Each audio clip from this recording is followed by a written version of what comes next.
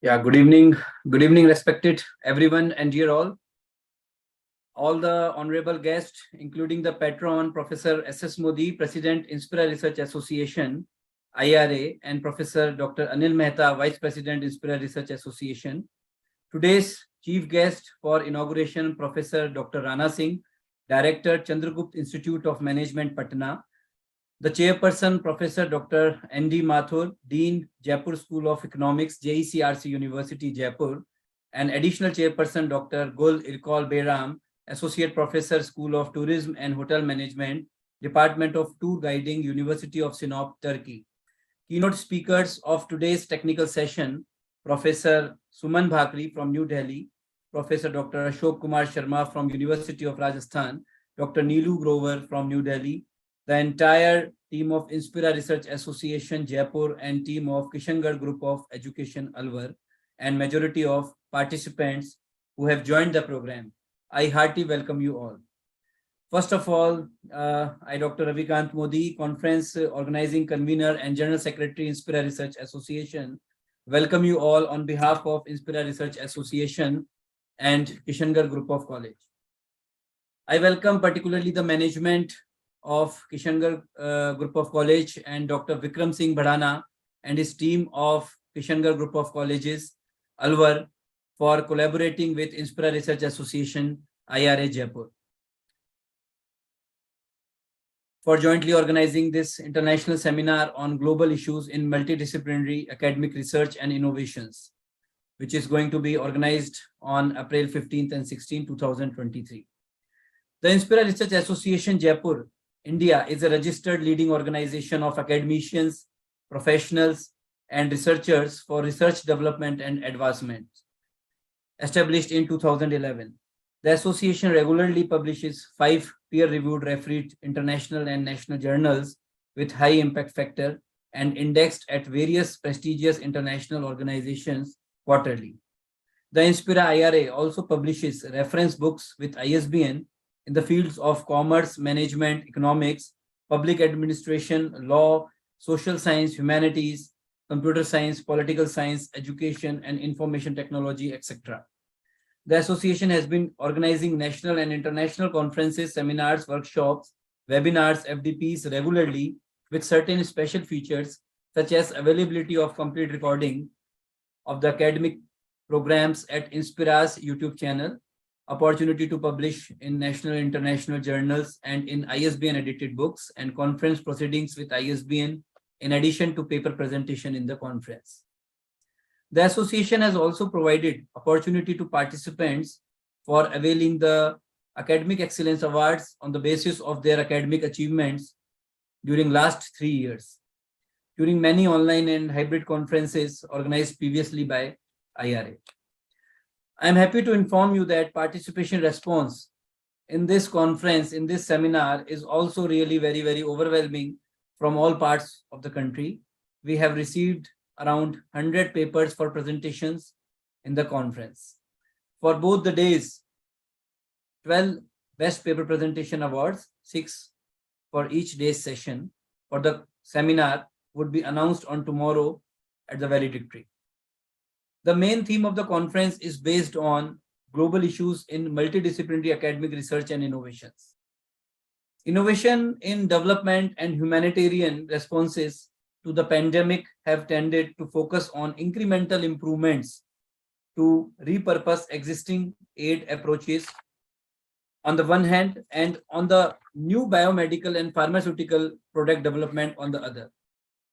Most of these efforts have originated in and been led by actors in high-income countries. Following innovation-driven national successes in East and Southeast Asia, as well as in specific sectors such as mobile money and specific areas of health, many governments have a renewed focus on innovations as vital for in furthering their progress towards sustainable development, economic growth, and poverty reduction. International organizations are also increasing, seeing innovation as an ambition and a way of working, with many establishing in-house teams, strategies, and dedicated programs to deliver on these aspirations. The 2022 open call resulted in more than 225 nominations that underwent extensive internal and external review by the International Council on Monuments and Sites, and an independent panel of international heritage experts responsible for the final selection. Representing 24 countries and spanning nearly 12,000 years of history, the 2022 watch encompasses a broad range of examples of how global challenges manifest and intersect at heritage sites, providing opportunities to improve the lives of communities as they adapt for the future.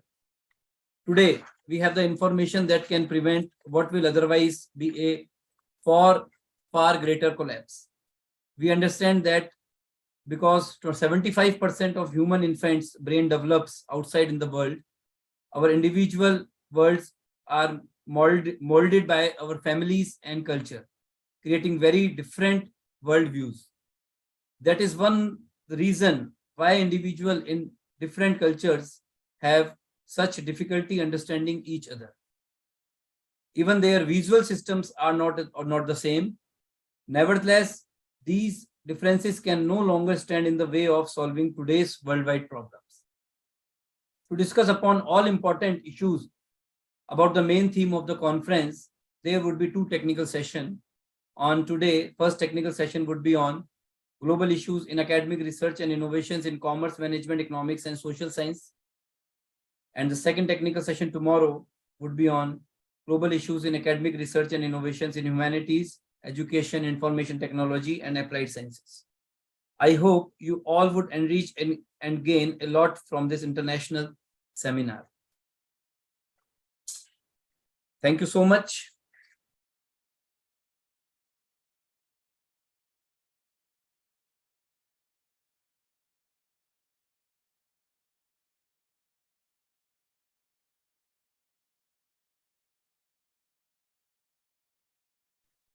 Ravi, say you got muted. Yeah.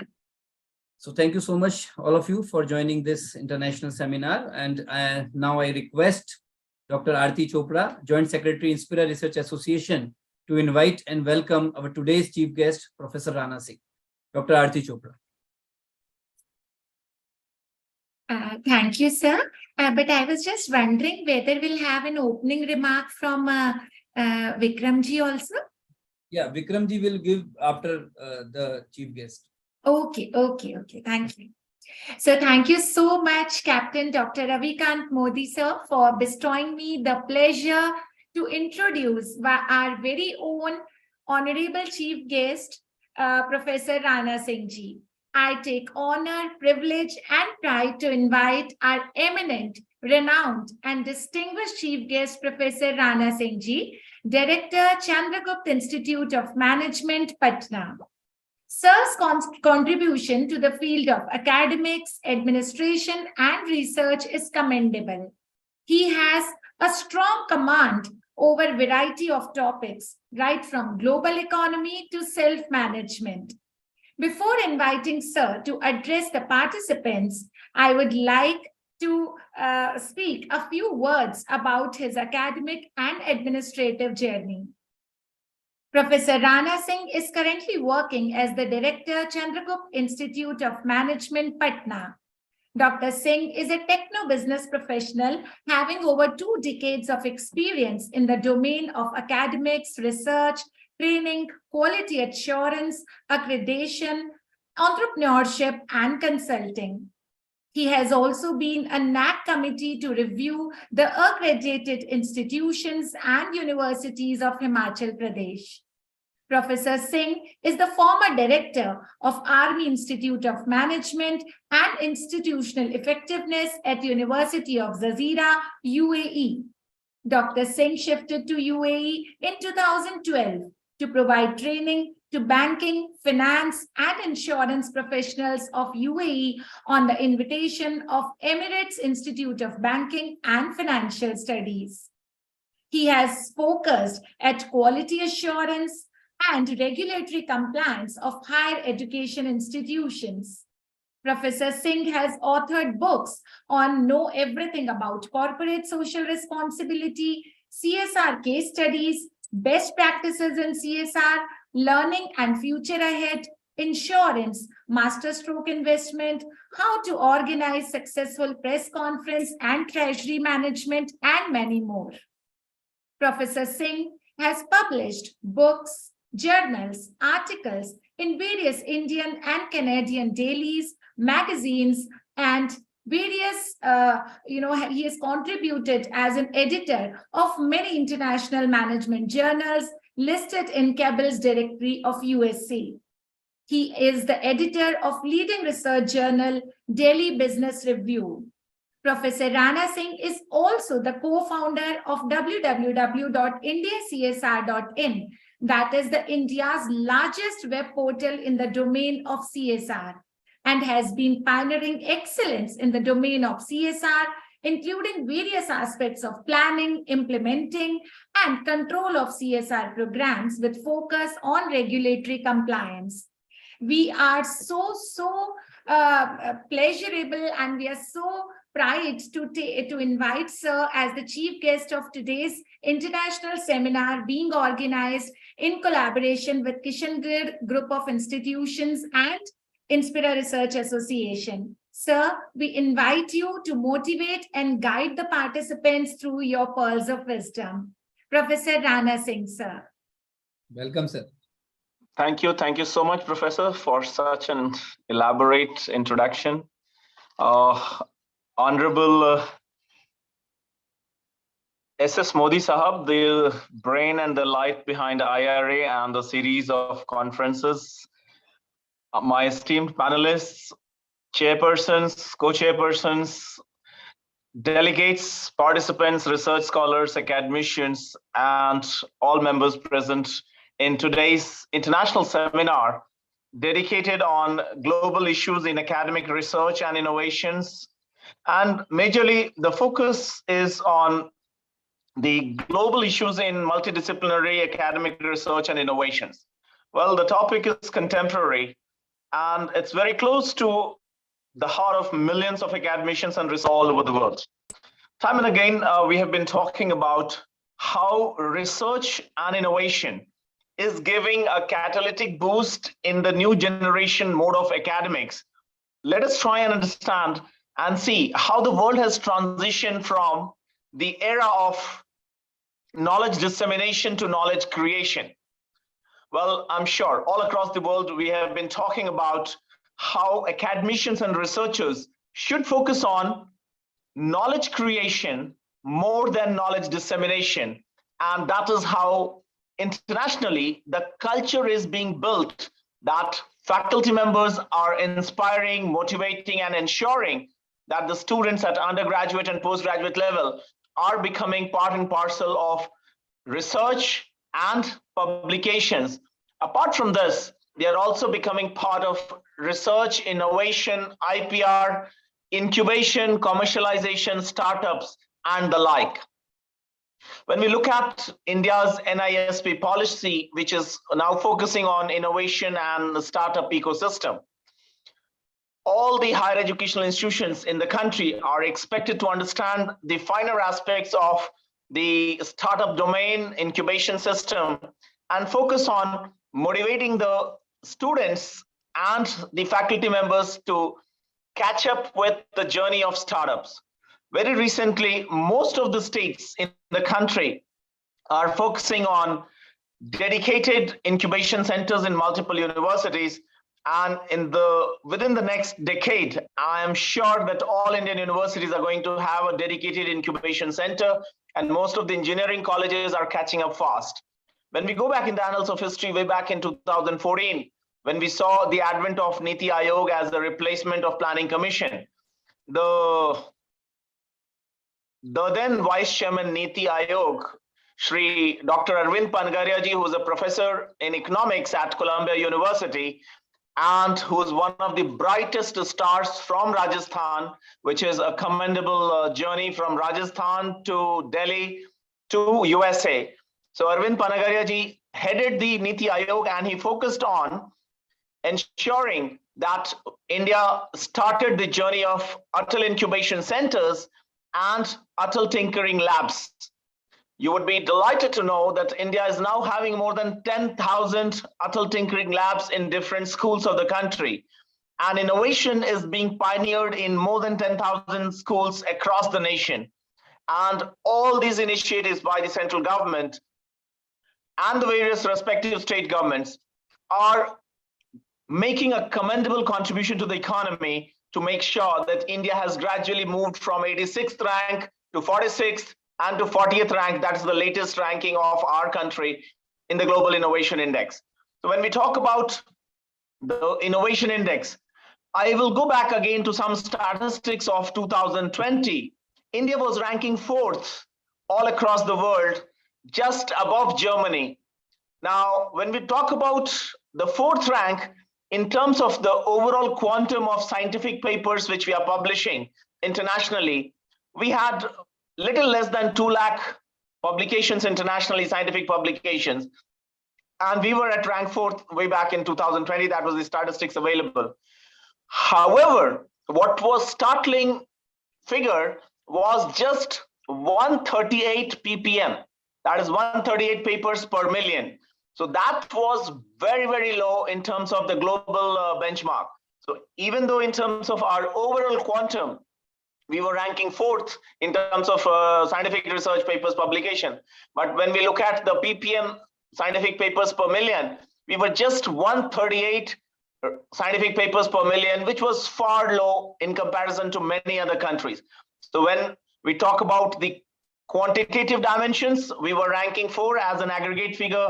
But when we looked at the ppm figure, we were far below to many of the other organizations, other countries. And that gave us a figure that, yes, we as academicians in the country, we must focus on not just increasing the number of research and publications of the faculty members, but we should also focus on inspiring the students who can join hands with the faculty members and start focusing on publishing research papers, so that our rank on ppm as well, papers per million, also goes up. Now, startup ecosystem, well, we have already been close to around 110 startups which have become unicorns internationally, and now India is catching up fast. So now there are 2 dimensions to it. We were talking about Millennium Development Goals, and we also talk about SDGs. So MDGs and SDGs, India has been really focusing stringently towards accomplishing most of the envisioned goals of MDGs and SDGs. However, we have to go miles. And in this journey, the focus on research and publication is likely to really make a quantum leap for our economy. And this is time for us. Now, when we look at the gross number of universities, we are inching towards 1,100 universities in our economy.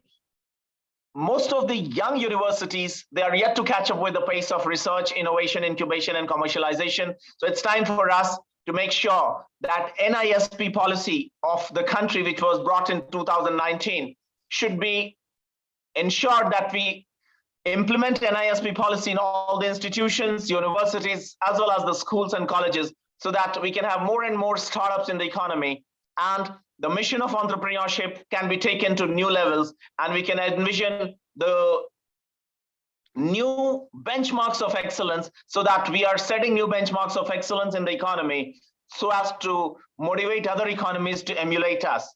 Now, this has also led to new programs. Now, AICT has launched PGDM Innovation, Entrepreneurship, and Venture Development.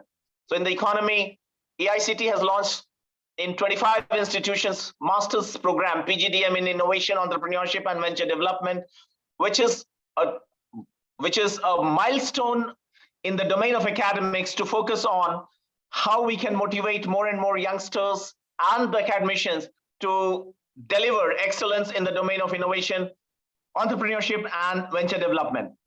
Now, when we see there is a gradual transition now as a culmination of new education policy, we see National Assessment and Accreditation Council, NAC and NBA, are gradually going to merge. On the other side, the Institute Innovation Council, ARIA, Atal Ranking on Innovation and Incubation, as well as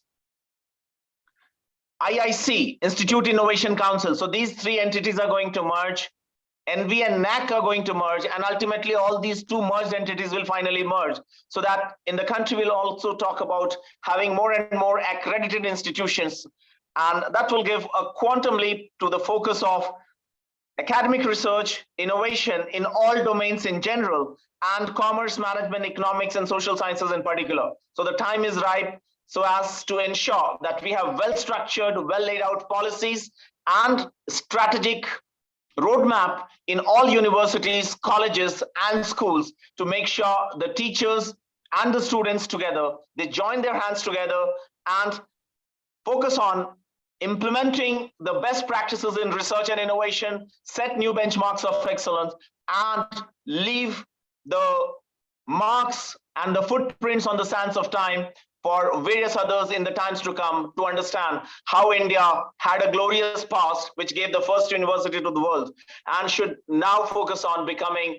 not just the Vishwaguru, but also world #1 in terms of creation of knowledge. And we also become world #1 in terms of maximizing the number of research papers, in terms of its citations, and to make sure we also become rank 1 in terms of the total number of scientific papers being published by the country, as well as the ratio of published papers per million, and which is going to reestablish India as a world leader in all dimensions, perspectives, and factors. With these wishes, I once again thank IRA under the dynamic leadership of SS Modi and Ravikant Modi ji, and all the brilliant members behind IRA to make this event a grand success. I look forward to the wonderful deliberations ahead. Thank you and Jai Hind.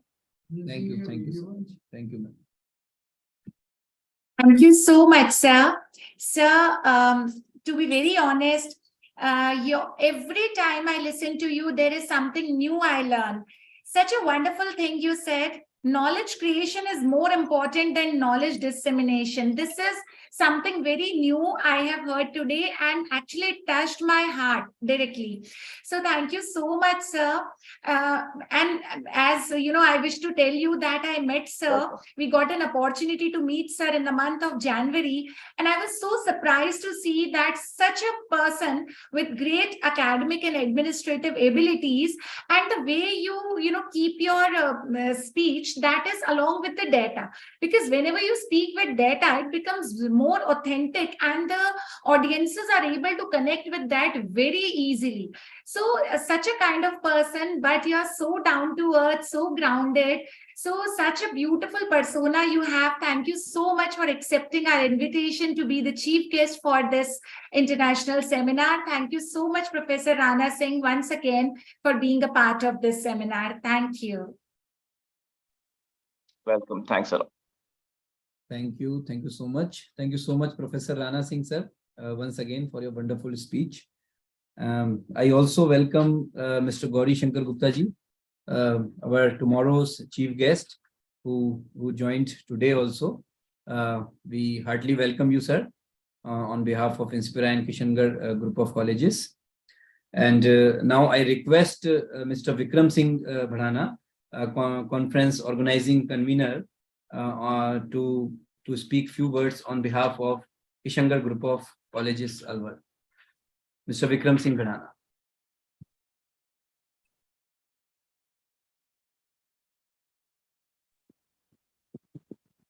Thank you professor doctor Ravikant Modi ji. Thank you, sir. मैं सबसे पहले आज इस programme के आयोजन के लिए मुझे ये मौका दिया, उसके लिए मैं बहुत बहुत धन्यवाद दूंगा professor doctor SS Modi sir, हमारे गुरुजी भी रहे हैं, और पूरी IRA टीम को मेरी तरफ से थैंक यू। और आज के इस कार्यक्रम के chief guest professor doctor Rana Singh ji, chairperson professor ND Mathur sir, Anil Mehta sir, and सभी पूरी टीम को मेरी तरफ से बहुत बहुत धन्यवाद। आप सभी ने एक छोटे से किशनगढ़ ग्रुप ऑफ एजुकेशन, जो एक छोटा सिटी है बहुत ही, और उसमें आपने इस तरीके का आयोजन कराया। हमारे फैकल्टीज को काफी प्रेरणा इस प्रोग्राम से मिली है, इस सेमिनार से मिली है, और नेक्स्ट टाइम हम बहुत अच्छा कराएंगे। Kishangarh group of education basically UG courses BCom, BA, BSc और ये कोर्सेज हम रन करते हैं। यहाँ पे एलएलबी स्टार्ट किया है और इस तरीके से आज जो आपने हमें मौका दिया इंटरनेशनल सेमिनार कराने का, आपका जो इनविटेशन मिला, उससे हमारा पूरा स्टाफ, मैनेजमेंट और ऑल फैकल्टी मेंबर्स बहुत ही प्रेरित हुए हैं। और मुझे बहुत खुशी है कि आज मैं इस प्रोग्राम को सपोर्ट कर रहा हूं और ऑर्गेनाइजेशन करा रहा हूं। इसके लिए मैं सभी प्रोफेसरों का धन्यवाद। हमारा किशनगढ़ ग्रुप ऑफ एजुकेशन इस पटल पर इंट्रोडक्शन हुआ, इंट्रोडक्शन कराया, इसके लिए मैं मोदी सर का बहुत बहुत बहुत बहुत धन्यवाद करता हूं। और हमारे प्रेसिडेंट भी हैं आईआरए के, डॉक्टर रविकांत मोदी जी, आपसे मैं काफी इंस्पायर हूं और आप पूरी टीम से बहुत बहुत धन्यवाद आप सभी का, किशनगढ़ ग्रुप ऑफ एजुकेशन को कॉस्ट बनाने के लिए। और इससे हम काफी प्रेरित हुए हैं और बहुत अच्छा प्रोग्राम आप लोगों ने कराया, उसके लिए सभी पूरी टीम को, सभी प्रोफेसरों को, चीफ गेस्ट को बहुत बहुत धन्यवाद और शुभकामनाएं। और भविष्य में कभी भी किशनगढ़ ग्रुप ऑफ एजुकेशन में अपना इसी तरीके से आप आशीर्वाद बनाए रखना। Thank you sir, thank you Ravi ji. बहुत बहुत धन्यवाद, बहुत बहुत धन्यवाद Vikram ji. Thank you so much. Thank you so much. And we are really grateful to collaborate with a fine person like you, fine college, Kishangarh Group of College.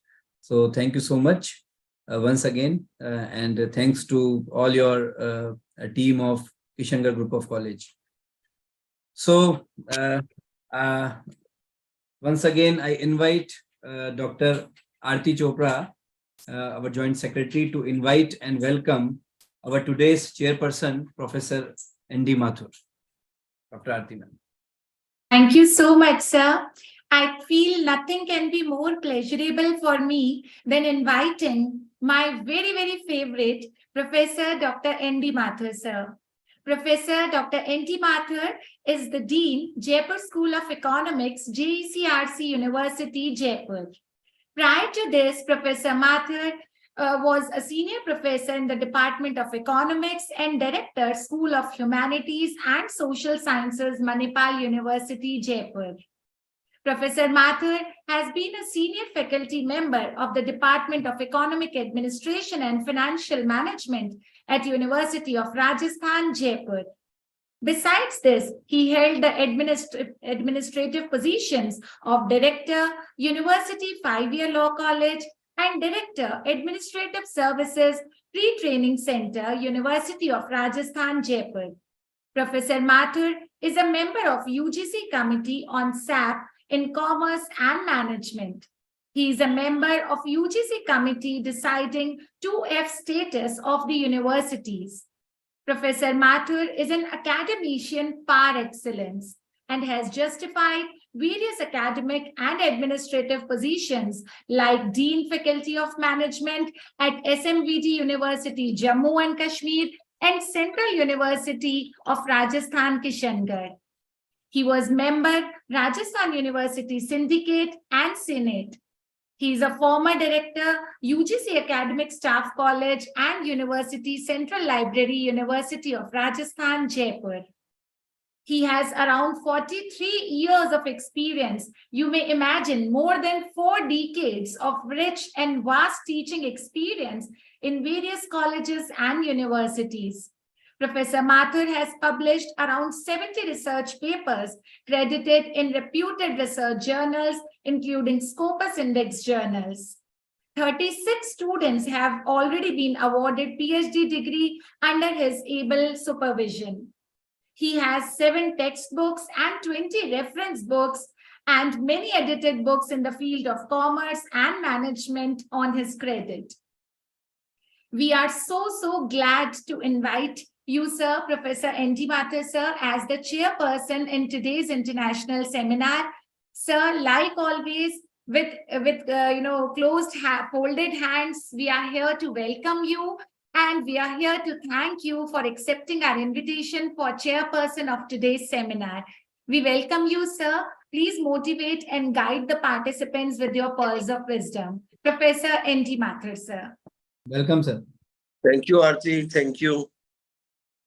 रास्ते में जो दिया जलता मिल जाएगा, उस दिए से पूछना इंस्पिरा का पता मिल जाएगा. With these remarks, I applaud the efforts of Inspira in the area of research and innovation, the kind of efforts they are making and the kind of research culture they are inculcating. I'm extremely thankful to SS Modi Sahab, Ravi Modi, then Professor Rana, who is the chief guest of this in this program, then Kishangarh Group, and Professor Anil Mehta Sahab, Aarti Chopra, for their contributions, the large contribution to the area of research. Professor Rana Sahab के सम्मान में तो मैं इतना ही कहना चाहूंगा कि उनको अल्लाह ने ऐसे लफ्जों से नवाजा है कि वो लफ्जों को छूते हैं और उनसे खुशबू आने लगती है. Am I audible? Yes, sir. जी जी. So प्रोफेसर राणा साहब, आपका बहुत बहुत शुक्रिया. Professor Mehta is a good friend of mine. और प्रोफेसर मेहता के लिए मैं कहना चाहूंगा कि चिराग सी तासीर रखिए, ये मत सोचिए कि घर किसका रोशन हुआ. And finally, for Aarti, my student, I would like to say कि जिससे कहीं और से रोशनी नहीं मिलती, शायद ये चांद उन्हीं के लिए निकलता है. और स्पेशली राणा साहब के लिए कहना चाहूंगा कि महक मोहब्बत बेटियां और वाइस चांसलर्स वहां नहीं टिकते जहां वो पलते हैं. And that is why Professor Rana is moving here and there and contributing a lot to the areas of research.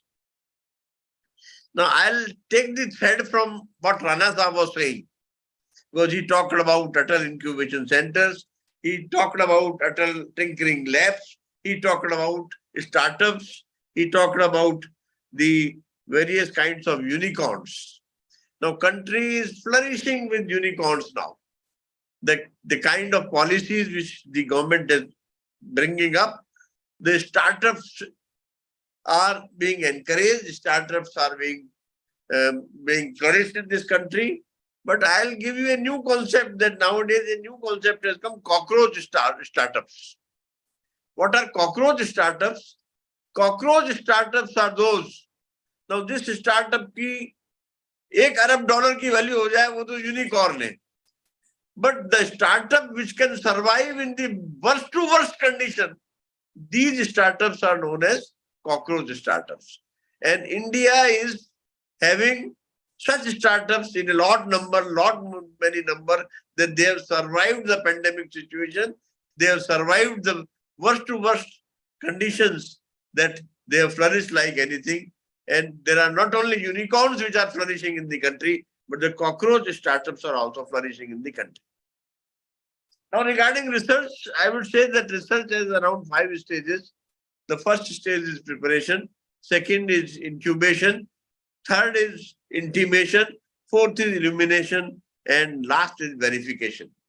The preparation stage is one in which you are bothered about a problem. You feel intellectually restless about a problem.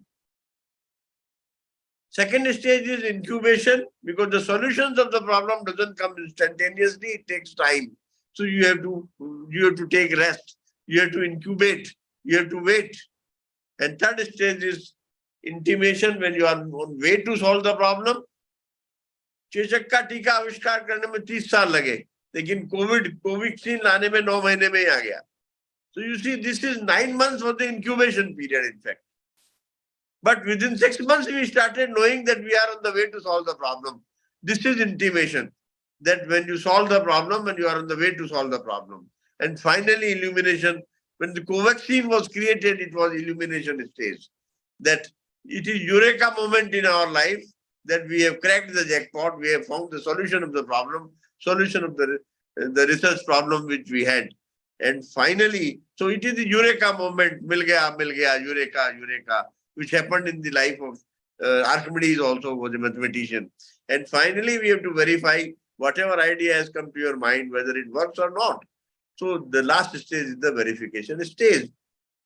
But friends, good ideas, I would say that good ideas come at a very bad time. So whenever a good idea haunts your mind, please note it down so that they can be retrieved. because they are slippery also. They come very quickly and they go back very quickly. So good ideas are slippery and they are momentum. Then regarding innovation, I would say that there are various steps.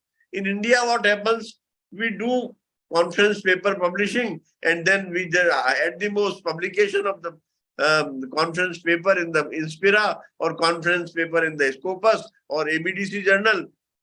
But there are 3 steps. First is publication, then patent, registration, and third is product. So publication must be accompanied with patent, and patent, then its social usefulness and application must be seen, and the patent may be converted into product so that mass production of that particular thing can be done. With this, I'll not speak much because there are around 50 speakers who has to submit their conference papers. I would finally say that प्रोफेसरी के profession में ये फलसफा पाया हमने, जो बात खुद नहीं समझे उसे औरों को समझाया हमने. Thank you. Thank you, sir. Thank you. Sir, after your speech, we should get some time to note down all the beautiful shairi, but the best part is how you find the context to attach, to engage that shairi with the academics and research. That is so wonderful. Harpan Mola आदमी है sir. Harpan Mola. Sir, हम आपके जैसे तो नहीं, लेकिन कहना चाहेंगे कि रास्ते में जो दिया जलता मिल जाएगा, उससे पूछना प्रोफेसर एनडी मैथर सर का पता मिल जाएगा. Since we are your students, so we can just copy you. We can just copy you, sir. And सिर्फ कॉपी करने से ही आपको हमने इतना कुछ सीख लिया है. तो अगर हम आपके जैसा 10% भी बन पाए तो पता नहीं क्या क्या सीख लें. Thank you so much, sir. So beautifully. Thank you, Aarti. Thank you. Really, sir. और सर इतना क्रिस्प आपने बहुत ही अच्छे से the way you have explained the aspects of innovation and entrepreneurship in such wonderful words, that's really commendable. Thank you so much, Professor N.D. Mathur, sir, for this beautiful motivation to all the participants. Thank you so much, sir. Thank you so much. I am very lucky, Dr. Aarti, that Professor Mathur sir has been my guru, because I have done the PhD from Department of EFM, and that time sir has helped me a lot in my thesis work. So thank you so much, sir. Once again, Ashirwad बनाए रखना sir. Bilkul, because it's sir's persona to help the students, researchers. Thank you, sir. Thank you so much once again. Professor Dr. Ashok Sharma sir has also joined with us. Welcome, sir. And once again, I request Dr. Aarti ma'am to please invite and welcome our today's additional chairperson, Professor Dr. Gul Irkol Beram. Dr. Aarti. Thank you so much, sir. So, sir, this beautiful smiling face we are seeing on the screen, Dr. Gul Irkol Beram, obviously all the participants are really, excited to listen to her. She looks so graceful, so beautiful with all this positive smile on her face. So before inviting our additional chairperson, Dr. Gul, I would like to speak a few words about her. Dr. Irkol Beram is currently working as an associate professor in the School of Tourism and Hotel Management, Department of Tour Guiding, University of Sinop, Turkey. Dr. Beram has worked as an internal trainer and teacher in the tour guiding arena. She has been invited for many talks, lectures, panel discussions by different universities like University of Mumbai, India, International Multidisciplinary Conference, College for Women, Parade Ground, Jammu, India, International Faculty Development Program, International Digital Conference 2021 on Curriculum 4.0, Jagdish State School of Management and University of Management and Technology, Lahore, LM Conference on Education, Islamic University, Islamabad, Pakistan, 11th Global Virtual Conference on Multidisciplinary Trends in Academic Research, led Philippines, Canada, the Mega Virtual International Conference 2021 on Multidisciplinary Hybrid Learning in Achieving Sustainable Development Goals in Indonesia, and many more. That means ma'am has either physically or digitally has traveled the whole of Asia. We are so glad, we are so, finding a pleasure to invite Dr. Gul Erkol Beram as the additional chairperson for today's international seminar. We welcome you, ma'am. Please, with your pearls of wisdom, please guide and motivate the participants. Welcome, ma'am. Dear ma'am, thank you so much for your very, very kind words. It is a really honor for me being with you.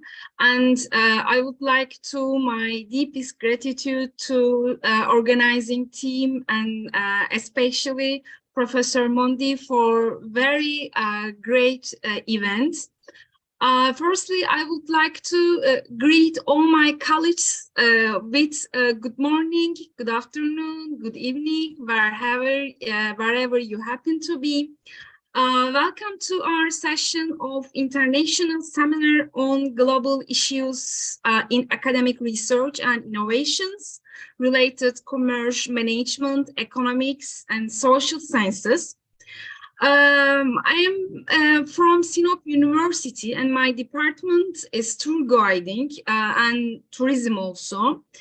But I would like to little mention about our global issues, and this is firstly comes from COVID-19. As everyone knows, everybody has been affected COVID-19, and our life has been changed since the coronavirus. It has been affected in many human lives, the family atmosphere, the peace of social and economic development, and all of which have resulted in incalculable loss of sustainable development. Even after 2 or 3 years, there is still no agreement about many industries and many economical activities can help unify cross-country differences. The COVID-19 pandemic has stressed every country's social, environmental, economic indicators, and this has very challenging issues within the context of nations, and many nations can hardly continue their sustainability and development also. For 2000 years, the advancement of knowledge has taken a path of increasing specialization. Man has approached the comprehension of the world through the deconstructing of it, and this into much smaller fragments that have given rise to the all of the disciplines that exist today, along with their perspective and respective sub-discipline, in order to be able to foretell or at least explain the behavior of nature, humanity, and society. One of our primary motives of this seminar on multidisciplinary research or innovation is to spur unique discoveries in terms of countering conventional challenges faced in everyday engineering activities and technologies. Technology is progressing at a very fast pace, which currently is weighing heavily on Earth's bounty of natural resources and causing serious damage to the environment. The price of this large scale and mass expansion in all forms of daily life is being paid for in the form of climate change. Climate change is another difficult issue in our life, and it has affected many daily lives. our agriculture, our economy, our sustainable development, and unfortunately, it will be affected in the next 20 years. Today, dangerous pollution levels and global environmental degradation endanger the very existence of life in our planet. Now, more than ever, there is an urgent need for professionals from all sectors of engineering and science to come together and work together to find sustainable solutions to sustain economic growth without harming the environment in any way whatsoever. It is crucial to note that we have a critical need to solve societal problems in a world subject to many forces. The most pressing example today is the consequence of a failure to fully understand all the forces unleashed by the free movement of capital on globalization. Until recently, we had an urgent focus on climate change, wherever we need to look at, among other aspects, how oceans and rivers are impacted by excessive land use and the effects of rapid industrialization, atmospheric elements, and solar radiation. These subsystems are connected in time and space and incorporate multiple feedback of mechanism. The complexity presented in each of these real-world examples requires multidisciplinary research that spans the natural and social sciences if we are to acquire the kind of predictive ability to could inform decision makers. Finally, we know that the tools we have to analyze the global are most often transformational when extracted from outside the field that we were discovered by, such as the discovery of the X-rays by physics or doctors and their influence on medicine, or the creation of the internet by many governments and its influence on communication in society in general. When it comes to current global knowledge landscape, there are influential levers for innovation through multidisciplinary research to be carried on. The International Seminar on Global Issues in Academic Research and Innovation will seek to continue to raise awareness on these drivers and thereby continue to promote the innovation that takes place as a result of multidisciplinary research.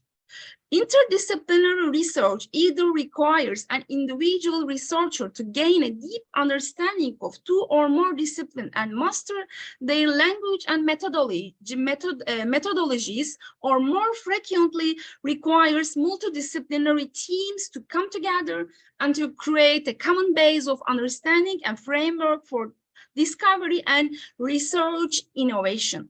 In this seminar, we will try to seek answer for this question, and we also talk about many important issues in commerce, management, and other issues multidisciplinary. And I would like to thank all participants, all organizing team. Thank you so much again. Looking forward to very valuable contribution on social sciences. Thank you so much, dear ma'am, again. Thank you. Thank you Thank so you. much. Thank you so much, Dr. Gul. And so beautifully she has said, see, industrialization, innovation is very important. But at the same time, increasing industrialization has various negative impacts on the environment. There is a lot of solar radiations. There is so much of pollution, which is, actually bringing many negative results. So we have to do multidisciplinary research, because the inclusion of science and social sciences is very important. So the researchers have to be inclusive, because we have to take care of the growth and innovation, but at the same time, we have to take care of the environment in which we all are living. So beautifully, Dr. Gul Erkol has, kept the speech in front of all the participants. I am sure all the participants must have highly benefited. Thank you so much for accepting our invitation to be the additional chairperson for today's seminar, ma'am. Thank you so much for being here once again. Thank you. Thank you. Thank you so much, Professor Gul, once again for sparing your valuable time for this Thank international you, dear seminar. Professor. Thank you so Thank much. Thank you. And now I would like to invite and welcome our today's first keynote speaker, Professor Dr. Suman Bhakri from New Delhi. Before inviting Professor Suman, ma'am, I wish to tell you something about Professor Suman. Professor Suman has obtained her MPhil and doctorate from Delhi School of Economics, University of Delhi. She has been on the editorial board of many international and national journals. She has contributed articles in international journals and research papers in international conferences. She has authored many books on Indian economy, human development, and statistical data. She is the designated PhD supervisor in the university, and Professor Suman is presently a senior faculty in Shri Ram College of Commerce, University of Delhi, New Delhi.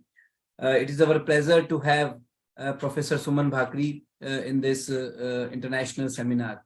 We welcome you, ma'am, on behalf of Inspire Research Association and Kishangarh Group of Colleges. Welcome you, ma'am. Welcome, Suman, ma'am. Thank you, Dr. Raviji. Thank you, ma'am. I hope that I'm audible. Yeah, yes, ma'am. Thank you, Raviji, for giving such a warm welcome and warm introduction. And I want to give thanks to Professor Modi for giving me the opportunity and for the invitation he has extended for becoming the key speaker of this conference. And a very big thank you to organizers also. They have organized the conference and bringing all the researchers, the academicians together, bringing their ideas and the areas where the researchers can go for the research and how to improve upon it.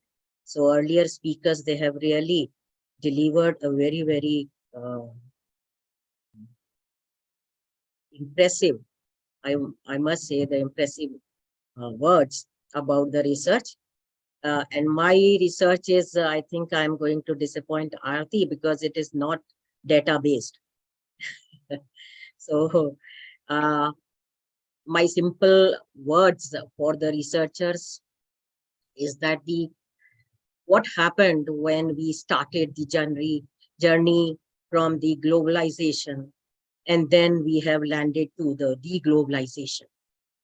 So that is the main theme which I'm going to discuss today within 10 minutes, because 10 minutes time is allotted to me. What has changed over the time, what are the dynamics, and what has happened during this period of globalization to then hyper-globalization, and then the deglobalization, or the economists, they have phrased as the slowbalization. That is from integration to deeper integration. And then I would not say de-integration, but slowing down the integration with the slowbalization. So the globalized world has allowed for efficiencies of scale and technological advances, which help to improve lives of billions of people around the globe. Years and years of solid globalization has made the world wealthier and knowledgeable, no doubt about it. But for over more than 1.5 decades, global trade and financial links, they both strengthened considerably. And similarly, the global co-movement of the macroeconomic variables such as inflation, the GDP growth, the other financial variables such as the equity prices, they also increased considerably. And after 1.5 decades of this uninterrupted global economic growth and economic expansion of the global world, everything looked set to head into downturn. And the downturn started with the 2008 crisis, the global financial crisis, and recourse to unconventional monetary policy measures have created the renewed interest in the international dimension of national monetary policy. National monetary policies were therefore right to focus on purely domestic objectives before pre-crisis.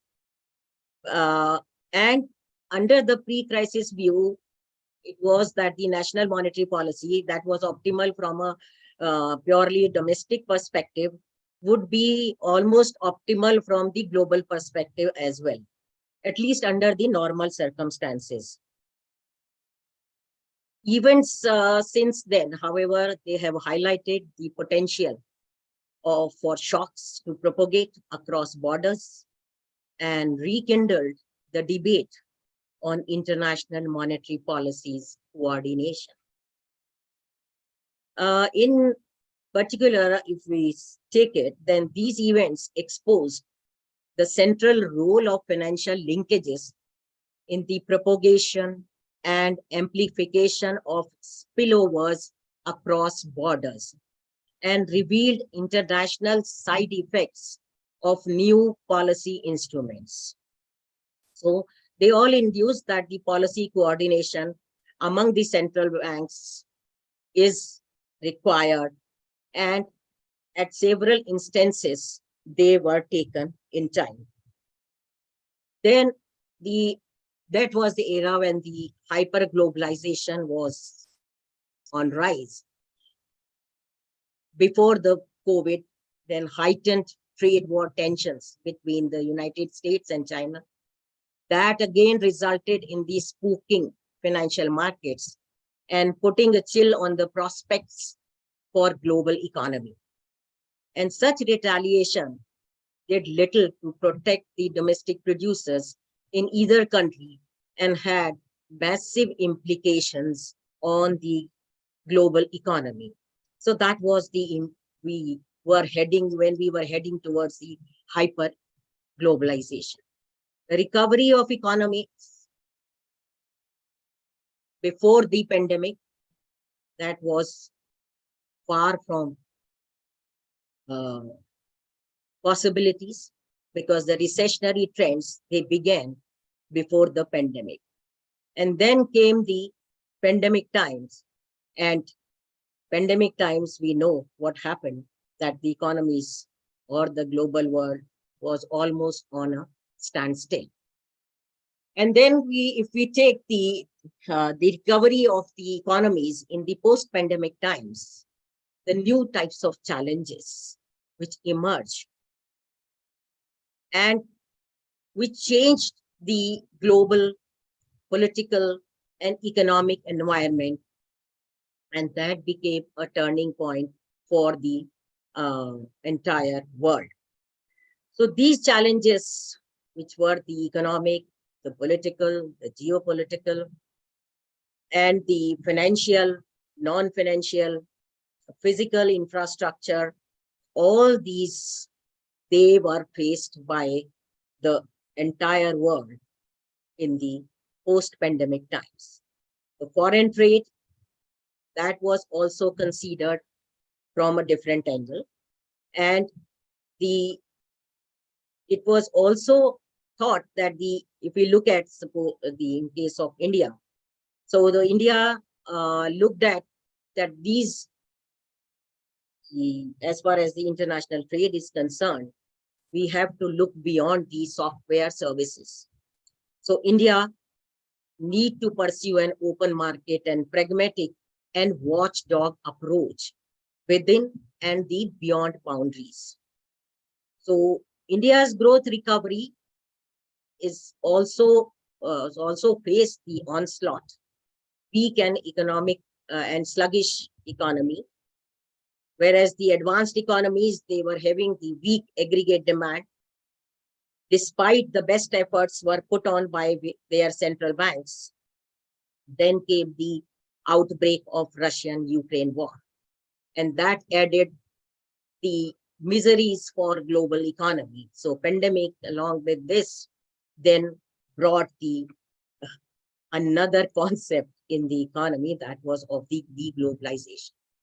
However, deglobalization, as all the countries they are claiming, including India, that deglobalization at any point of time is not the protectionism, but it should be taken as the productivism.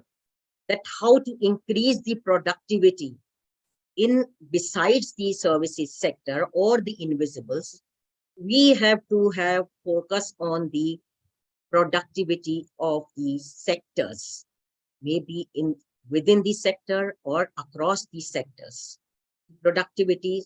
So productivism is required after the this is the post-pandemic times, and especially when there was the Ukraine war and the global downturn was faced even in the post-pandemic times. So the economies which are in doldrums, most of the economies, jobs are lost, wages, they are remaining stagnant, business investment environment is not conducive, banking system is also in dire straits, and corporates, they are beginning to sequel the slowdown that has been witnessed all around the world when we went for the deglobalization, or I would say the productivism. So from globalization to from globalization to hyperglobalization to globalization, many challenges that arose. And some of the challenges which I want to mention in the current scenario is the inflationary pressure for advanced economies and the balance of payment crisis for the developing economies. And in one of the reports of International Monetary Fund, World Economic Outlook of October 22, the global economy is experiencing a number of turbulent challenges, and the future of global economy rests critically on the successful calibration of monetary policy. So in these recent times, what has been seen that now the calibration of monetary policy is becoming important. So then the West banking crisis, which everybody knows as SVB, though it came under control, but more skeletons, they could yet tumble out of the unwatched closets. So global turbulences could impact India as well through multiple channels, and our post-pandemic expansion, though we are quite hopeful that we will not be affected, but the post-pandemic expansion in output is not exactly slump. Then the trans-boundary challenges, such as the climate change and the pandemic have led to the post-pandemic have led to the increased demand for the lending resources of multilateral development banks, MDBs, where on one hand, the advanced economy in that these MDBs are to be reconfigured to address these challenges, climate change. On the other hand, low-income economies, they are equally key. Take the call for MDB. And they want that the reforms in the MDB should preserve their current mandate of supporting development goals, such as poverty eradication and other sustainable development goals, which continue to be the critical investment area in these economies. So there is a dire need to step up climate finance, and the world need to work collectively on development options to support climate investment and transition. That will include ways to expand its sharing facilities as well as and the financial instruments to support private capital for investment in green and low carbon technology. So global economy faced with growing debt problem. However, pandemic geopolitical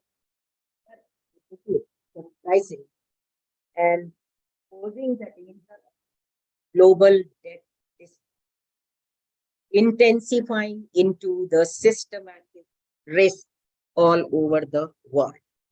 So these are the areas, the challenges or the global issues which all the countries they have to face, they have to work together, and the researches are required that how to tackle these type of challenges.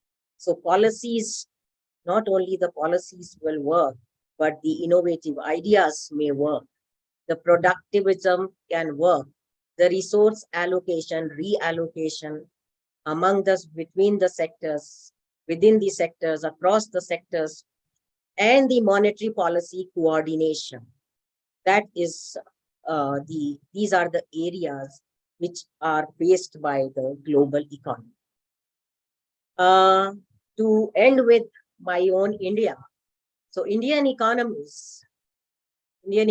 continues to show strong resilience to external shocks and is seen as a bright spot by global world. And this is the reading of this is the declaration which has been given by the World Bank country director of India, that though the global economy is slowing down, but Indian economy stands tall, strong, and fastest growing economy. Where US is expected to grow according to IMF only at 1.6%, Eurozone economies 0.8%, Russia at 0.7%, and China at 5.2%. Growth projections for India for the coming year 23-24 is expected to be around 5.9%. So that is the credit which has been given for this growth rate, is that India, notwithstanding with the external pressures and its services exports continues to increase, and current account deficit is narrowing down as our exports are growing at very rapid rate. And that is what I want to tell you, that the productivism which will encourage the exports will keep the economy from the outside external pressures. So this is all I want to say about the journey from globalization to deglobalization or deglobalization. Thank you very much. Thank you for giving me the opportunity. Thank you so much, ma'am. Professor Suman Bhakri, ma'am. Ma'am, I wish to tell three things here.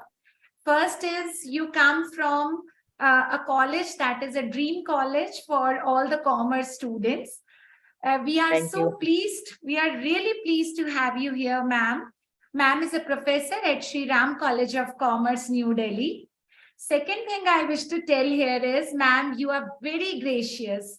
You have such a graceful personality that we could not even we could not even blink our eye for a minute while listening to you, and of course while watching you. You have a wonderful, gracious personality. And thirdly, ma'am, you have touched all the all the things, and you have touched both the brains, our left brain and right brain. As a trainer, as we always say, that left brain talks about data and figures, while the right brain talks about the emotions, how we think, how we take the things in that context. And Professor Suman Bhakri has touched both our brains, left brain and right brain, because ma'am has touched not only the figures, the data, but most importantly, ma'am has so beautifully discussed the monetary status and the global economic environment, the challenges which we are facing pre-COVID, during COVID, and post-COVID. So how beautifully ma'am has elaborated. And ma'am, I had never heard, or probably I may have missed on this term, hyper-globalization. So thank you so much for, giving this term to me to, explore. Thank you so much, ma'am. Your session was highly, highly efficient, and I'm sure all the participants must have highly benefited with this. Thank you so much, Professor Suman. Thank you, Aarti. Thank you. Thank you. Thank you. Thank you so much, Professor Suman ma'am, once again for your wonderful keynote speech. Thank you so much, ma'am. And now I would like to welcome our today's second eminent keynote speaker, Professor Dr. Ashok Kumar Sharma from University of Rajasthan, Jaipur.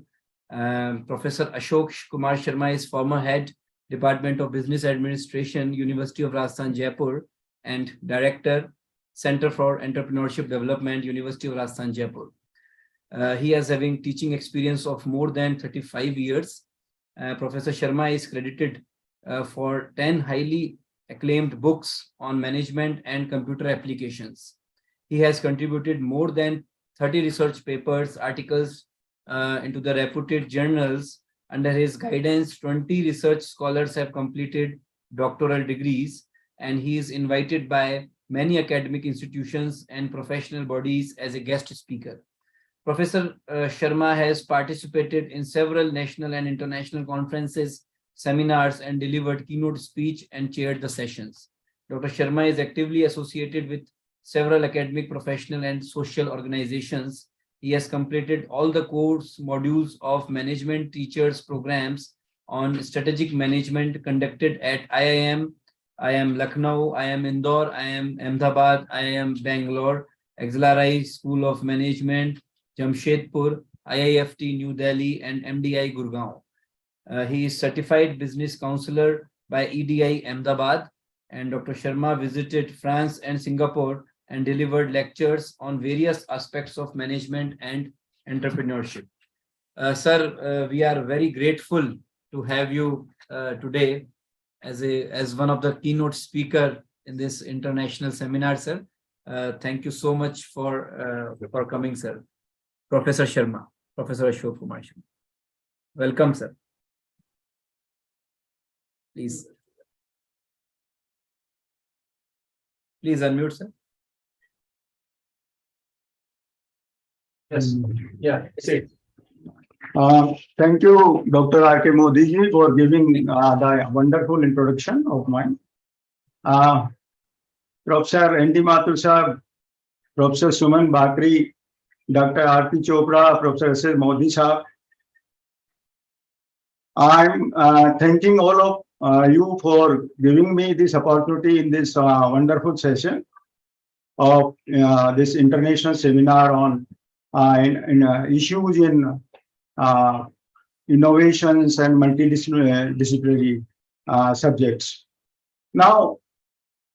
Nowadays, we all are talking about so many things: the sustainable development goals, new education policy, multidisciplinary approach to education, or like that. First, I am coming to the base, which is a very big challenge. That once when the new education policy was announced, NEP 2020, the chairperson of the draft committee of this new education policy, Dr. K. Kasturi Ranganji, has mentioned that there are 3 pillars of this new education policy. First, whatever fragmented system we are having, the very first challenge is to integrate this. And this challenge is to integrate this education system from primary level to the higher education level. The second thing he's mentioned is that the role of the teacher has been marginalized by the system, and we have to reinstall the centripetal role of the teacher in the education system. And the third big challenge, which has been mentioned for the new education policy, is that we have to link it with the old heritage of our Indian knowledge system. And we can have the challenges, whatever challenges we are having nowadays for the research in management, in entrepreneurship, in technology, These three things can be the foundation for all this. You know, nowadays we are talking about management 4.0, industry 4.0, IT 4.0, entrepreneurship 4.0. What are these? These are the different generations. You know, we are talking about the Sanatan Dharma. Now, one university in USA, Hindu University of USA, has announced that whatever 17 sustainable development goals which have been given by the UN, all these 17 sustainable development goals are the part of the Sanatan Dharma. These have already been mentioned in that. And all these 17 points can be made part of whatever future researches we have to have in the field of management, we have to have in the field of IT, we have to have in the field of entrepreneurship.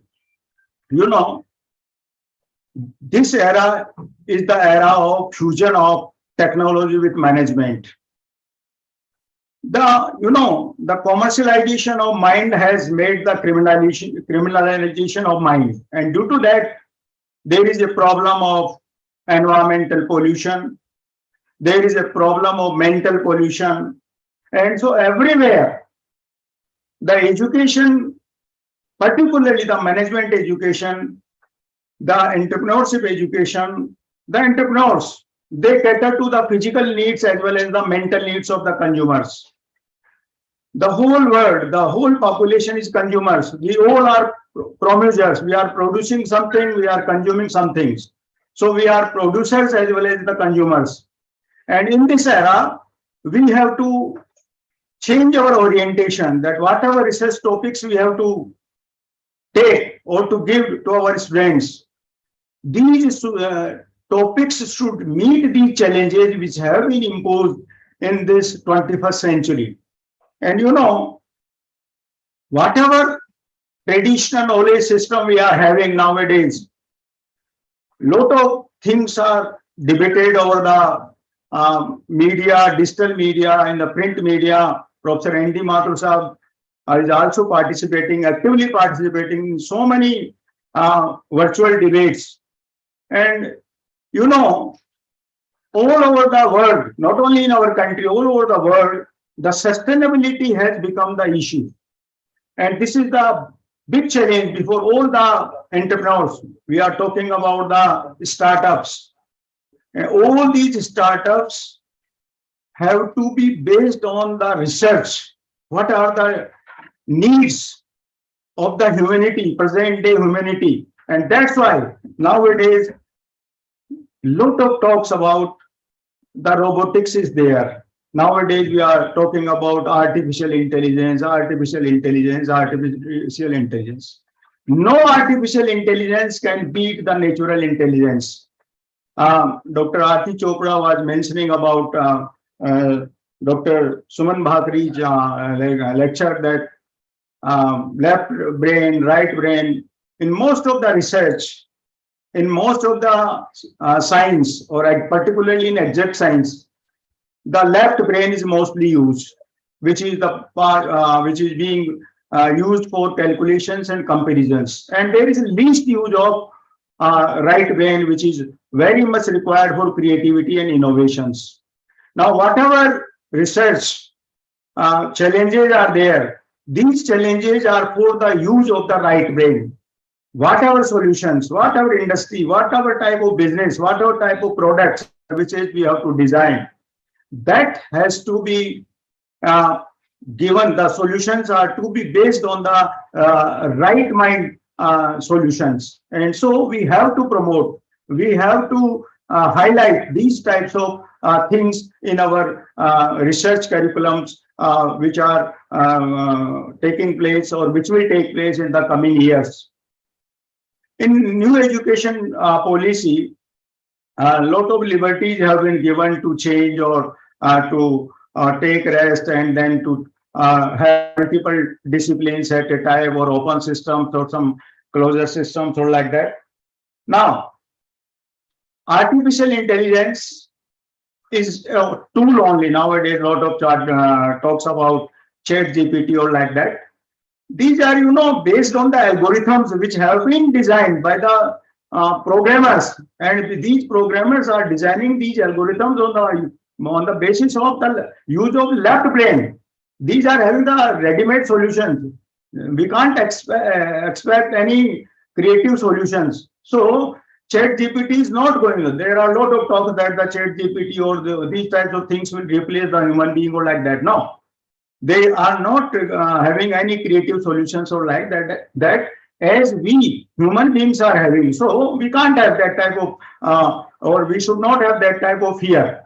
Being a management learner, being a management student, being an entrepreneurship learner, we all are in the journey to promote and to inculcate these types of value systems so that the teachers who are the future architects of the future generations, they can give these types of motivations. Nowadays, lot of problems are with the youth. The suicidal attempts are there. The lack of dopamine hormone in the mind, the lack of serotonin hormone in the mind. Why? These are causing stress problems. So being a management teachers, being a management learner, we have to have lot of research how to generate more and more dopamine hormone in the mind by having or by including the value system, by going back to our Indian knowledge system. We can link all these things and we can promote, we have to promote these types of things. Technology has to play a role. Technology has to be a tool of the humanity, no doubt. But if we are not playing the role of as a leader or active leader, it will supersede us, no doubt. And so to avoid this type of situation, nowadays people are talking about how we can humanize robots. And to humanize the robots can't have value system or spiritualism or like that. Information quotient is not intelligence quotient. In the name of knowledge, we are creating jugglery of words. We are creating a lot of buffer stock of data in the name of research. That has to be avoided. And so, although being a student of management and entrepreneurship, we are the students of social science. We are not the student of exact science.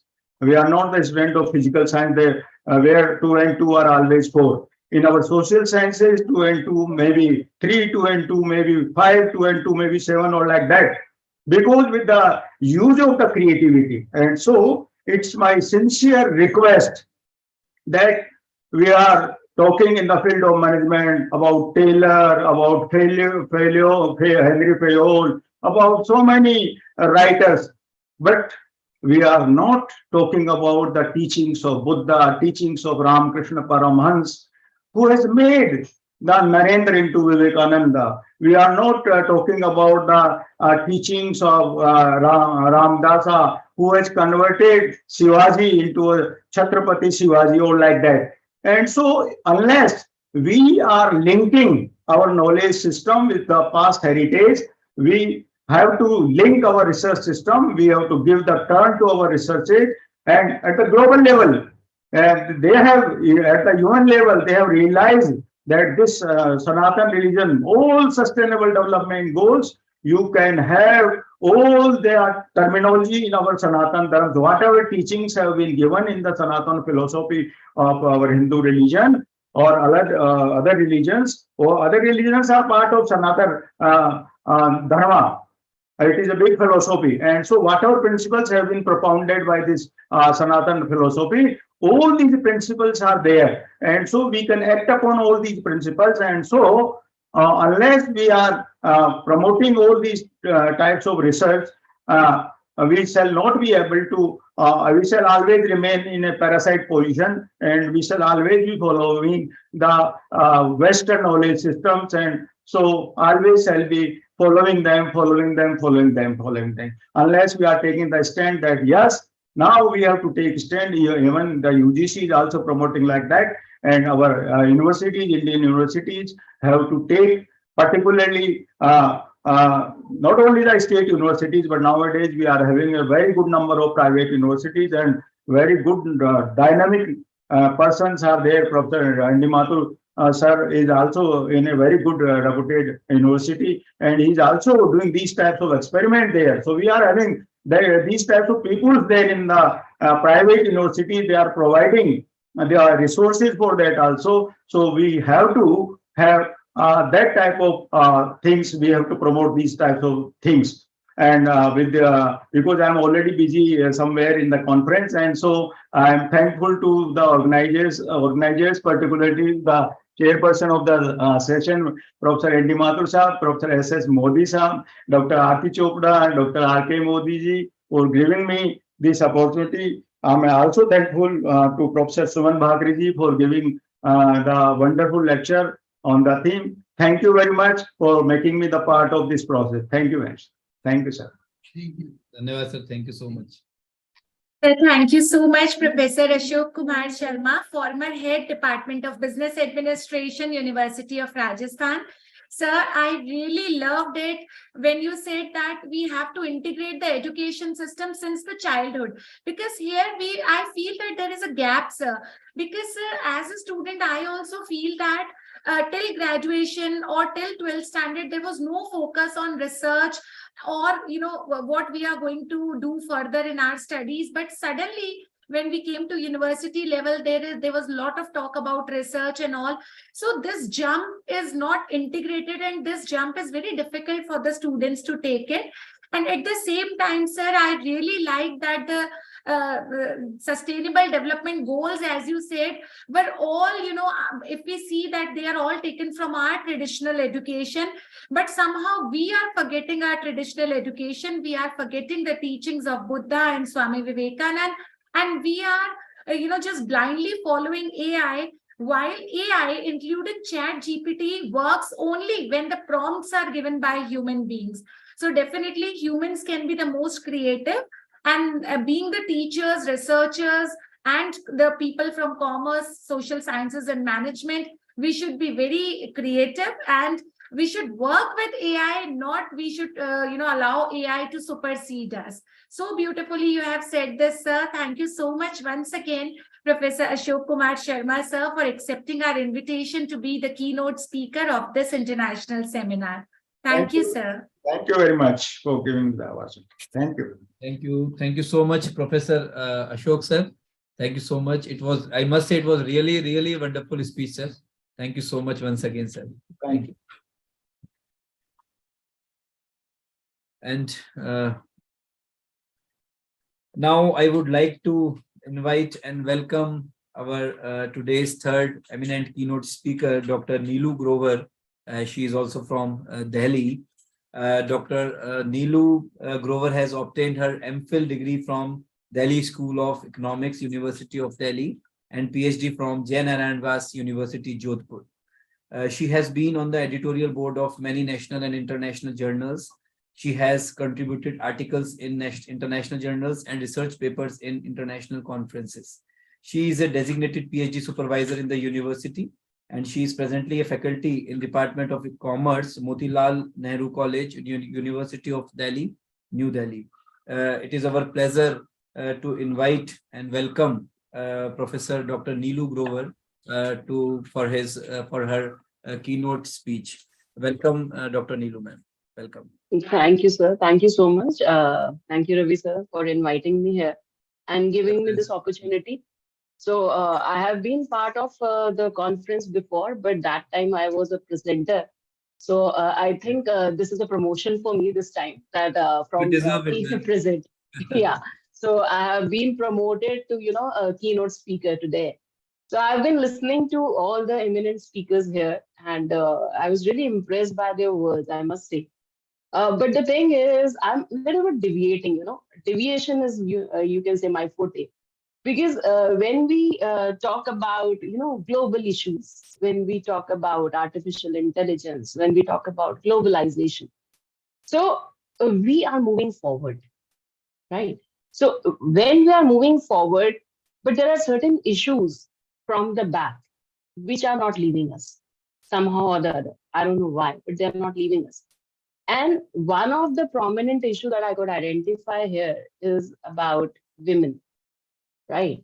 But right now, when I look up at this platform, I can just relate to Dr. Aarti, I can relate to Dr. Gul, I can relate to my previous teacher, Professor Suman Bhakri, because myself also being an alumni of Sri Ram College of Commerce. So I could relate. And I can see so many people here on the platform who are women. And so why am I talking about women empowerment, right? Seems like this has been, an issue which has been done and dusted with. So why am I talking? The thing is, I'm talking not just for the few, elite privileged section of women which we are representing here on this platform. I'm talking on behalf of those women we are still in India, in rural parts, in semi-urban parts, even in the urban parts. Because when we talk about women, when we empower a woman, we empower a nation. So if you want to empower India, if you want to make India a developed country, you cannot just leave approximately 50% of the people behind. You cannot leave women behind. And when I'm talking about empowerment, what I have in mind, empowerment is my ability to make a choice, right? And then I should be able to operationalize that choice towards the desired outcome. Now, it is very true that every individual has the right to decide what they want in life. But unfortunately, I may say due to societal norms, certain group of people, they have been devoid of from this privilege. And women is among one of them. Now, why we need to have women empowerment? This is a pertinent question. Because I think all of us must agree that when we talk about progressive nations, the progressive nations are built through progressive human capital. And it has been widely accepted that development of any nation is dependent upon its efficient and well-qualified professional workforce. Now, world over, we may agree that there is a gender bias. There is a disparity. Somewhere it is more, somewhere it is less, depending upon how much work has been done, how much has been achieved. Now, traditionally, as if I talk about Indian framework, the males were entrusted with the responsibility to take up the earnings, to be the bread earner for the family, and females were assigned the responsibility of household chores and childcare. Now, this setup, what it does, it automatically assigned major decision-making authority to the males, and the female was regressed to the position of a follower. We follow. But the circumstances have changed. Women have entered labor markets due to economic conditions, due to passage of time, and they have started making their mark in the professional field. But the role is still of a follower in most of the cases. I'm not talking about our female president. I'm not talking about our female finance minister. Exceptions are there. I'm talking about the majority. Now, when we talk about female empowerment, women empowerment, it is the ability of a female or a woman to make informed and confident decisions for their own benefit as well as for the progression of society at large. Now, in India, it's not been like this that women was like the position of the females were only like this. Because if I talk about ancient India, at that time, the society was quite liberal. Both men and women were treated equally. Women had access to education. They were free to express themselves. The society treated them with dignity. But then came the medieval time when there were foreign invasions, intrusions, and that led to the deterioration in the status of the female. Their education was restricted. They were married off at an early age. Various evil practices started coming in, like sati, johar, parda system, and so on.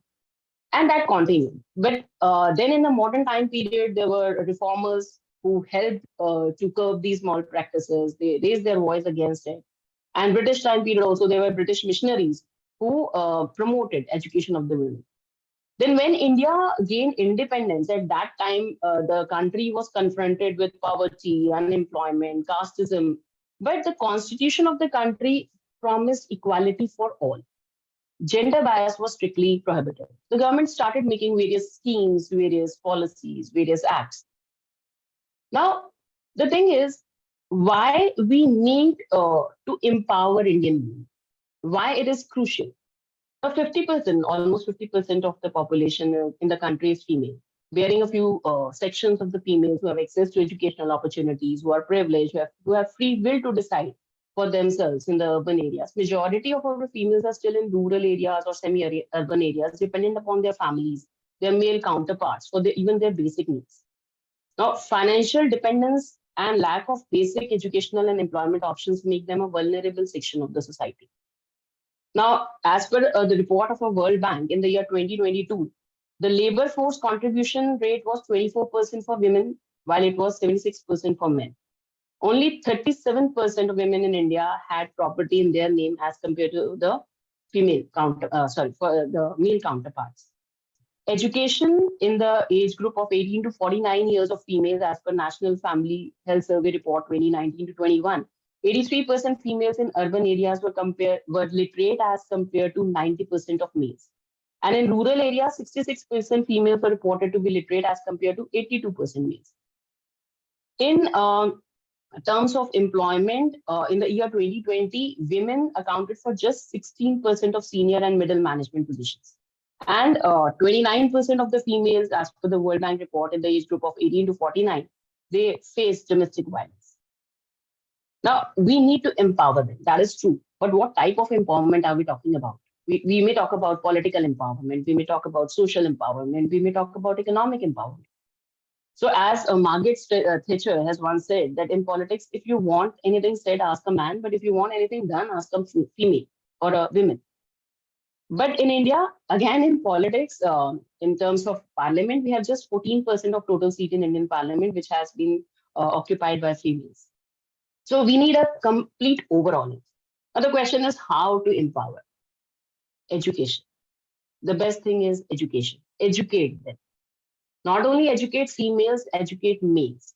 What we need is when a female is educated, she is working, there should be fair treatment at work. There should not be any glass ceilings. It should not be like that. If I'm a female, I should be restricted at one particular point. That no, beyond that, she couldn't work because she has got family responsibilities. She has to take care of child. She has to be there for the family. So glass ceilings, no to glass ceilings. Ensure safety, ensure health. Leadership should promote gender neutrality. I would like to follow a leader who is gender neutral. There is no gender bias. Opportunity for education, training, opening up, report, whatever the progress the country is making in terms of gender equality. Women should own property in their name. This is very important to empower them financially, economically. And when we say we have achieved empowerment, so that means we have started from the state of deprivation. Then we have initiated measures to bring the females to the main channels. Then we have ensured that they have participated in each and every activity, and there is no taboo zone. They have adopted, and finally, leading is what we target to achieve. They should be leaders. They should come up. They should lead the group. Now, when we are talking about, barriers in women empowerment, how we can remove those barriers.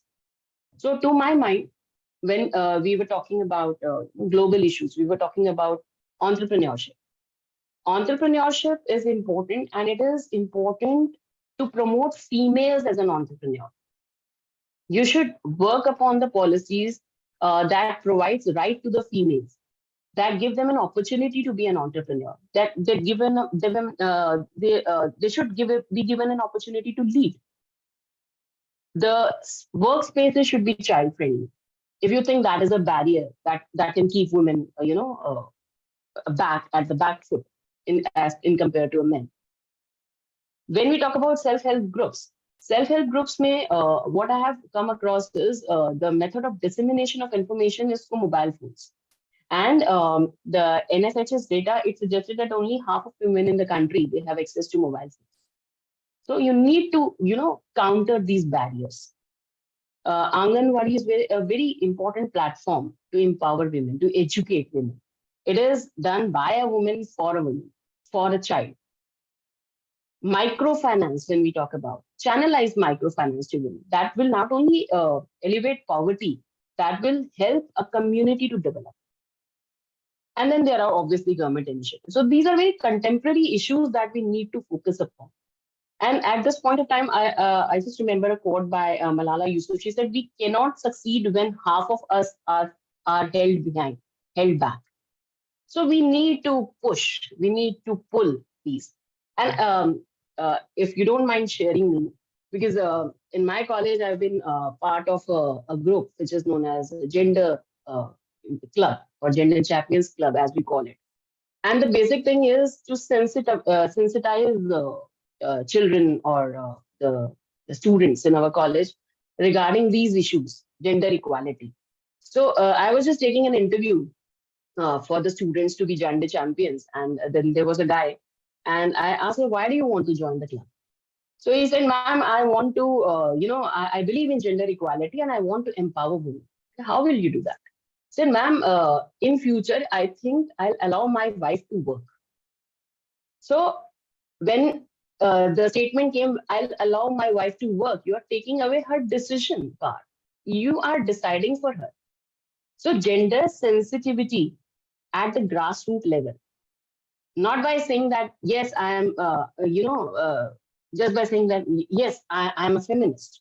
Yes, I believe in gender equality.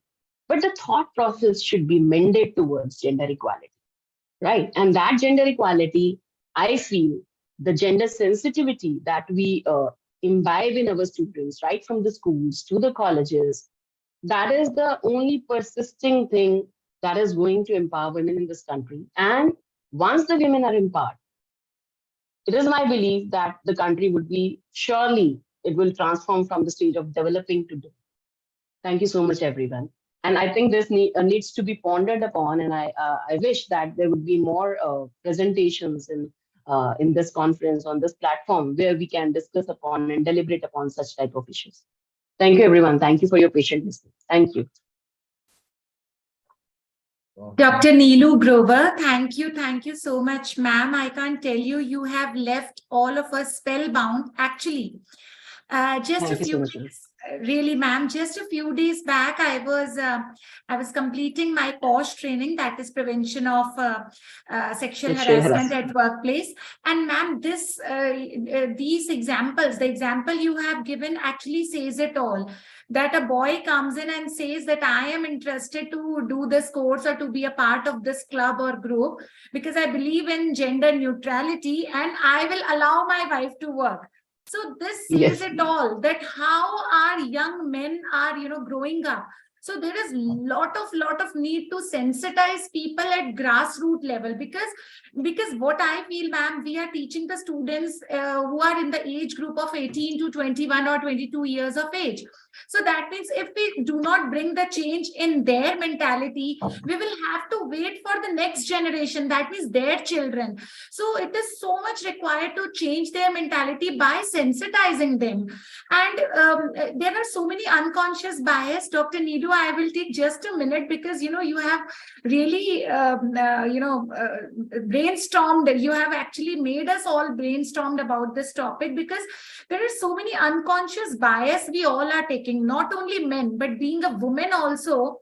What we are doing, we are judging other women on how they dress, how they drive. Correct. Oh, the car is not going well, must be some women must be driving it. So many unconscious bias. So it will take a lot of time, and unless we think about the 50% of our our population, how we are going to think about the economic prosperity of the nation. Thank you so much, ma'am. Dr. Neelu Grover, Associate Professor from Motilal Nehru College, University of Delhi. Ma'am, you have actually shaken all the participants. Thank you so much for accepting our invitation, for being the keynote speaker. And it was so high. Thank you, ma'am. It was very, very effective. Thank you. Thank you, ma'am. Thank you so much. Yeah. Thank you so much. And I am wondering, Dr. Neelu, that how can we miss an special eminent speaker like you? No, so you have not missed me. You have praised me. So, Dr. Modi, better late than never.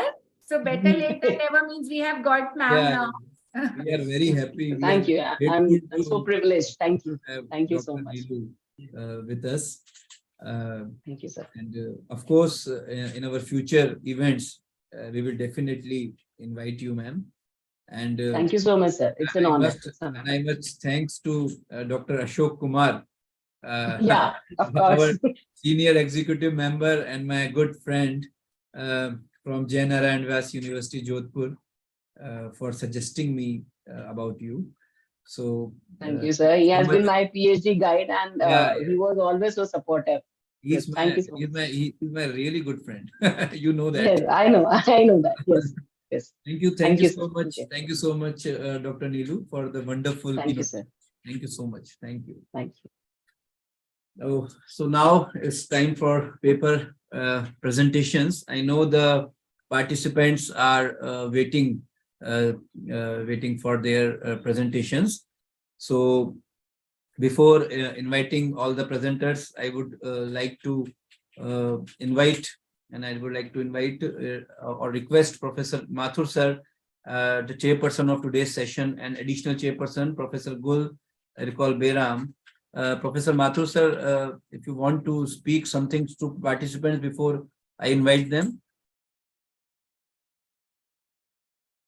Yeah, please unmute, sir. Unmute. I think we should fix up the rules of the game. And the first rule of the game is that how much time they should take, they should be clarified. Yes, sir. Then what they should speak, they should not unnecessarily speak on introduction and waste time on that. They should come to the conclusions and research methodology only. And every participant must be given 3 minutes only. Okay, sir. Okay. So I think it is clear to all the And participants. speak about your conclusions and your research methodology, nothing beyond that. Thank you, sir. So if you have any query, participants, you can write in the chat box, and I request all the presenters to please write your serial number in the chat box so that I can recognize you and I can call you.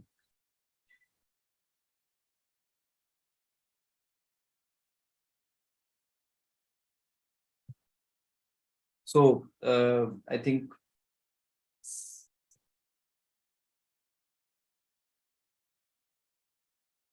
it's serial number 2, Anita, Miss Anita, research scholar, University of Kota. Yeah, please unmute, Anita. Yes, sir. Yeah. Good evening, sir. please. Yes, sir. Yes, sir. Anita, research scholar, University of Kota, and the topic is G20 Summit 2023 logo. Is it a subliminal metaphor? Yes, sir. Good evening, all the organizers, dignitaries, and all the research scholars participating in this seminar. And can you hear me, sir? Yes, please. You Okay, continue. sir. I am a research scholar pursuing my PhD under Dr. Anukriti Sharma, head of the Department of Management and Commerce, University of Kota. And my topic of today's research presentation is G20 Summit 2023 logo. Is it a subliminal metaphor? As we all know that subliminal advertisement are those advertisement that that impact the subconscious mind of the consumers. So, sir, इसमें कुछ screen share हो नहीं रहा है sir? नहीं ma'am, screen share हो रहा है. हाँ, आप एरो से भी नेक्स्ट स्लाइड पे जा सकते थे. ऐसे कोई बात नहीं, आप कर लीजिए. Okay, ma'am. Okay. And जी, perfect. Yes, ma'am. Different type of semiotics used in the advertisement are denotation, connotations, myth, metaphor, metonymy, paradigm, syntagm, and code. These are the semiotics used in the subliminal advertisement. As we all know that metaphor means literal meaning of a metaphor is different, something different from the literal meaning of that particular thing. And as we all know that G20 summit is started in 1999 against the backdrop of the late 1919 financial crisis that mostly affected East Asia and Southeast Asia. All these countries 20 countries are included in the G20 summit, like Australia, Brazil, China, France, Germany, India, Japan, Republic of Korea, Russia, South Africa, South Arabia, USA, and Turkey, EU, etc. My research methodology and objective of the study are primary data are collected with the help of the questionnaire, and questionnaire is mailed to 300 randomly selected respondents, out of which 200 respondents are selected for the further study, and the age group selected for the study is more than 18. So because they have the right to vote and they know the exact they are related with my study. The objective of my study is to find out whether G20 logo is a subliminal advertisement or not. And second is to find out the impact of these subliminal metaphor upon the target group. And third one is to find out count of recall the image shown on G20 logo while doing voting decision during election. Data are analyzed and results are interpreted, and the result shows that 88% of the total respondents have idea about G20 Summit 2023. Though the question is not focusing on they have idea about the subliminal advertisement or not, but yes, they know the logo launched by the government of India. About 17% think that they represent Hindu religion and a symbol of goddess Lakshmi. On the other hand, 23% respondents think that it is a symbol of Indian national flower, but maximum 57% number of respondents think that it is a symbol of BJP party. 3% respondent also think that this represent any of the above option. 54% of the respondents think that this logo catches the attention of the viewer.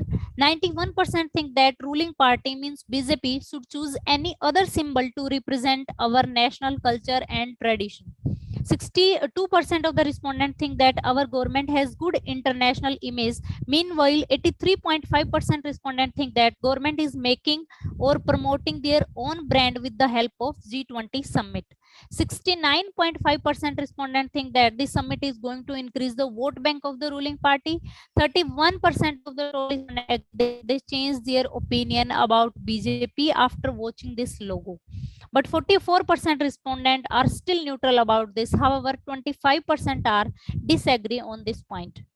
25.5% people are agree that they recall the image while vote during elections. 25% respondents strongly agree that they recall the image while doing vote during elections, but 14% strongly disagree on it. 26% respondent agree on this, and 22.5% strongly agree on it. Meanwhile, 19% disagree on it, and 17% have the final decision based on this. But 15.5% respondents are neutral on this. My conclusion of the study is that subliminal advertisement are used as a metaphor to influence the behavior of the voters, and also the image of the political party is highly influenced due to impact on subconscious mind of the particular voter or particular target market. Not only business houses use these type of advertisement, but also nowadays political party use these techniques in this modern era to influence the behavior of the people. These techniques have long lasting impact on the mind of the consumer, and these are not affecting the conscious mind of the consumer, but they affect the subconscious mind of the consumer. Paper concluded that respondent agree or strongly agree on the question of such type of advertisement. Impact of such type of advertisement. These type of advertisement have a long lasting impact and have a massive reach. Thank you. Thank you so much.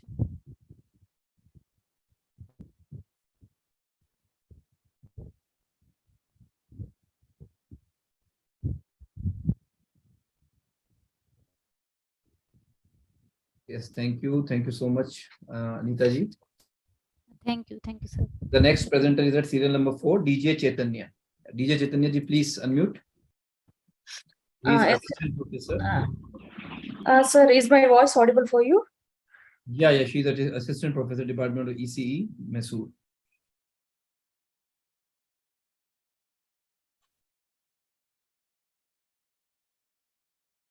You can keep your video on also. Okay. Yeah. Now it's, yes. Mathur sir, serial number 4. DJ Chaitanya.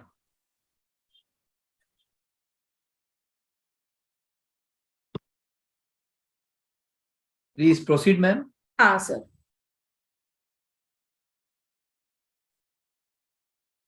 Good evening, all. Here I'm going to present my work. It's on Total Student Development Program, the concepts and methods used in teaching. I, Mrs. Chaitanya. So here I'm going to present under the guidance of Dr. Anita S., Professor, Department of BME, ACS College of Engineering, Bangalore. So my main TSDP, it comes under the categories of collaboration of the learning, that is the Total Student Development Program. Here the communication and collaboration, which is considered as a part of the essential focus in order to prepare the students, because for them it's very difficult themselves with the ability to work effectively. So here the main objective of this activity, these activities which comes under the category of total student development is to help the student to cooperate themselves to accomplish a task. Each students will be given a chance to share their thoughts. First, in a collaborative, it's nothing but these are all the activities which comes in a small group environment. So the main introduction for this part is here these activities which will be conducted during their academic career. And also this, by conducting these activities, we can improve their leadership, good attitude, creative thinking, etc. And also collaborative based learning, problem based learning. These are all some of the activities which comes under the category of Total Student Development Program. So by conducting these programs, we are going to develop a student's career development will be done, which will be very better compared to a normal scheme of learning. Under the total student development activities, it can also help the students to remain concentrated and also they are going to learn our topic in a new as well as in a new dynamic way, which they are involved in the learning process. These are all the main objectives of the activity. So all the students will be involved in a group wise, and also they are going to involve in a take on a various team roles will be done. And also by conducting this activity, they are going to recognize and also they are going to improve. And also another activities, they're going to develop and implement a clear ground, and also they are going to recognize and reduce the team's possible weakness through a cooperation based learning. And also they are going to, by conducting this activity, they are going to share their values and use their knowledge to communicate clearly. Ma'am, come also, to methodology part and the conclusion part. Sir. So these are all the activities mainly we have done in the college. That is, first one is the problem solving activities, team identity, so case study. These are all the activities which comes under the Total Student Development Program. And these are all the pro and concrete activities. And this is the overall response of the students. So totally we have received from the two students as is team identity. By conducting each activity, we have collected the response as well as the feedback from the student. These are all the overall response. First is the question is team identity, it's a good way of consulting with your friends. I have received a S, about 94.3 students. And also was case study useful, and we have received 87.7% yes. Did you complete the assigned task within a given amount of time in student generated test questions? Yes, about 95.3. And also in the activity, that is a pro and con grid. Did you actively listen to other ideas in pro and con grid? So we have received about 93.4 responses. This is a feedback analysis of the activities which has been conducted.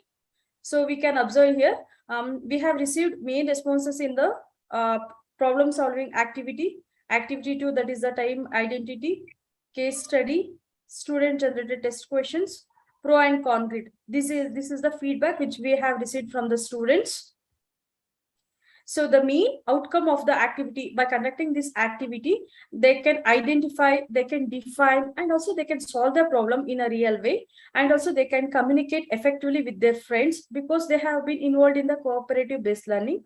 and also they can locate, and critically they can evaluate the information by conducting a student generated test question. They can understand the topics, concepts of the subjects through creativity, through innovation, through discovery, and also through expression. And also it's like a lifelong learning process which we can map for pivot well.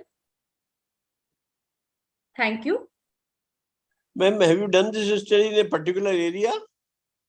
So it's not a research work, sir. This is a like the program which we have been conducted for the students. So it's not research work, basically. No, sir, this is not the research work. Okay, thank you. Next one should be called.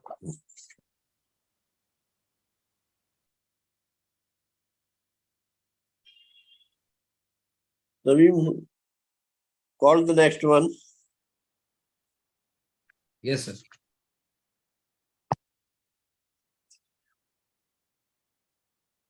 It's serial number 4, Ashu Chauhan, research scholar from Punjabi University, Patiala. Yes, sir. Yeah. Yes, Ashuji, please continue. Yes, sir.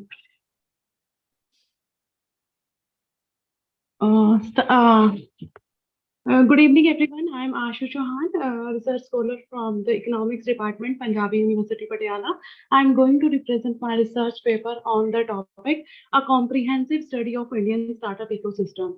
Startups are the engine of economic development and growth. Startups generate innovative employment opportunities, especially for the especially for the young generation of a country. The present study analyzed the overall scenario of the startups in the Indian economy. The study also focuses on the growth of startups working in different sectors of the economy. The study also highlights the employment generation by the startups in India economy. The various type of funding for the startups is also discussed in detail. The study is based on the secondary data sources. The result of the study revealed that Maharashtra is the leading state in terms of startup development. The study found that more startups are working in enterprise tech sector, followed by e-commerce, fintech, consumer services, and health tech sectors, respectively. The study found that approximately 4.7 lakh jobs are created by the startups. It is also found that bootstrapping is the main source of startup funding in the initial stages of the startup development. Therefore, startups are positively contributing to the developing countries in direct or indirect ways like innovation and employment generation, invention of new technology, outsourcing of the services, increase in demand, decrease import, increase export, regional development, and increase in the GDP. The study is based on the secondary data sources. For getting an overview of the Indian startup ecosystem, various research papers, reports, government website, and Startup India portal and newspaper articles are explored in detail. The objectives of the study. The main objectives of the study are the following: to know the status of the startup in the Indian economy in the year 2023, to examine the number of startups working in different sectors, to know the employment generation by the startups in India, to highlight the various sources of finance for the growth of startups. Status of the startups in different states of India. That is the startup working in different sectors of the Indian economy. Enterprise tech sector has having maximum number of startups. Comparative analysis of top 5 startup sector during the period of 2014 to 2020. Enterprise tech, e-commerce, fintech, consumer service, and health tech are 5 top priority sectors in startup development. Employment generation.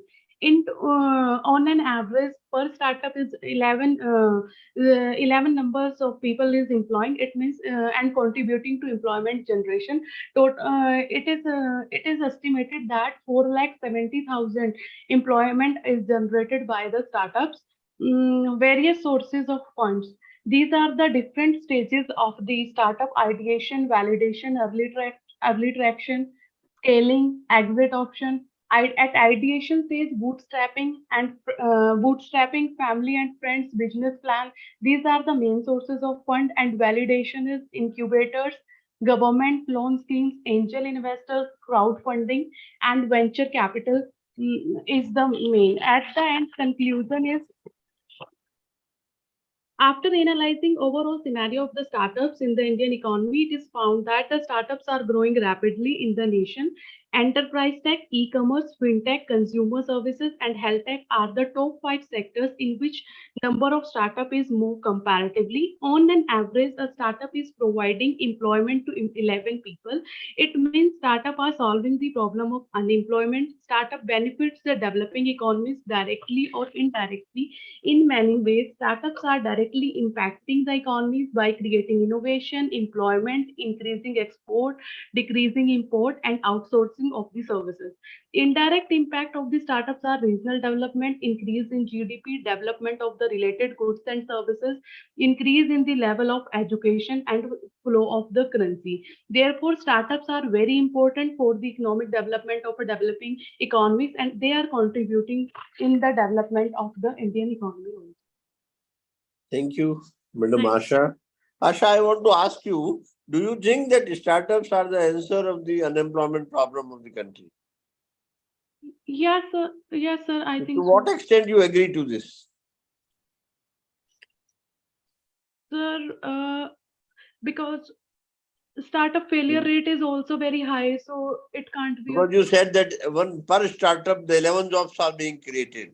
Yes, And sir. job creation is the basic feature of these. So do you think that unemployment problem of India can be solved by more and more startups? Failure rate is higher, you say? You want Yes, to say? sir. Okay. Thank you. Thank you. Thank you. Thank you so much. Yes, the next presenter, Dr. Krupa Bharat Kumar Bhatt and CACS Jagat Serial Nil. number? So actually, Serial number? these are not in the list, sir. So we have recently added them. Dr. Please, Krupa. and please. Yes, sir. Am I audible properly? Yeah. And please announce your topic also. Yeah, sure. Yes, I am just sharing screen. Okay. Just a second. Give me a moment. Yeah, sir. So I hope I am audible, visible. Yes, please continue. Yeah, a very, very good evening to one and all present here. It's indeed a good evening, simply knowledge enhancing. And our research paper is on behavioral finance, which is basically nowadays one of the emerging topic in India. Straight away, as per the suggestion, we would like to go through the paper. I would not like to go much in detail so far as our introduction is concerned. This is the flow of our presentation. In introduction, next slide. In introduction, we have kept what is behavioral finance. Basically, it's a connectivity between the psychology, yes, the individual psychology of the investor and the financial pattern. We can say that there are multiple options available like cap market, fixed income, insurance, and everything. So behavioral finance is talking about the mindset of an investor, time by time, changing behavioral pattern of investment. I would like to say here that we have done a survey, a primary survey of more than 100 respondents. So here attempt is made on different investment patterns, different age group wise. Next, please. Well, I'll not go in detail about the literature review, but through this, we came to know that time by time, the investment pattern changes. I would like to say next about the primary data that majority of our respondents from 100, 52% are falling in the category of the youngsters, wherein 42% comes under the age group of 18 to 13. Majority of the people were from male category, 28% around female investor. Next, moving towards about the have you invested, where majority of the people say that direct equity. Now I would like to say about the connection that young age are the risk taker, and that is what here the result says. That young age has invested moreover on the direct equity. Yes, they have the safer side fixed deposit also, insurance also, and other avenues of investment. Next, please. Well, this is one of the very game-changing slide. I would like to say that would you like to switch over to another option? So 7% were pretty positive that yes, they would like to switch over, but a majority of them were settled and they said they don't want to switch over. The reason might be they are happy with their boundaries or whatever, but majority of the people were more than the master's education. Few were practicing CA, few were professors, doctors, and few were with bachelor degrees. Well, one question that are you satisfied with current investment? As I told you, connecting with my previous slide, that 81% people say yes, whereas 19% are still in dilemma, in confusion. Well, next one. So the in general analysis, well, I'll not read each and every line. I would like to say the crux that age-wise, their investment pattern changes. In the senior citizen, they prefer FD options. Young investor prefer equity. Nowadays, real estate. Nowadays, crypto also, even though it is not regulated. But yes, crypto is a big question nowadays. Next, please. Well, suggestions we have bifurcated into two parts. The one is from our valuable respondents. The one is from our side. Respondent ke main suggestions mein I would like to pick up few of them, that they would like to invest in blue chip. Mediclaim will be definitely their young age priority. Young age should not majorly rely on the fixed deposit, as I earlier said, that they are majority risk taker. And to increase direct investment in equity, they say it is advisable. All these are the suggestions from their front. Next. From our front, as researcher, our suggestions are you should have the mixed bag portfolio of the investment. It's been very rightly said in our Indian Guru Mantra. And even Mr. Warren Buffett also said that you should not have all eggs in one basket. You should have different investment, different eggs in different basket. Well, think and invest. That is again another mantra. Next, please. In the conclusion, we can say that it's a mixture of science, sociology, environment, and many other factors affecting their investment pattern, but depends upon your personality. If you are extrovert, if you're a businessman, you would like to go with the equity, wherein if you're on a clerical job, if you're in a job sector, majority of the people would like to play safe. And nowadays, mutual fund is also within play safe area. Well, young generation equity market, again, always give return in multifold. Next, please. This says that about the differentiation between the 2 decades of the investment. Very few people are interested in keeping their investment on the safer side nowadays. So if we compare 20 years back, the generation changes, mindset changes. 20 years back, FD and insurance. Nowadays, equity plus other market related funds are hot cake kind of investments. Again, I would like to say that for the younger generations. Upcoming to the next slide, please. Well, we have kept a real life case example here in our research. So I would like to request my colleague CA, Dr. Jagat sir, over to you, please. The effect of the cases are investment were made in the long-term fixed income securities in Silicon Valley Bank, and generally it is a fixed income securities. The asset have been created and liabilities were created in the form of the fixed deposit, which were uninsured and insured also. Majority fixed deposit holders were from venture capital funds and startups of US. As you all know that Fed rates were going up constantly, so fixed deposit rates were higher than the peer rates in the Silicon Valley Bank. Almost large chunk of their investments were held to maturity with long-term horizons. Applicability of behavioral finance on this case study. The asset liability mismanagement is one of the fundamental business model of the banking system. A bank has completely failed in asset liability balance, and as the Fed rate increases, risk appetite level of the investor decrease and investor started pulling out their money for their liquidity needs. But banks were not able to liquidate their assets, as the horizons of the assets was for long term. Asset acquired at very lower coupon rates, and hence the market value is discounted. They have also sold some of the fixed income securities at discounted rate to cover this cash traps. In concluding, as the time changes, banks were not able to recognize changes and hence failed in very basic business model of the banking system. Over to you, Krupa madam. Yes. So in the conclusion, I would like to say that it's rightly said by Mr. Warren Buffett that the stock market is the device for transferring money from impatient to a patient. And after all, if we give a little philosophical touch to an investment mind, we can say that the best investor you can make is an investment in yourself. The money, the more you learn, the more you earn. And I would like to take a liberty of showcasing the shairi. The shairi is basically again with a philosophical touch that after all hard work, smart work matters a lot. यूं ही नहीं मिलता तमन्नाओं का शहर, यूं ही नहीं मिलता तमन्नाओं का शहर, जुनून सा दिल में जगाना पड़ता है. यूं ही नहीं मिलता तमन्नाओं का शहर, जुनून सा दिल में जगाना पड़ता है. पूछो उस चिड़िया से कि घोंसला कैसे बनता है, पूछो उस चिड़िया से कि घोंसला कैसे बनता है. वो बोली तिनका तिनका उठाना पड़ता है. Thank you so much. Have a wonderful time. Namaste. Thank you, sir. Thank you. Thank you. यूं ही नहीं मिलता है तमन्नाओं का शहर, तिनका तिनका उठाना पड़ता है. Definitely, she is very right. Dr. Krapa, you are very right. In fact, it was a very good article and presentation on behavioral finance, on behavior and stereotypes in investments, and the concepts like all eggs should not be put in one basket. I think there should be number of baskets and variety of investments also, not only eggs in terms of eggs also, Absolutely, but sir. the variety of investment must be there. So thank you very much. A good article. Definitely. Thank you so much. Next one, please. It was really wonderful presentation. Thank you, sir. Thank you. Serial number 6, Arun Mandal from Kolkata. Yes, Mr. Arun Mandal, please unmute. Arun Mondal.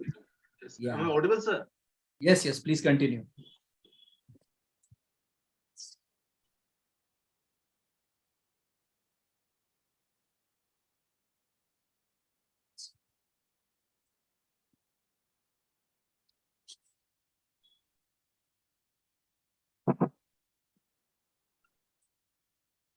The title of the paper is a study on customer awareness in banking sector. I am Arun Mondal, Assistant Professor in Commerce, Bangladeshi College, Kolkata. Customer satisfaction is a major concern of banks to survive in the competitive environment of banking sector. Customers are aware about the service quality. Urban customers are more aware than rural customers. Customer satisfaction depends on several factors such as convenience, accessibility, security, portal management, etc. Banks need to focus on service quality in order to increase the customer satisfaction. Banks emphasize on customer satisfaction due to increased competition in banking sector. Banks adopt modern technology to deliver e-banking services to the customers. Banks provide advanced technology-based services to customers as the preference of customers changes with the change in technology. Banks emphasize to improve the level of customer satisfaction as it enhances customer loyalty. Customer satisfaction is considered as an important factor for customer retention. Banks provide e-banking services to gain customer loyalty. The role of e-banking. Don't come to concepts, come to the research part and the conclusion part. Okay, yes. Conceptual part should be avoided. The methodology is that the study is based on primary data and secondary data. Primary data has been collected from the customers of private and public sector banks in West Bengal. The sample size is 100, 65% of respondents are male and 35% of the respondents are female. The first question was private banks provide better banking facilities than public banks. 72% agree and 28% disagree. Another second question was banks employees are not properly trained. 53% agree, 47% disagree. Third question was urban customers are more aware than rural customers. 81% agree, 19% disagree. Next question was customers face difficulties due to poor infrastructure of banks. 69% agree, 31% disagree. The preference of customers towards e-banking has increased in recent years. 75% agree, 25% disagree. Number of bank branches in rural areas is inadequate. 8% agree and 12% disagree. And the last question was urban customers avail e-banking facilities more than rural customers. 66% agree and 34% disagree. It is a very simple study without any statistical tools. I mean, I have not used any statistical tools. And the conclusion is private banks provide better banking facilities than public banks. Banks are compelled to adopt modern technology to survive in the banking industry. Customers prefer e-banking than traditional banking in recent years, and urban customers are more aware about banking facilities than rural customers. That's all. Thank you. Thank you. Next presentation. Thank you so much. The next presenter is serial number 9, Anshul Jain, research scholar from Banasali Vidyapeeth. Yes, Mr. Anshul, please unmute. Yeah. Am I audible, sir? Yes, yes, Mr. Anshul. Yes. Please wait a minute. I am sharing the screen. Serial number? So 9. 9. So, good evening, everyone. I am research scholar from Banasali Vidyapeeth, doing my research under the guidance of Dr. Khyati Kochar. So, my topic is green and sustainable development practices of banks in India. So, what is green banking? According to the Institute for Development and Research in Banking Technology, green banking is an umbrella term referring to practices and guidelines that make banks sustainable in economic, environment, and social dimension. Basically, green banking is about how banks can reduce the carbon emission through their activities. So, what are green banking practices of various banks? Green banking practices include promoting online banking, electronic paying bills, offering environment-friendly banking schemes, opening online banking account, and financing only those projects that do not have long-term negative impact on the about the green banking. So first of all, UNEPFI, which was set up in the 1992, for the first time highlighted the importance of banking to align the banking sector with the concept of sustainability. So various initiatives like UNEPFI has been set up, global reporting initiatives were there, equatorial principles are there, sustainable development goals are there, that boosted the sustainable progress Anshul, of come to banking the sector. research part. Come to the research part of this. Not Okay, the sir. conceptual part. What is the research in this? So for the methodologies, basically it is a descriptive research design, and the data has been collected from the secondary source like the annual report of the banks and the ESG report of the banks and published research papers and the articles. So as our first objective is what is the need for bank to adopt the green banking. So we have analyzed the green banking is important as the banking sector is the only one that can bridge the present green finance gap, which is the main impediment in achieving the UN sustainable climate change, that is to desired level of 1.5 degrees Celsius, global temperature at below 1.5 degrees Celsius. Moreover, banks have also understood that the supporting environmentally harmful projects have long-term adverse impact on the surrounding environment, so they are adopting green banking practices. Moreover, among all the financial institutions, banking sector has ability to influence sustainable economic development. So, in this report, we have basically focused on the two banks. These two banks are the top private banks of India. So HDFC Bank has set several targets for the financial year 2025, which are that they want to reduce, and these targets are according to the baseline of financial year 2022.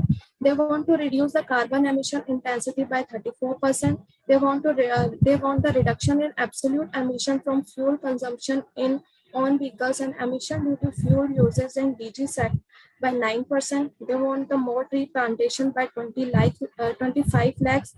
They want to reduce the energy intensity by 23%. Moreover, these are the financial targets that HDFC Bank has achieved in financial year 2021-22. That they have saved total energy of 4.4 million kilowatt per hour. They have planted 17.69 lakh trees till now. They have installed centrally controlled energy management system in their 600 branches. These are the ICICI Bank initiatives. So ICICI Bank have they have did the solar electrification in 7 Tehsil villages. They have granted rupees 7 million for the tree plantation. The solar power facility has been installed in Grameen branches that in 522 branches. Moreover, they have saved paper due to their during their digital initiative. 9 million papers they have saved. Reduction in paper consumption from financial year 2019, 35%, and the total scope 1 and scope 2 emission has also. These are some green banking products and services we have analyzed. These are online banking, mobile banking, green mortgage, green commercial building loan, green credit cards and green deposits. So we have also analyzed some of the challenges faced by the banks to adopt green banking. These are startup phase. As we know, it takes 3 to 4 years for bank to start making money. So it isn't useful for bank during downturn. To adopt green banking is not beneficial for banks in the initial year. Moreover, operating expenses are high. Diversification is very slow and not possible. And there are lots of credit risk, like credit risk is created by businesses that are impacted by the cost of pollution, environment regulation modification, and new emission standards. So here are the findings and conclusion. So we have concluded that green banking is an emerging concept that helps reduce the paperwork and hassle caused by the traditional banking system. Moreover, HDFC and ICICI Bank are among the top private sector banks in India that have taken numerous initiatives to adopt the green banking. HDFC is the top private sector bank, has taken steps for energy emission, water management, and waste management. The ESG policy of ICICI Bank promotes sustainability by financing renewable energy, waste management, and energy efficient projects. Overall, banks' green banking practices help reduce both external and internal carbon emissions. Thank you. Anshul, would you tell us what is this ESG policy? Is environmental, social, and governance policy. So in the ICICI, Not social, it is sustainable. Sustainable and governance. environmental system. Okay, thank you. It's definitely a very good paper on green banking practices, especially reduction in carbon emission and then energy intensity, and then earning the carbon credits, and then replacing it with the carbon creation, so that carbon credits can be earned by plantation, can be earned by solar fixing of the solar panels, and carbon emission can be replaced by that. Thank you. Yes, sir. So solar ATMs have also been installed in this regard. Thank you. Thank you so much. At serial number 10, Mr. Anish KS. This is a scholar from Chennai. Mr. Anish, please unmute. Yes, please unmute. Namaste. My name is Anish. Doing PhD in Commerce in Research, Chennai. My topic is the role of HR practices in enhancing employment performance in tourism sector, especially emphasis in Kumaram, Kerala, Kottayam district in Kerala. My studies investigated the impact of human resource practices on employers' performance in the tourism industry in Kerala, especially in Kumaram. Through a survey of employment working in the tourism industry in Kumaram, the study analyzed the current HR practices implementing by employees, identification challenges and obstacles employers face in implementing effective HR practices, and investigate the impact of HR practices in the worker productivity. My research objectives are to examine the current HR practices implemented in Kumaram tourism sector for employees, that to identify the specific changes and obstacles encountered by Kumaram employers in implementing effective HR practices that enhance employees' performance in the tourism industry. Third and final one is the investigate the influence of HR practices on worker efficiency in the Kumaram tourism sector. I have conducted a qualitative and case study approaches for this study, and conducted some data collection in primary and secondary data collection methodology. And as part of my investigation or study, I have found some issues in tourism sector.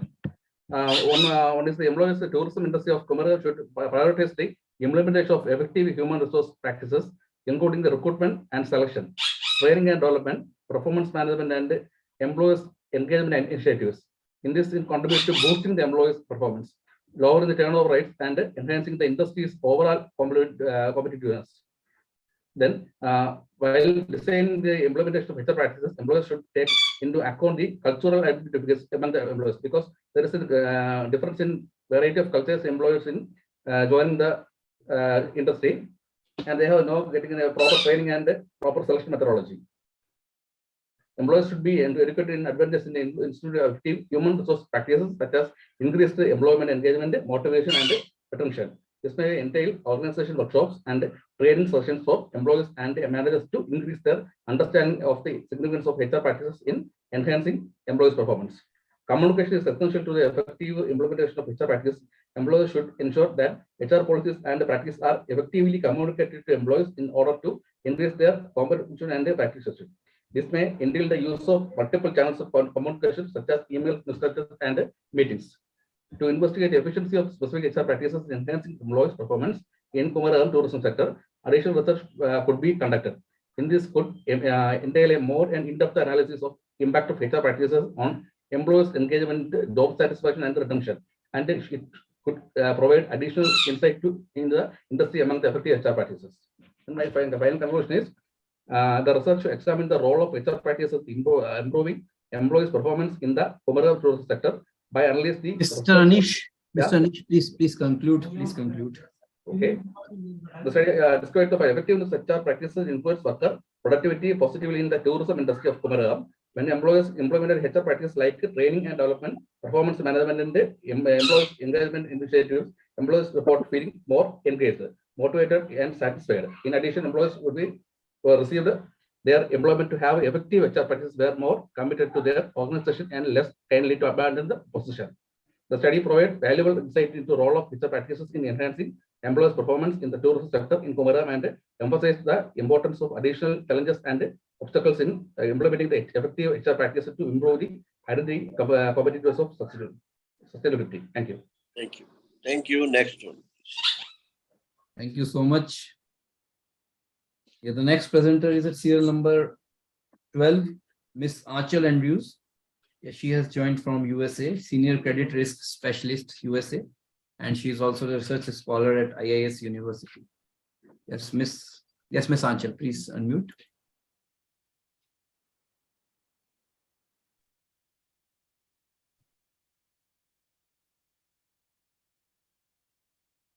Hi everyone, can you see my screen? Your screen is visible, yeah. Okay, can you hear me? All right. Good morning, good evening, good afternoon from wherever you're joining in.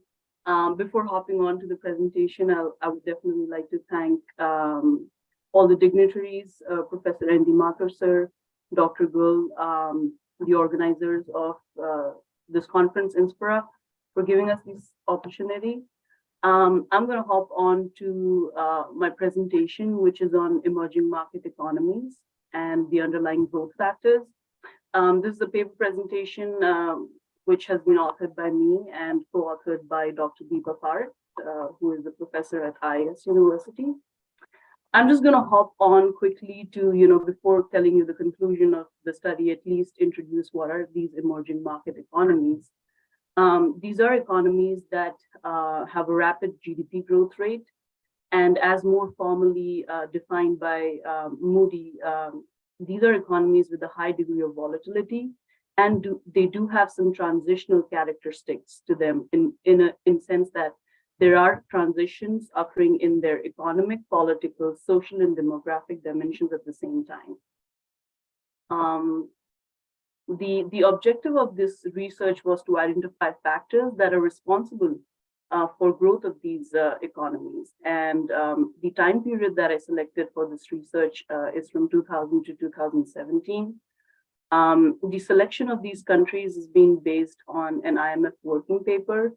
The slide will read the 19 emerging market economies selected. I'm not going to read all of them, but some famous of them are South Africa, China, Philippines, India, of course, Malaysia, Turkey, Colombia. And I have used panel data regression models to analyze this data set because it essentially is a three-dimensional data set with like 19 countries across this time span. And then next, I'm going to move on to the 16 independent variables that were selected. So these variables have been selected across various categories like agriculture and rural development, health, education, infrastructure development, economic indicators, financial growth indicators, and poverty and equity. And these obviously have some academic underpinning in terms of being selected based on review of literature and availability of consistent data.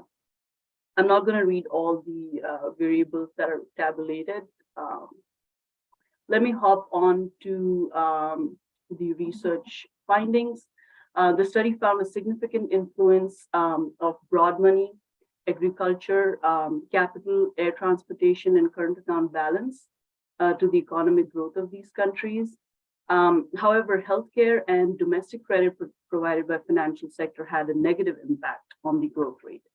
Now, healthcare, despite favorable context, there have been some, I would say, problems in the healthcare sector in terms of inequality of available healthcare, particularly regional inequalities, and also underinvestment by public sector. In terms of domestic credit, due to existence of inefficiencies in lending business, lending to non-productive ventures, and lack of governance can justify these results. And this is pretty consonance with, this is in consonance with what Dr. Suman was mentioning in the previous, in the conference, saying that, hey, domestic credit provided by financial sector is not in a very pivotal spot to contribute towards economic growth. How could you incorporate in your PPT very soon? Dr. Suman? I was just listening, yeah. And then I'm going to move on to recommendations. For these emerging market economies, they should definitely try and build on their comparative advantage in the agriculture sector, try and increase their exports, concentrate on capital formation in the manufacturing sector. And as far as domestic credit provided by financial sector is concerned, they should definitely avoid lending to non-productive ventures. Also, they should aim at lowering their age dependency ratio. This is also, it ties up a bit to what Dr. Ashok Sharma was saying when he was talking about enhancements in education. As you know, like higher education enhancement is going to make people more employable and reduce the age dependency ratio. And the EME should also improve their current account balance to pivot towards the positive growth trajectory. I'm also going to leave you guys with just 2 points in which this research can be enhanced. It definitely can be enhanced by incorporating coordination of international monetary policy and productivity of each sector, which I think was mentioned by Dr. Suman in the beginning of the conference. And then, of course, I wouldn't want to leave out any environmental factors, which Dr. Gul mentioned in the beginning of the presentation, also in light of, throwing some light on the COVID-19 impact. So those are a few enhancements, but happy to share and present in this conference. Thank you. I'm open to any questions if anyone has. Thank you, Dr. Achal. You have really presented something good on emerging market economies, and especially on the basis of IMF reports. And then what I would appreciate is that you are a very keen observer and the keen researcher, that what Ashok Sharma said or Gul said or I said or something Dr. Suman said, you are all you are a keen observer on that and you have taken care of it. And she has also talked about various indicators, health, education, finance, poverty, equity, etc. on what basis that emerging market economies have been identified, and have given suggestions for emerging market economies. They are related to age dependency ratio, etc. And then they should increase their exports and their foreign exchange earnings, etc. It's really a very good article. I would like to ask something, that the countries which you have included in the emerging market economy, what parameter you have taken, in fact, to include them? So this is based on an IMF working paper of 2017. So IMF has its own What are the parameters of IMF? What are the parameters of IMF? So one of the prime parameters is that these countries should have a rapid GDP growth rate. And along with it, there are some softer indicators, like if these countries have any structural or political, I wouldn't say problems, but concerns in terms of not being exactly, I would say, not being 100% at the world footing, as we call the developed countries, the USs and the UKs of the world, right? Thank so you. one, Thank you, ma'am. Thank you. Thank Sure. you. Thank you.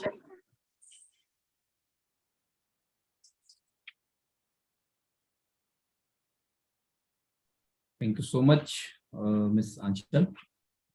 And the next presenter is serial number 13, Dr. G.A. Prabha, Head Department of BBA from Madurai.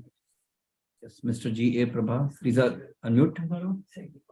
Dr. G.A. Prabha. Are you ready with your presentation? Please unmute. Yeah, please. Yes. Continue. Are you able to hear me, sir? Yes, ma'am. Yeah, thank you. Very good evening to one and all present here. So today the topic I'm going to present is about the microfinance and its growth in India. So about the introduction, the microfinance is a form of a financial service which provides a loans and a small loan and a financial services to the poor and to the low income households. So India, below 1 lakh can be considered as a micro loans. So it can be provided by the financial variety of institutions as like the scheduled commercial banks, small finance bank, a regional rural bank, cooperative banks, non-banking financial companies, microfinancial institutions. Mutual fund promotes the financial inclusions which give the poor and to the low income households. So as of the date, the microfinance operations are spread across over 595 districts of 28 states and 5 union territories. So which comes to the portfolio of 225 lenders. Along with that, with the contribution of means that the combined micro credit portfolio is about rupees 2,62,599 crores, which is a growth percentage of 5% over the previous year. So here the number of institutions providing the microfinancial services has gone up to 225.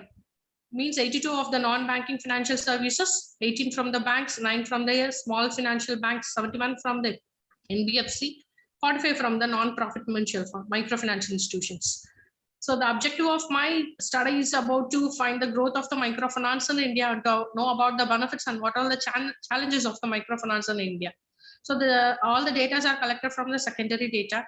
So here the credit amounting is by 99,729 crore, which was distributed by the bank over 34 lakh of SHGs during the year 2001 and 2002. So due to the region-wise consolidation, the northern region, it has been 2.3 to a percentage of the increase, and for the eastern region, which is the highest comparative to the previous, it had the microfinancial institution services has been rendered as 38.3. Then the highest is the southern region, comprises of 44.1% of the increase comparative to the western, central, and also the northern part. So the microfinancial institution contribution is more over in the eastern region rather than the southern region. And the significance of the microfinancial institution is the main thing is an empowerment of the women, access to the credit, especially for the poor, poverty elevation, small loans to the customers without any collateral, savings in the rural household, create an employment, gives the social benefits, and also the digitalization. When come to the issues related to the microfinancial institutions, here the inadequate data means that there is no awareness about the people that the finance can be get even for the below 1 lakh rupees, we can able to get the finance. Then the over indebtedness, the repayment of the money without any collateral, so means that it gives the over indebtedness. Very little regulation exists for the NGO, microfinancial, and the cooperative banks. So that the RBI has to concentrate more for giving the regulations and the delinquency among the microfinancial borrowers, dependency on the commercial bank, the poor structuring of the organization is also what issues concerning related to the microfinancial institutions.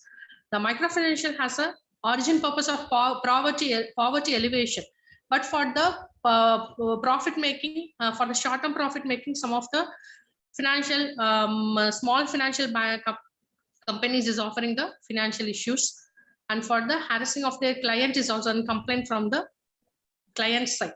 Well, come to the conclusion part, please. Yeah, sure, sir. So over the 500 million of the people have improved their economic conditions over the microfinance related entities. So as a rural is an heart of the India, so economic engine of the India is a rural part. So the women empowerment, digital inclusion, and the microfinance, which will with the structured knowledge and also with the regulations, it will give a good emergence as a superpower for the India. Thank you, sir. Any questions, sir? Thank you. Next presenter, please. Thank you, sir. Thank you so much. I'm short of time. Thank you. Thank you so much. The next presenter is at serial number 14, Dr. Deepti Bansal. Yes, please unmute Dr. Deepti. She has already presented, I think. No, Punjabi University, Patiala. No, sir, she has not presented. No, not. It was other one. Yes, Dr. Deepti.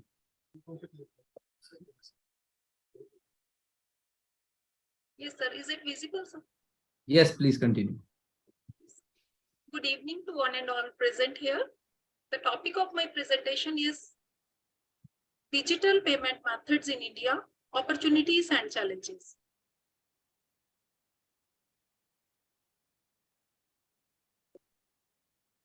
Digitalization of financial services and the use of digital payment methods is a key policy initiative of Government of India to boost the Indian economy.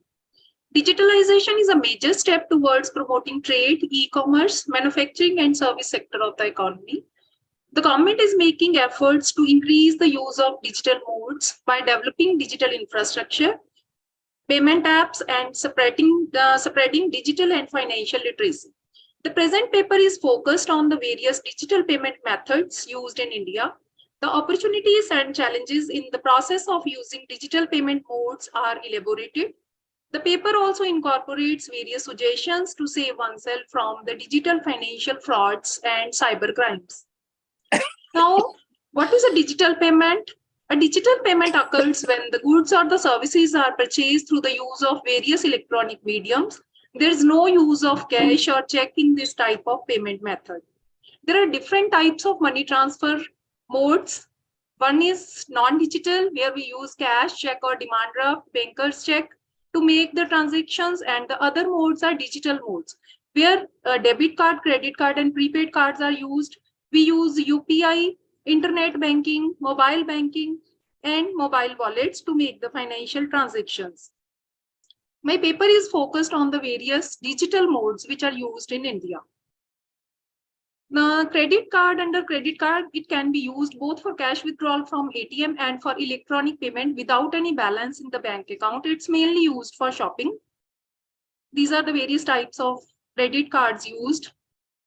Debit card can also be used for cash withdrawal from ATM and for electronic payments from bank account, but up to the bank account balance. Now the internet banking, here different types of modes are used for the financial transactions like RTGS, NEFT and IMPS.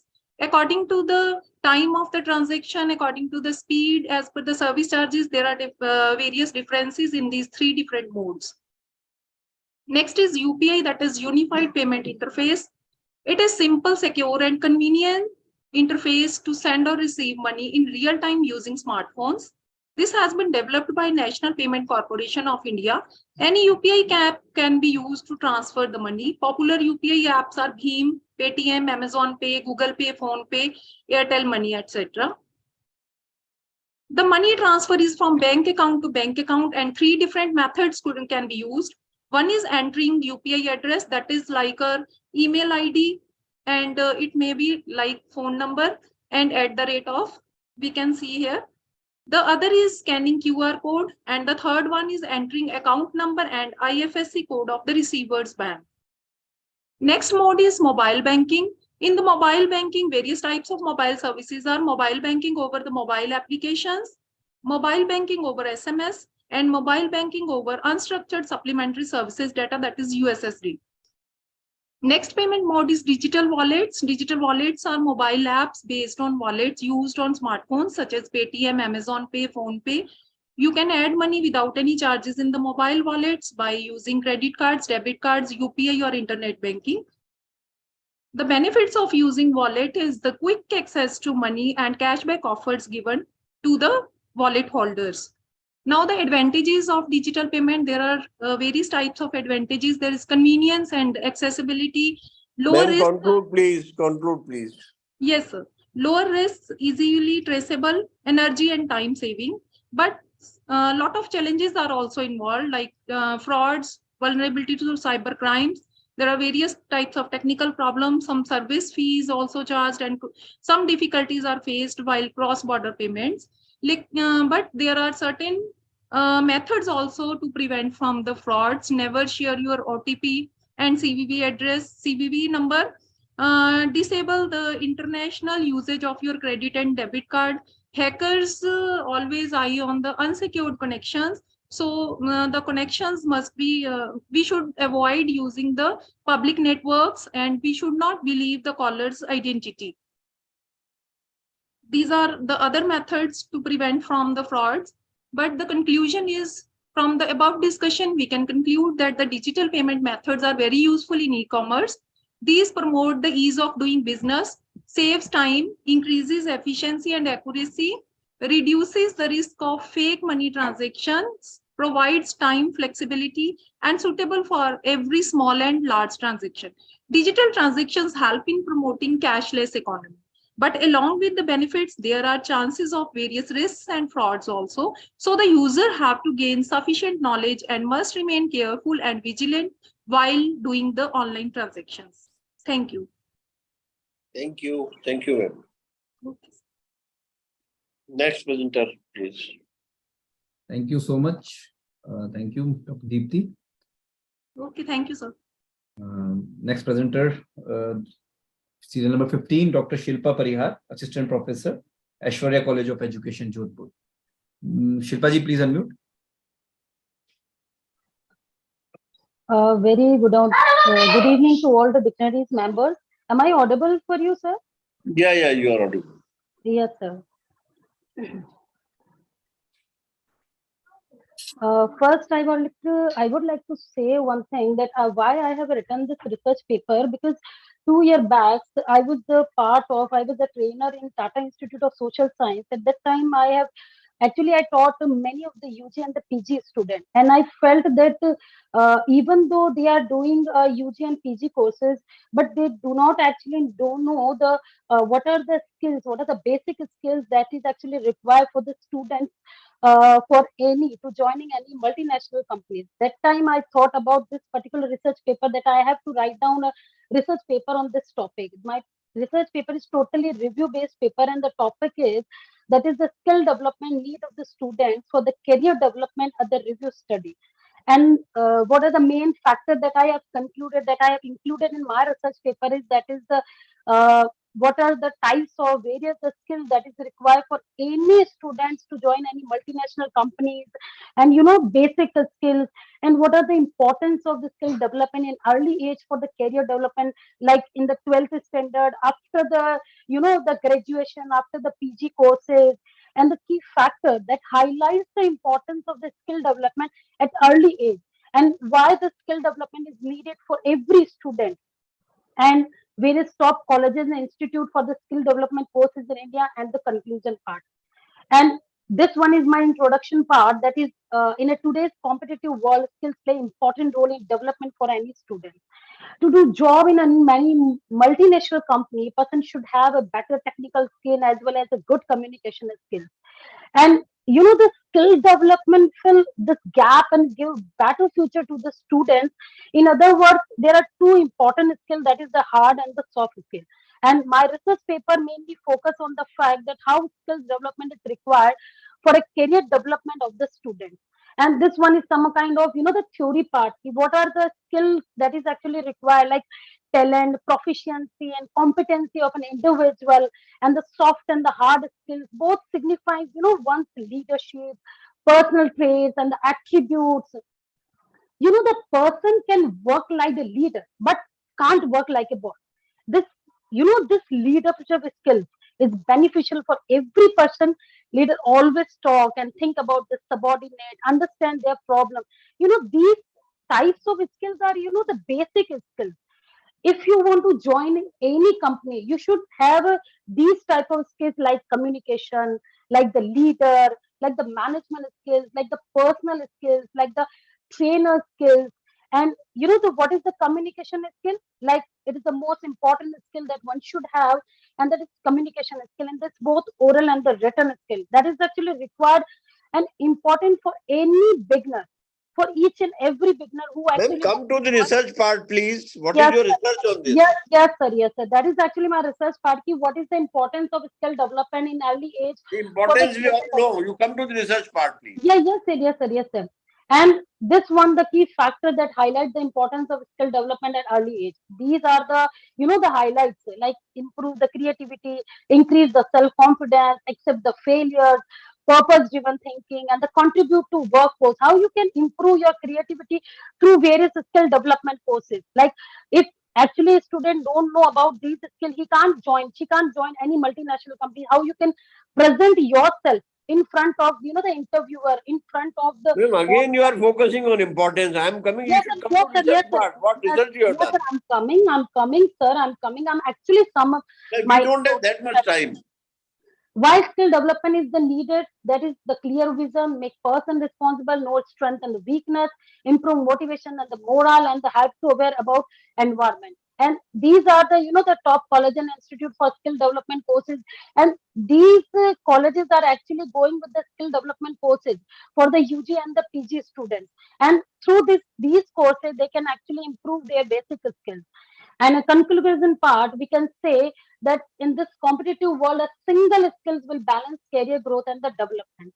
And degree course provide logical thinking about subject, but skill development courses provide the practical knowledge of the subject, market, and the competition.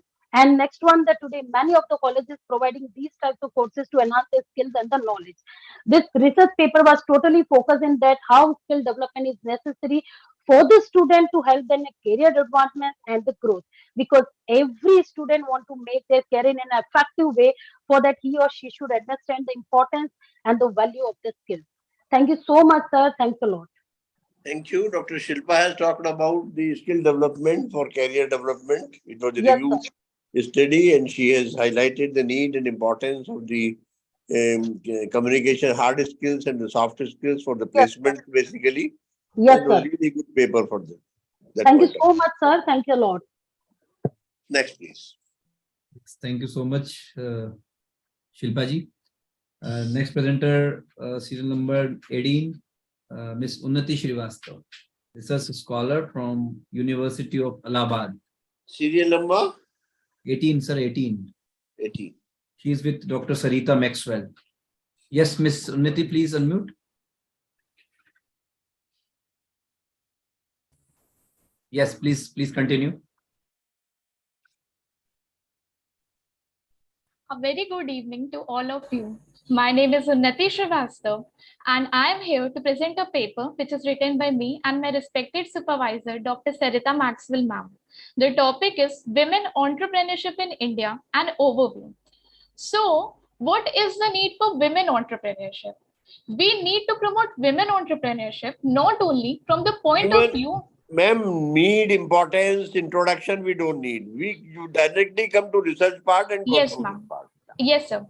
So now the research objectives. So to identify the opportunity factors for unlocking the potential of women entrepreneurs in India, and to identify the motivational factors and challenges of women entrepreneurs during the COVID-19 crisis. So this paper is descriptive in nature and makes use of the secondary data. Now I will quickly move to the opportunity factors. So the very first segment which I'm going to talk about is the potential women entrepreneurs. So they are not in the workforce, but they have the desire to enter into the workforce.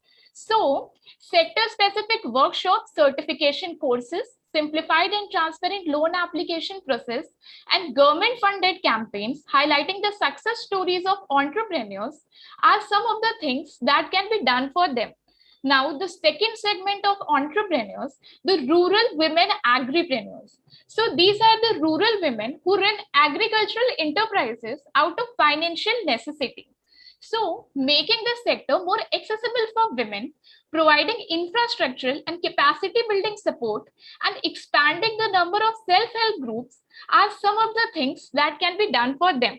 Now, the third segment, the willing middle. So these are the women entrepreneurs who have experienced initial success and now they want to move beyond creating employment and income for themselves. So, one-stop loan portal, simplified and transparent loan application process, and lending with no collateral or innovative collaterals are some of the things that can be done for them. Now, the fourth segment, the high impact entrepreneurs. So these are the established women entrepreneurs with an annual revenue or employment growth of more than 20%. So celebration of a variety of role models, fast track disbursement, and transparent loan application process are some of the things that can be done for them. Now, the motivational factors, the knowledge of some specific kind of business and marketing tactics, financial motivation, and an urge to become independent, family responsibility, and underemployment were some of the motivational factors that motivated women to enter into entrepreneurship during the crisis.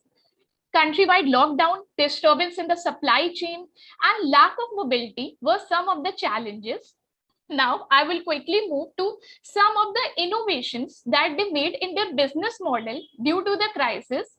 Like women entrepreneurs of Kirana store, they trained their employees in becoming delivery agent. They address customer queries through video calls. They maintain their store in such a way that they can practice the social distancing norms. And the ones who own fashion houses, they ask their content creators to create content at home, like using of social media for the promotion, e-commerce platforms for the selling. The ones who own bakery stores. Then come to the conclusion part now, please. Yes. Now I come to the conclusion. A nation can never develop by only considering men and sidelining women. And women need to be economically empowered, because unless women are not economically free, they will be dependents, and dependents are never free. And one such way to economically empower women is to promote women entrepreneurship. It will not only give them economic independence, but will raise their status in the society. So that's all from my side. Thank you for listening to me. Thank you, Unnati ma'am.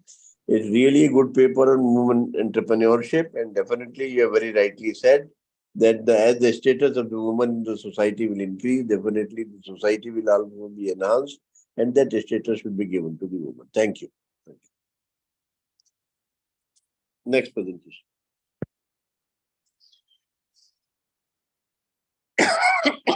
Thank you so much. The next presenter is at serial number 20, Dr. 19, Dr. Rohit Kumar. Yes, Dr. Rohit, please unmute. Assistant Professor from Honor.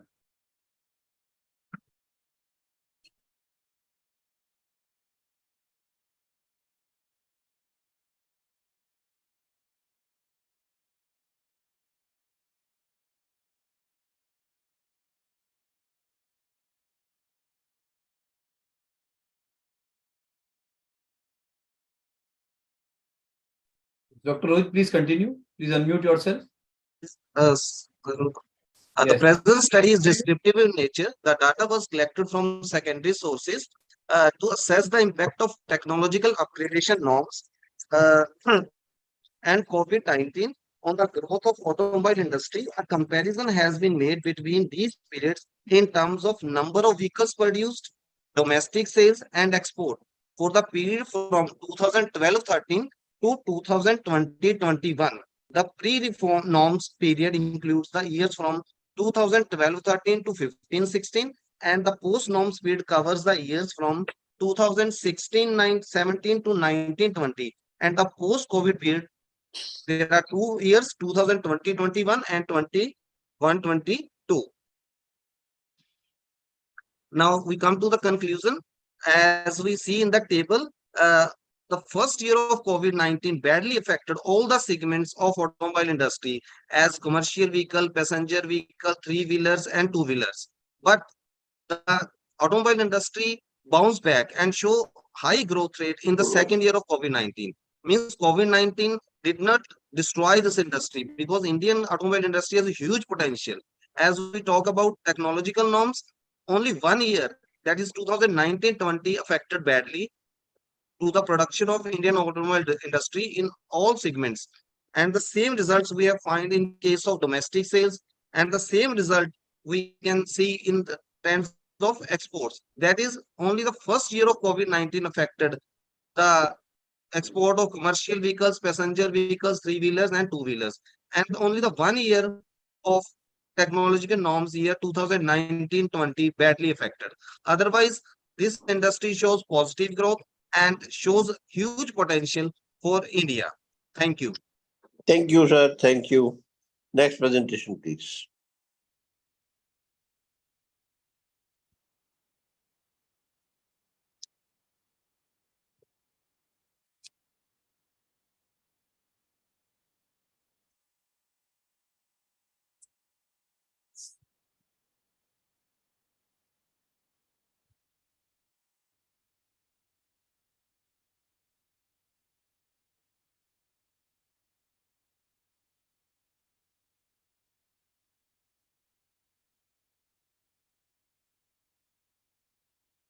Ravi sir, you got muted. I'm sorry. Serial number 20, Dr. Rakesh Kumar. Rakesh Kumar का हो गया ना? नहीं sir, अब वो रोहित कुमार थे sir, अब राकेश कुमार है. अच्छा. Rakesh ji, please unmute. Serial number 20, Associate Professor from University of Delhi. Yes, Rakesh ji. Yeah, please continue. A very good evening to one and all present here. Sir, here I am going to present a paper. The topic is the history of insurance legislation in India. Sir, the objective of my paper is to understand the changes in Indian insurance industry legislation in India. The information and data for the current study have been obtained from the Insurance Act 1938, IRD Act 1999, Insurance Amendment Bill 2015, Insurance Amendment Bill 2021, Annual Report of IRDAI, and other research paper and various websites. For the purpose of the study, sir, the entire time period is divided into 3 stages or 3 parts. The first part is pre-liberalization era, and the second is nationalization, and third is post-liberalization era. Sir, in the first pre-liberalization era, the first insurance company established in India in the year 1818, sorry, sir, Oriented Life Insurance Company in Kolkata, but this company could not run much and it failed in 1834. In the year 1817, the first Indian life insurance company came into existence. The name of the company was Bombay Mutual Life Insurance Society. Before the year 1912, there was no law to govern and control the insurance business in the country. So in the year 1912, the Life Insurance Companies Act and the Provident Fund Act were passed for the purpose of effective control and to collect the data related to life and non-life insurance business in the country. Thereafter, sir, in the year 1938, Insurance Act 1938 was passed to regulate the insurance company and provide them a legal framework for a smooth operation in the countries. In the second phase, sir, the nationalization era, the demand of nationalization of life insurance business in the country was being made since 1944. As a result, on January 19, 1956, the life insurance business was nationalized in India.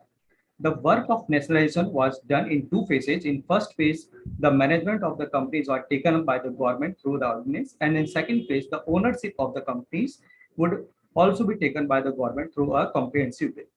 The Life Insurance Act of India was passed by the Parliament on 19 July 1956, and Life Insurance Corporation India came into existence on 1st September 1956.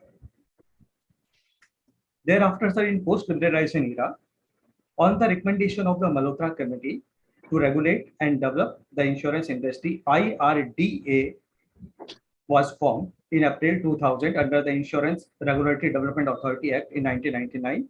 The purpose of the IRDA was to promote competition in insurance industry of the country so that all people of the country can get good insurance product at low cost.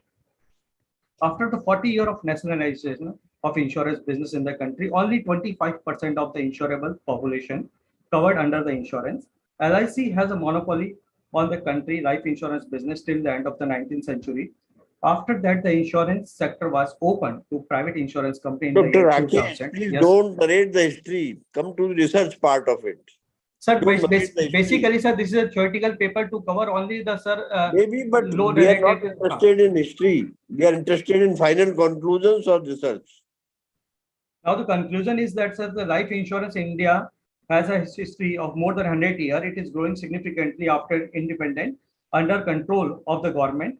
Various acts was passed to ensure the safety of the insured, that as well insurance company, LIC and other private players has provided with various plans to suit need of each or every segment of the society. Insurance may play a vital role helping growth in individual and economy. As there is no guarantee of life, life insurance would provide a moral as well as financial support for our family. Thank you, sir. Thank you. Thank you.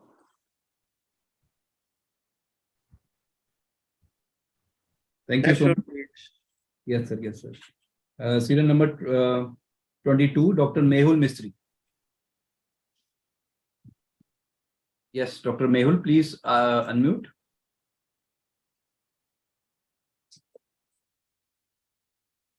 Dr. Mehul Mistry.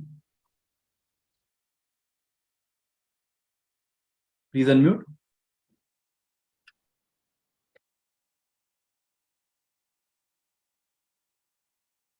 Okay, serial number 25, Dr. Gayatri MP. Yes, Dr. Gayatri, please unmute.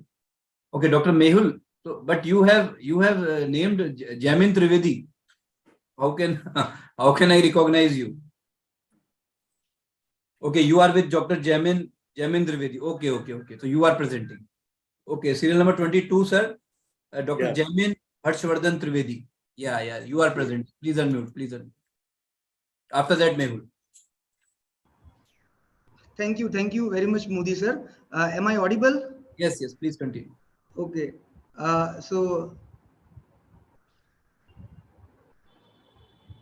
Yeah, please continue. Actually, I am trying to share my PPT. Cultural diversity.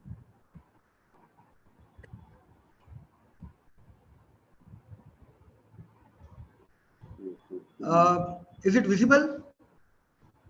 Yes. Okay. Respected dignitaries, all the members of organizing committee and my dear participant, myself, Dr. Jaimin Trivedi from Indukaka Kuala Institute of Management, and my co-author is Dr. Mehul Mistry from Sardar Patel Education Campus. And considering the thought of think globally, act locally, we have touched upon the topic of cultural diversity, and we have developed this study. The study entitled Exploratory Study on Layman's Perception Towards Cultural Diversity with reference to Milk City, that is Anand.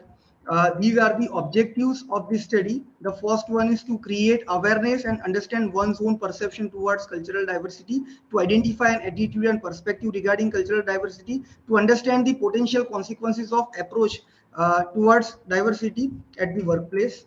To finalize the methodology, we have gone through the several literature reviews, and here I have mentioned some of them. The first one is Teaching to and Through Cultural Diversity, and these examine some of the major issues and attributes of culturally responsive teaching, and the whole research work was conceptual in nature. The another literature review which we have gone through is Understanding Cultural Diversity and Learning, and these examine two approaches. The first one is developing core curriculum and multicultural education, and it was argued by the article that neither of these approaches adequately address the problem of those minority group who have not traditionally done well in the public school. Then the third one is cultural diversity and treatment of children, and it is concluded in this article that insofar as possible, treatment for all children should be contextually in their families and community structure of meaning, relationship, and languages. Now, based on the literature reviews, we have identified the gap. We have gone through the number of case studies and several literature review, and the study on layman's perception and integrated approach to value and manage cultural diversity didn't find, particularly in the local area of Anand district where we belong to. The methodology which we have developed is descriptive as well as analytical in nature. The questionnaire has been prepared considering 32 questions based on awareness, attitude, action, and appraisal by the respondents towards cultural diversity. Then we have received altogether 110 responses from the locality of the Anand. Data were tabularized and analyzed to interpret about the awareness and attitude towards cultural diversity based on gender, occupation, and family income. And we have applied two tests. First one is Man Whitney U test, particularly to analyze the association between gender and attitude towards cultural diversity, and Crystal Wallis test for the rest of the variables like occupation and family income. These are the hypotheses which we have developed. First one is there is no significant association between gender and perception for cultural diversity. There is no significant association between occupation and responsiveness for cultural diversity, and no significant association between family income and attitude for cultural diversity. Now we have classified the responses in the gender like male and female, and all together 28 plus 36, total of 64 belong to the high score, that is more than 100. And what it indicates, a high score on assessment indicates that respondents are acutely aware of prejudice and bias, and that they are very aware of the impact of their behavior on others. Individuals who score high relate to other in ways that they value diversity. Then we have developed several questions based on the perception, and we have analyzed this particular hypothesis that there is no significant association between gender and perception for cultural diversity, and majority of the statement it was proved that the significance value is less than 0.05. It means the null hypothesis is rejected in each of the statement, meaning thereby there is association between perception made by individual based on their gender. Kindly conclude, please. Kindly conclude. Oh, yes, sir. Yes, sir. Then we have applied reliability test to accept the variables.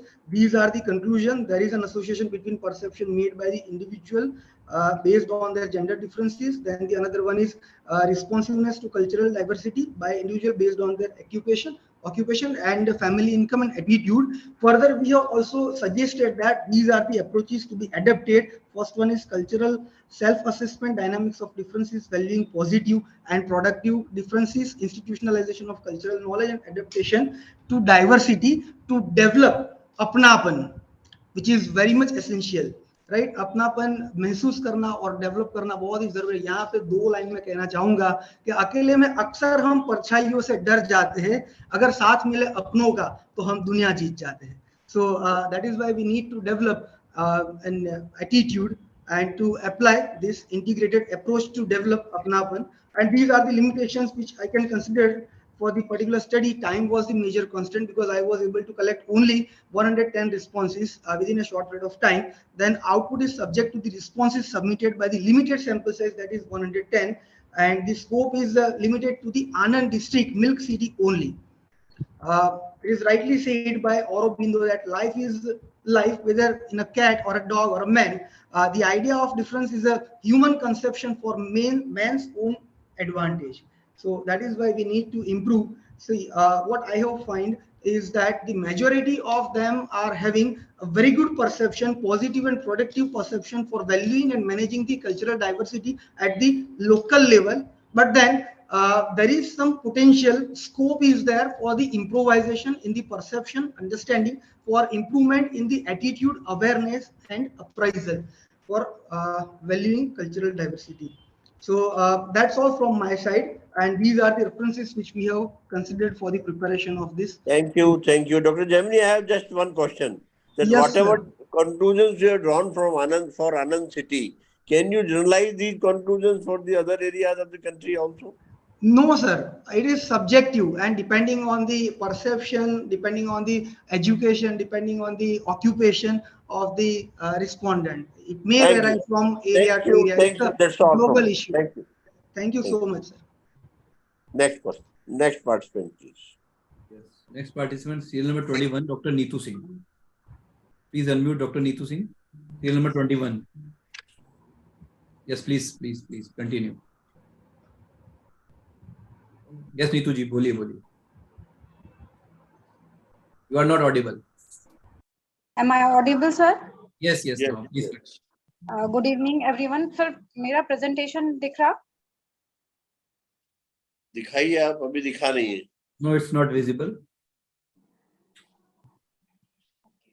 You can give oral presentation also. Okay, okay, sir. Good evening, everyone. My presentation topic is gender mainstreaming. We start with the concept of human development. The country of the human concept of human development mainly include three things: to live long and healthy life, to be educated, every population of country to be educated, and to assess resources needed for the decent standard of living. Additional choices must be include like political freedom, guaranteed human right, and self-respect.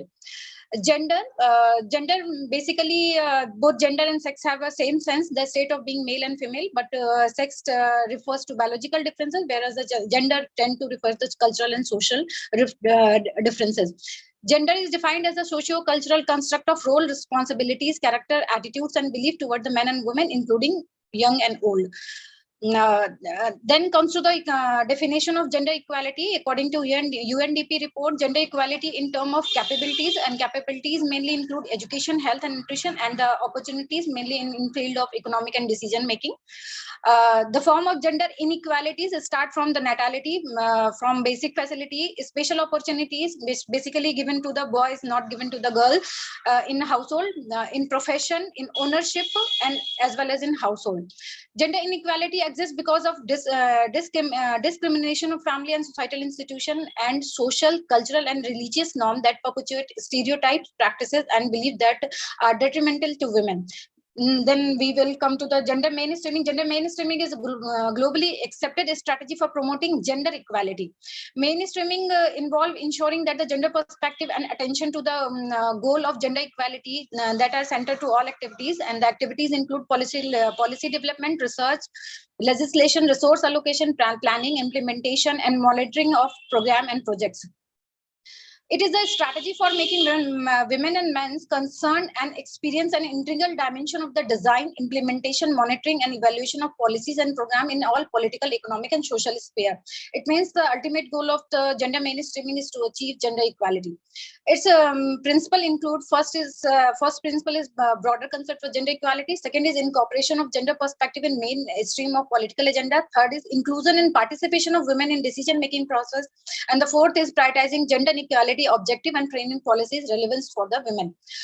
Tool for gender mainstreaming. First is gender disaggregated statistics, gender equality indicators, in gender budget, gender impact assessment, gender monitoring, and evaluation of gender budgeting audit. Kindly conclude, ma'am. Conclude now. Ji, sir. Different stages of gender mainstreaming. First step is identify the ways in which the status quo is designed with men in mind. Open system of accommodate all men and women equally. Approaches or methodology to incorporate. Major criticism for the gender mainstreaming is not increased women participation in the decision making process.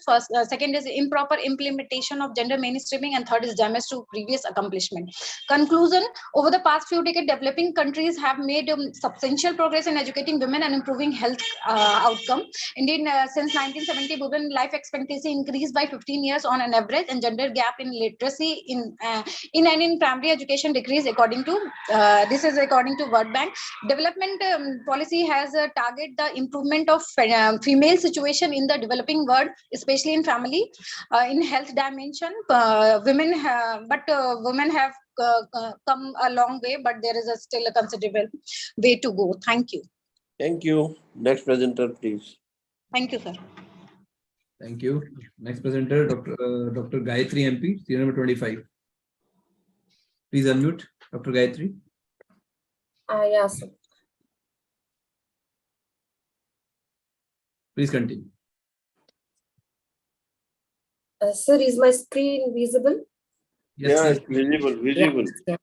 Yeah. Good evening, everyone. I'm Gayatri MP, and today I'm presenting on the topic Gender Diversity and Quota in the Boardrooms, a secondary data analysis.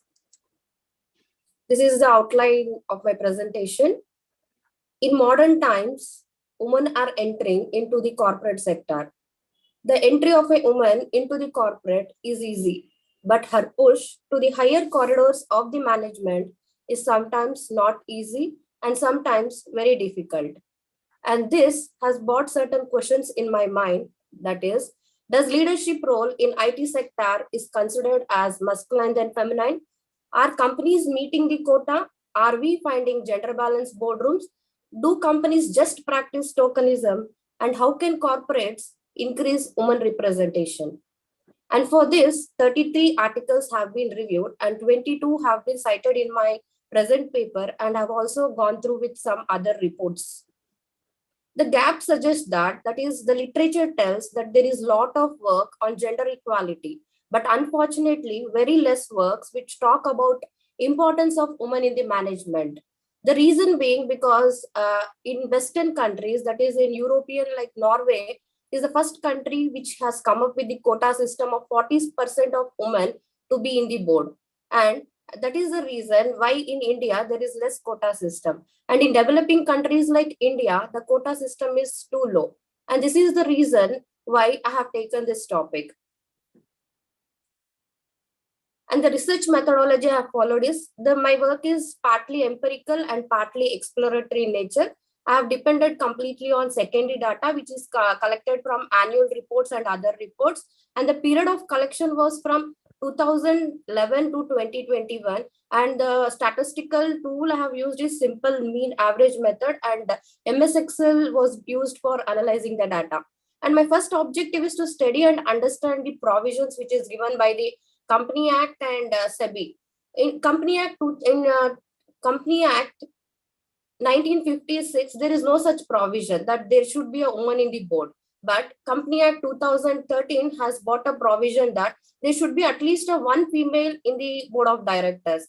Followed that, immediately after 2 years, SEBI also came with a provision that all the listed companies in the NSE and BSE and other stock exchanges should have at least one female director on the board. And this is the regulatory framework there. And Norway was the first country with the 40% of quota in 2013. And other European countries also followed later. And we can say that India followed this quota after 13 years there. That is after 10 years after the Norway gave the quota system. And India, the quota is like one woman should be there in the board of directors. And for the study purpose, I have picked 5 IT companies. And the criteria like I have taken is they should be listed in the NASSCOM top 10 companies, and they should be the origin of India, and they should also be listed in BSE and NSE stock exchange, and they should be hiring at least 25% or more women at the entry level. Keeping this criteria in mind, I have picked TCS, Infosys, Wipro, Tech Mahindra, and HCL. And the result shows that, and this is my second objective, that is to study their proportion of men and women on board. And the result shows that in TCS, and it is very sad and shocking to see that before 2013, there is no woman in the board of directors of TCS company. And slowly there is an improvement, and at present there is 2 women directors in the board. And similar is the case with the Infosys as well as with Wipro. And when it comes to HCL, there is 3 women directors at present, and before the Company Act there were very 2 only. And the one reason is here, then the founder of the HCL is Shiv Nadar, and her daughter Roshni Nadar is also one of the board member. And this is the case with the HCL. And when it comes to Tech Mahindra, there is a small improvement with 3 women directors on the board. So this indicates that this status of women on the board indicates that either the company, there is an improvement after the Company Act and SEBI giving the provision, or the company is following a tokenism act they practice there. Tokenism is something like giving an impression to the society that we have women in the board of directors.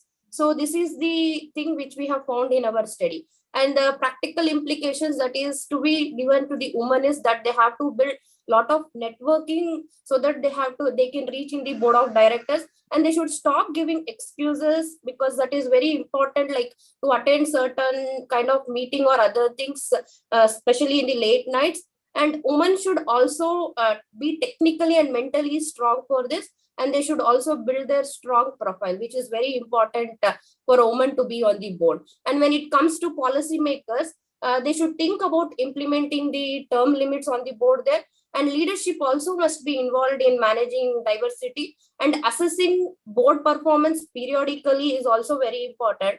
And every organization must think as a human resource, not as a men resource or a woman resource separately. When we think like a human resource, then things are going to work out. And counseling and mentorship is very important, because most of the women are getting entered into the entry level. So from then only it should start there. Counseling and mentorship, and communicating with the women who are already successful is also very important. And when it comes to limitations, this research what I have taken is very young, especially in India, because the quota system was very recently introduced. And based on the criteria, I have picked only the 5 companies which were listed in the top 10 by NASSCOM. And this is the only short-term effect of the result, because in the coming days there can be more breaking of the glass ceiling, and more women also can represent on the board of directors. And when it comes to conclusion, one of the most basic and traditional type of inequality is definitely gender inequality. But today, fortunately, boardrooms are more diverse than before, we can say. And it is very important to break the glass ceiling on a global stage, not just on a national stage, on a global stage, because celebrating women is very important. So I conclude my presentation with a quote that when a woman progress, a country will definitely flourish. Thank you. Thank you, Dr. Gayatri, MP. It was a very good paper, especially I will applaud you for this paper of gender diversity and the boardroom quota. Definitely, you have highlighted very rightly that the boardrooms are not full with the women, though they are crossing the glass ceiling, but still boardrooms are lacking the woman, and that empowerment is yet to come. And we all should work for that. And especially there are guidelines and etc. But most of the entries, women entries, are masculine entries. They are not feminine entries. There is a man behind some woman there. So I think these days will change. Yes, and sir. a better time will come, and we will have 50-50 ratio at least very soon. Thank you. Thank you so much, sir. Thank you. Next presentation, please.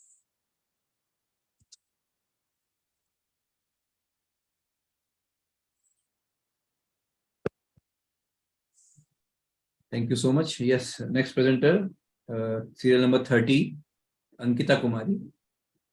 Serial number 30? Yes, sir. Please unmute, Ankita Kumari. Yes, 13 please. or 30? No, 30. 30. Yes, sir. Okay, Ankita Kumari. Yes, Ankita ji, please continue. Sir, my screen is visible to you? Yes. Yeah. Yes.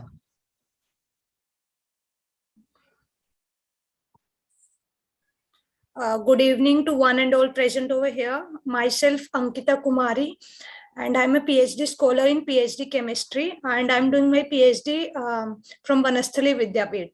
So here we go with the first slide that include the abstract, and my topic is study of heat exchanger designs. So with the great use in different industries, heat exchangers are one of the utmost crucial heat transfer device that are used to transfer or exchange the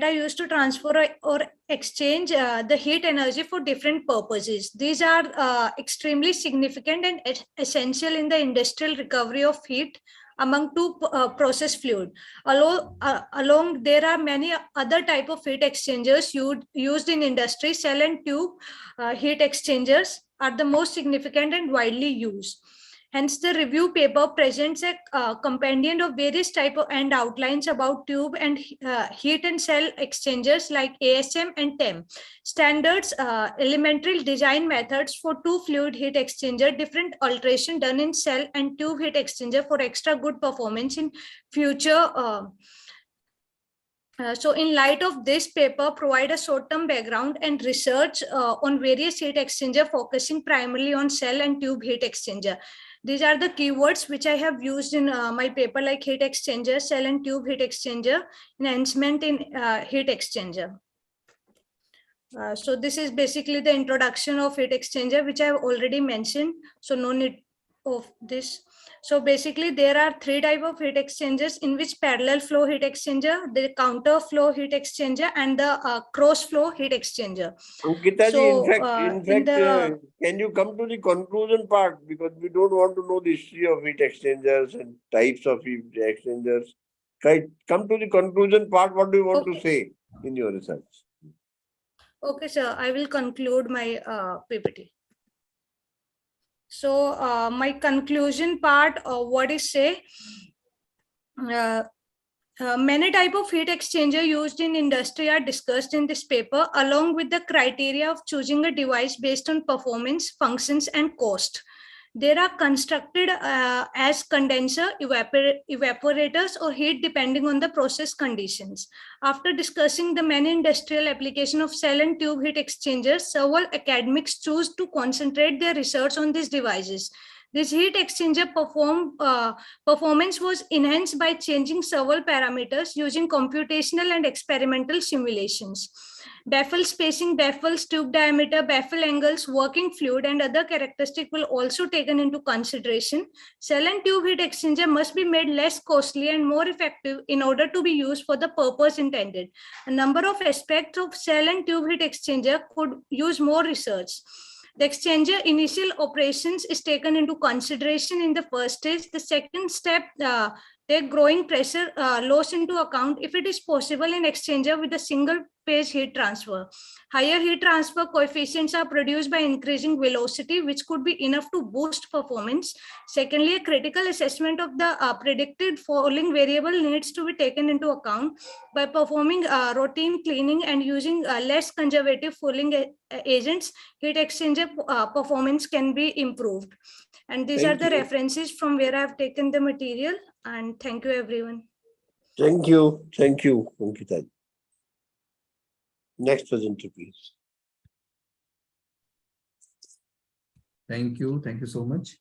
The next presenter is at serial number 31, Kumari Pallavi, research scholar from Patna. Yes, Kumari Pallavi, please unmute.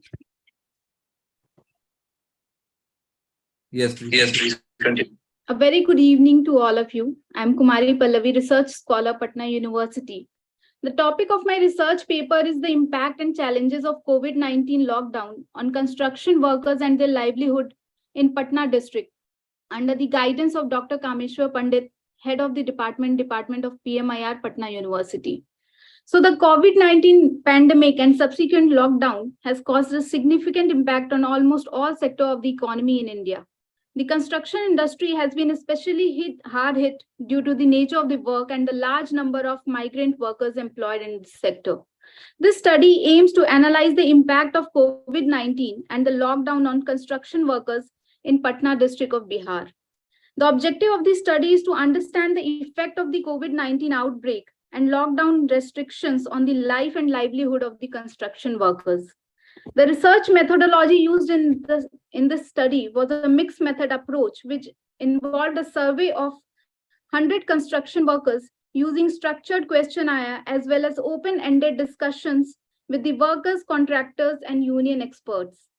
The finding revealed that the lockdown has had a severe impact on the livelihoods of the construction workers in the district.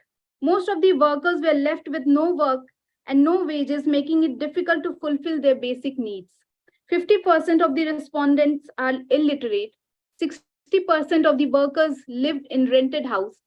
89% of the workers commuted through buses and share auto rickshaws, and hence the blockade in the transport deprived them of going to look for work. 48% of the workers, particularly men workers comprising masons and bar benders, got affected due to lack of supplies. 27% of the workers reported their wages from the contractors got reduced marginally, and 13% of the workers reported that they took alternative non-construction works which they have never done before, just for the survival. So the study also highlights that the lack of access to the basic facilities such as food, water, and healthcare, which was worsened by the lockdown. Moreover, the workers also had to deal with psychological distress, anxiety, and uncertainty about their future. In conclusion, this study provides valuable insight into the impact of COVID-19 pandemic on the construction industry in Patna district and highlights the urgent need for effective support mechanism of the workers. The study also suggests that the government and other stakeholders should take steps to support the livelihood of the construction workers during such crisis. Thus, this study includes providing the basic facilities and financial supports as well as developing measures to ensure the safety and health of the workers. Thank you, sir. Thank you all.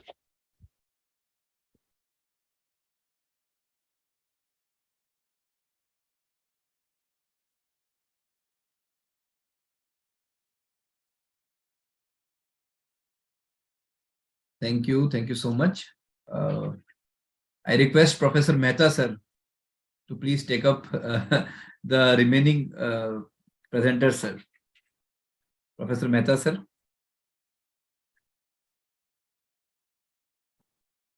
Yes, sir. Yeah. Good evening, everyone. So, Am sir, am I audible? yes, sir, sir. Any advice, sir, to the Yeah. remaining presenters? With the request to the participants that still we are almost half the way and lot many papers that we presented. My humble request is to be please brief and confine your presentation to the major findings and the conclusions only.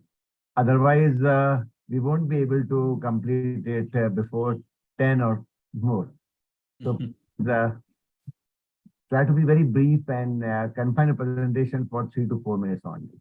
Thank you, sir.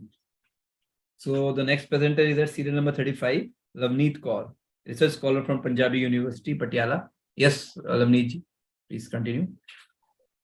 Good evening, everyone. So this is the topic of my presentation today. My name is Lavneet Kaur, a research scholar from Punjabi University, Patiala, under the supervision of Dr. Deepti Bansal. And the topic is the study of financial literacy in Punjab.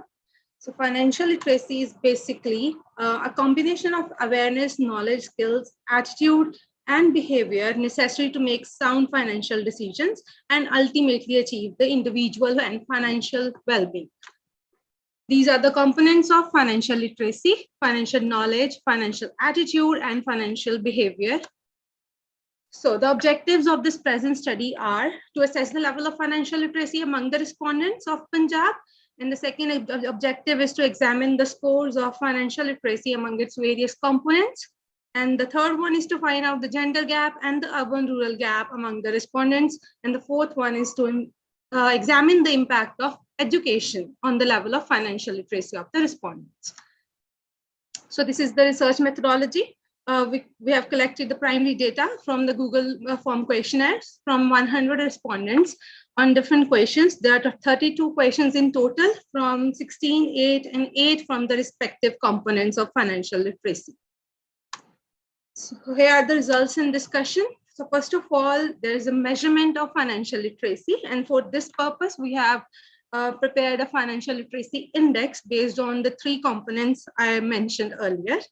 So these are the 3 components, and we have made the comparison of males and females, that is, tells us the gender gap in the financial literacy, and the urban-rural respondents for the urban-rural gap. So from this table, we can see that in total, the majority of the respondents of Punjab fall under the moderate level of financial literacy and respective components also. Like here we can see that in the knowledge aspect, 48% lies in the moderate financial knowledge category and 67.3 under the financial attitude of moderate category. And here also in the behavior category, 49% fall under the moderate category. And under the males and females, males outscored female respondents on the financial literacy and its components. So here, like in the financial knowledge component, around 50% of the male respondents are in the high financial knowledge category against only 16.7 females. And on the respective financial attitude, 33.9 of males and 14.8 of the females. And similarly in the behavior aspect also, males are more than the females. And talking about the urban and rural scores of the respondents, the urban respondents are more financially aware and more financially literate knowledgeable, and has positive attitude and behavior towards finance than the rural respondents. So basically, the lower and moderate categories includes more females than the males and more rural respondents than the urban respondents. So this is the graphical presentation of the table, and it highlights that the moderate categories have the major number of respondents in them. And there is a gap also. And the second one is the component wise of rural and urban. There are less number of respondents in the higher categories, but the urban respondents are more than the rural respondents. And here comes the financial literacy index, which is based on there's a composite index, which includes the three components: financial knowledge, financial attitude, and financial behavior. And this concludes that here also the urban respondents are more financially literate, and in the higher category of financial literacy, the gap among the males and females is 27.4%. That is, more males are in the higher financial literacy category. And similarly, the urban rural gap in the higher financial literacy category is 18.4%. And this is the graphical representation of that only. Please conclude now. Okay, sir. So this is the last one of the impact of education on the financial literacy level. And this concludes that the male-female gap, that is a gender gap, is significant at the 1% level of significance. And this urban-rural gap is not significant among the respondents. And here's the conclusion part. The analysis revealed that the knowledge component is weak among the respondents, then the attitude and the behavior part. And most respondents are in the moderate category of each component of financial literacy. And the overall financial literacy revealed a significant gender gap among the respondents. And the higher categories are in the higher category responses are of the males and the urban respondents respectively, than their female and rural counterparts. And analysis of the impact of education on the financial literacy level of the respondents revealed that with the increase in the education, the level of financial literacy also improves. But the level of literacy, financial literacy, is more among the males or the urban respondents. And the chi-square analysis of the finding the gender gap among the respondents revealed that there is a significant gender gap at 1% level of significance among the the genders, males and females. Okay, thank you. Just one observation that even without the study, we can very safely and confidently say that financial literacy among urban people are more than the rural one. Financial literacy and awareness is more in men as compared to women. It's a known fact everywhere. So how can you justify this research or your study that what new conclusion you can draw out of it? So this is general view, right? It's a very general yes, okay, that the males are more financially literate. Yeah. How can you justify this study? Okay, so sir, it is not about that males are more financially literate than females. Though females are also financially literate, but the ratio or the gender gap has reduced in the previous years. So we can't say that overall males, maybe this is the specific proportion of the population that we have taken, that the results are there. Some the rural females are also financially literate more than the urban females. So these results vary from, the proportion of the data, the city or the urban areas or the rural areas, the younger population or the middle age. So these results differ. Thank you. Thank you so much, sir. Thank you. Thank you so much. The next presenter is at serial number 36, Lata Kapoor, research scholar from Punjab, GNA University, Punjab. Yes, Lata ji, please unmute.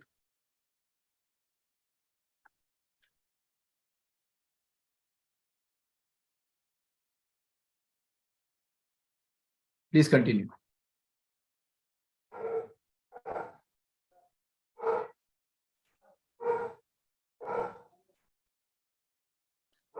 Good evening to all present. I am Lata Kapoor, research scholar from GNA University, Fagwada. The topic of my presentation is emotional intelligence, a key driver of managerial excellence. Our each and every action is controlled by emotions. Emotions are all pervasive in human life. So emotional intelligence and balance and understanding is important in every aspect of life. We know that management is getting work done through others and therefore a form of external intervention. A major drawback of the present management system is that a person who is not able to regulate their own feelings, thoughts, mental worries, and actions is exerting control over others.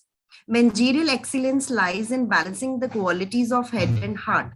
So emotional intelligence is key to organizational success. The main focus of the study is to explore the concept of EI and its components to study the relationship between emotional intelligence and managerial excellency. Now, what is emotional intelligence? Emotional intelligence can be defined as a set of competencies. You can skip this part. You can very well skip this part. Okay, sir. In brief, it is ability to recognize. Just come to your analysis and the conclusions. Okay, sir. The main components of emotional intelligence is self-awareness, self-regulation, motivation, empathy, social skill. Emotional intelligence for managerial excellence.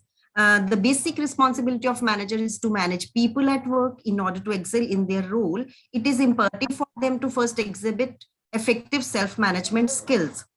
A manager who possessed high emotional intelligence is better equipped to manage and lead their team effectively.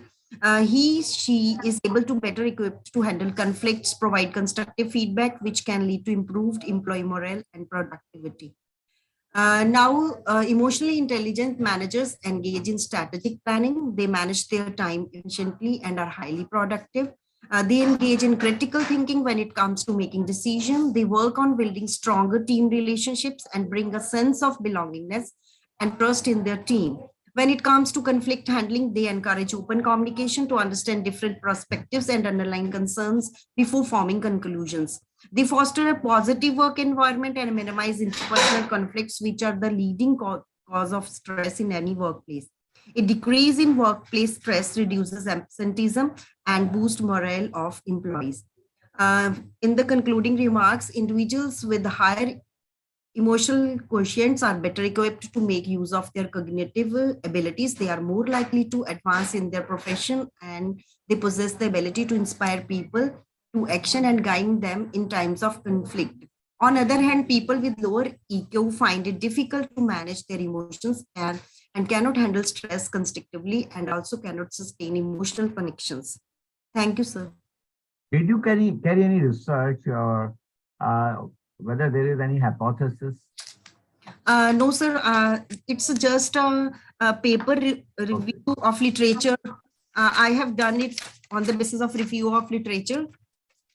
Please try to make it more research based. These are some of the research after reviewing the various. So what I'm saying is that please carry some research that how emotional intelligence is having a relationship with the managerial excellence and just hypothesize and then try to test it. Okay, thank you. Okay, so this is basically the conceptual paper. So I have tried to define what is managerial excellence. Thank you. Emotional intelligent and what are the main components. And on the basis of some review of literature, these are strategic planning, making effective decisions, stronger team relationships. Okay, ma'am. Okay, thank you. Handlings. These are the outcomes of the review of literature. Thank you. Thank you, sir.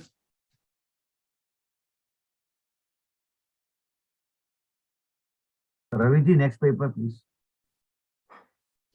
Yes, sir.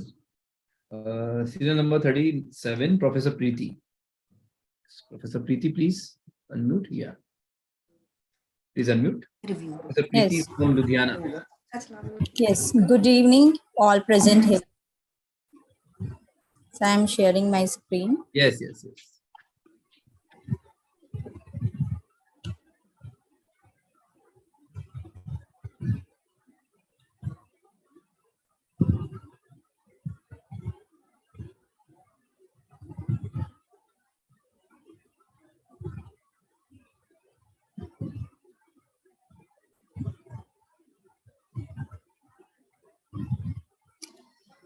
So my research topic is review article on the factor that influence the direct tax compliance behavior. As we know, taxes are the main source of the income of the government for the development of economy. And tax is defined as a mandatory contribution should be made by the every resident of India.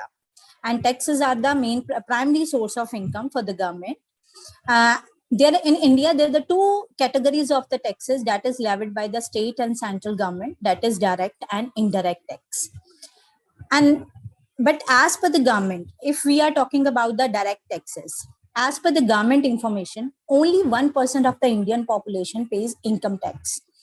According to the fiscal year 2018-19, direct tax department of the government has shown some data that out of the population, only 1% of the population had paid income tax above 5 lakh. And tax, as per this information, we can judge that tax evasion is at the root of the country's low tax base. And to increase the tax compliance, we need to get a target and direct behavioral change approach.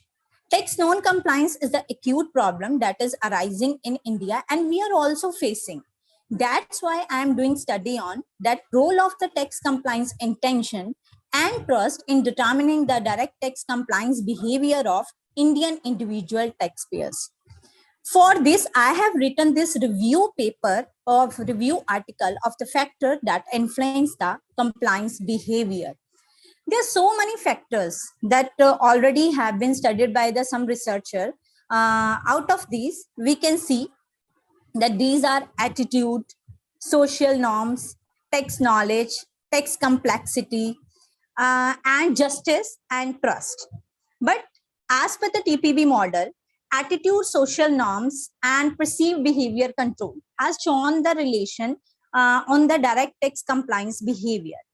But if I have, when I have studied the review articles of the various researchers, I found that there are some other factors we can need to study, that is justice and trust. You can see here, justice and trust. In justice, there are the three variables, that is procedural justice, distributive justice, and retributive justice. As per procedural justice, this is called the fairness of decision. That how many people are thinking that the government are taking fair decision. And as per distributive justice, everyone is saying that he is paying his fair share of a tax. And as per the retributive justice, that means there should be punishment for tax evasion. But all these factors, when I have reviewed, I found that these all factors has been studied only in developed country. But we are talking about the India. India is a developing country, and in the India, we can see there's a limited factor, attitude, social norms, perceived behavior control, and even negligible research has been conducted in developing country, that if it is conducted with the two limited dimensions, we can say the attitude, social norms, but we need to study the tax knowledge, tax complexity, even justice and trust. Justice is main part for creating the trust in public. That's why I am studying this topic, the role of the tax compliance intention and the trust in determining the direct tax compliance behavior of Indian individual taxpayer. And as per my information, if I will study this information, it would be beneficial to the government also for creating the more tax compliance. Please and conclude, as per my study, Please conclude now. Hanji sir. As per my study, the government are taking various tax returns, and as per these tax returns, we should concentrate and we should try to keep knowledge of various tax laws, and the government need to give more pressure on these factors, that the trust and justice. They need to create the justice and trust in public. Thank you so much, sir. So it is the trust and the justice. They are the major factor in a direct tax compliance. Yeah, that has been studied only in the developed countries. In developing countries, there is the negligible research about these factors. But if we are talking about this study, there's some limited dimensions they have taken. They're the attitude, social norms, and perceived behavior control. Okay, thank you. Thank you. Thank you so Welcome, much. sir. Next. Number 38. Sunita Kumari. Please unmute. Yes, Sunita ji. She's PhD scholar from Faridabad. Yes, Sunita, please continue. Everyone present over here. I am Sunita Kumari, PhD scholar from Department of Physiotherapy, Manurashna International Institute of Research and Studies, situated in Faridabad. So my topic is related to health sector. So briefly telling you about my topic, just not going into details, that the topic of my presentation is to study about the heart rate variability. So heart rate variability is a kind of tool which basically assesses the basic, very minute changes in the ECG, in the heart rate, electrical activity of heart. So the population needed to be assessed is that type 2 diabetic individuals, since we all know that type 2 diabetes is the major concern in the health sector in nowadays, and India is going to be the capital of type 2 diabetes. So here's the need of this study, that there are certain complications which are related to diabetes. One of them is related to cardiac functions. So basically the diabetes, the glucose, the uncontrolled glucose leads to the damage to the nerves and vessels, so ultimately leading to damage to the autonomic nervous system. So this tool is basically a very effective tool for assessing the very minor change in the electrical activity of the heart.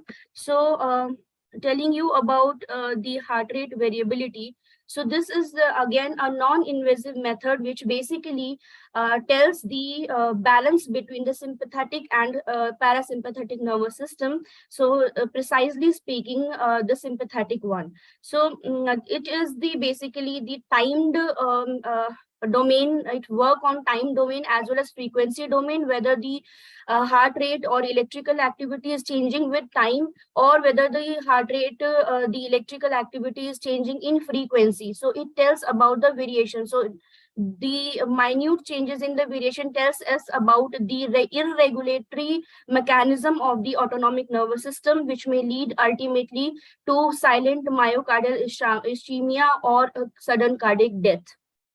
So it's a very frequently used in the field of dynamic electrocardiography, and can be carried out utilizing 24-hour Holter records, or at shorter time interval from 0.5 to 5 minutes. So it can be worn throughout the day, throughout the night, and basically assessing the electrical activity of heart. So this was the narrative review which was done by me. So in this context, I reviewed almost 27 of articles, research articles stating about the importance of heart rate variability, a tool. So I assessed this in the type 2 diabetic population. So various database was searched related to this particular topic, taking the keywords as type 2 diabetes, the cardiac autonomic function, cardiac autonomic neuropathy, and heart rate variability. And all the articles taken were published after 2015.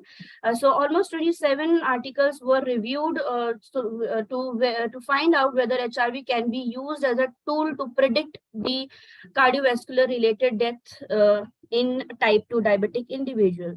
So type 2, the cardiac autonomic function were assessed by heart rate variability in diabetic population in various studies, and they have concluded that there is a strong link between type 2 diabetes and cardiac autonomic function, and these can be the main reason for silent myocardial ischemia and increased death. So this the primary reason for cardiovascular death were found to be imbalance between the sympathetic and parasympathetic activity, and HRV is the tool which basically note or analyze the balance between the sympathetic and parasympathetic activity of heart. So the The metabolic disorder, since we all know that Please diabetes. conclude now. Yeah, so by reviewing various articles, we have concluded that the heart rate variability is a tool to record the changes in cardiovascular dynamics. So this can be used as early predictor for cardiac autonomic neuropathy.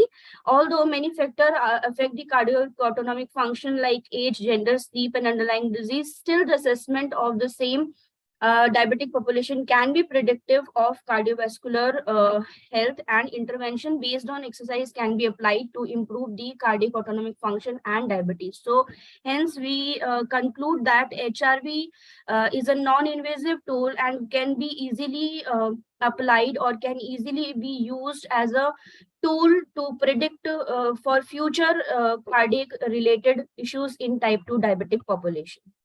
Thank you. Thank you. Next paper, please.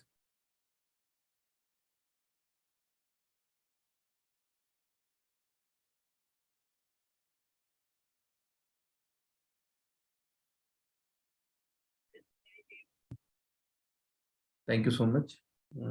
Next presenter is at serial number 40, Sushmita Ghoshal. Yes, please unmute. Sushmita Ghoshal. Yeah, please continue. Am I audible, sir? Yes, please continue. Okay. Good evening to all the dignitaries present in this international seminar on global issues in multidisciplinary academic research and innovations. Thank you so much for giving me the opportunity to present my paper on the topic of the role of social media platforms in women empowerment across countries. So the methodology which I have used for this topic was the research was basically processed by implicating secondary research resources, including books, online materials, articles, research papers, and magazine research contents and studies, which in nature was descriptive and exploratory. The focal purpose of this present research was to scrutinize developments in the social media from the emergence of social media as controlling different modes of use to the new era of virtual access and practice to ascertain and address women's issues and provide them the aspect of empowerment. The present research attempted to address what basic differences women face in their societies belonging from completely different countries and how social media is being their associate of change and empowerment. Here we will demonstrate the situation faced by women in their own countries and have an integral focal point of social media helping them to achieve their status. The countries here taken were basically India, Nigeria, Middle Eastern and North African countries, which are basically developing in nature. So my findings and conclusions were: the study investigates the efficiency of using social media as an exceptional tool to reach and engage women through different activities. The findings include women taking responsibility to use the social media tools and information to establish their voice, be heard about their opinions, create a network, and help other women to enjoy empowerment, success, economic enability.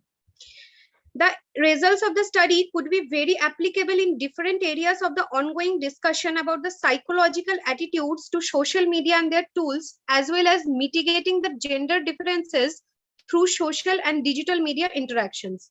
The studies also elevate the issues that the pursuit of national development is not a selective prospect, but it is all inclusive by giving every citizen the equal opportunities to flourish irrespective of their gender. It is only when women stop having discrimination against them, they will seek education, opportunities for growth, aspire to seek responsibility, and perform their duties. Thus, a country will see growth in different dimensions of socio-cultural, political, economical growth. Above all, women must be highly engaged in acquiring knowledge for technological skills to have full advantage of social media platforms and their functions, especially of Facebook, YouTube, and other job portals, which are beneficial for growth. They must be well acquainted with the devices such as smartphones, notepads, laptops, tabloids, computer desktops to prosper in the field of economic growth these days.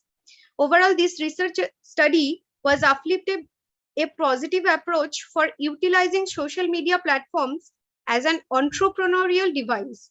The study suggests that it will be an effective eradication of the gender gap if such virtual forums or communities work on educating their good agenda through different studies or workshops. It will be a good example setting for the Last time. educational as well as the entrepreneurial sectors across the country. Thank you very much. The only comment is that try to make your study more empirical based on primary database. Okay, sir. Okay, thank you, sir. Of course, you have done a good work, but make it primary database. Thank you. Thank you, sir. Next presenter, serial number 42, Solanki Parul from Gujarat, PhD scholar from Central University of Gujarat. Please unmute. Please unmute, Solanki. Please unmute. You are not audible. Yes. Hello. Good evening, everybody. I am Solanki Parul from Central University, PhD research scholar from Central University of Gujarat. Title of my presentation is Fragmented Identity in Manju Kapoor's novel, The Immigrant. Manju Kapoor is a prominent Indian English writer who focuses on gender issues affecting women, particularly those in India. Through her literary works, Kapoor portrays her female protagonists as struggling against the patriarchal norms that limit their freedom and agency. Her novel, The Immigrant, explores the typical immigrant psyche and the challenges of culture and adaptation, resulting in feelings of frustration and fragmented sense of identity. This paper aims to study and analyze Manju Kapoor's portrayal of characters as individuals existing with fragmented identities and combined struggles. In her works, Kapoor portrays her female character protagonists as struggling against the traditional patriarchal norms that limit their freedom and agency.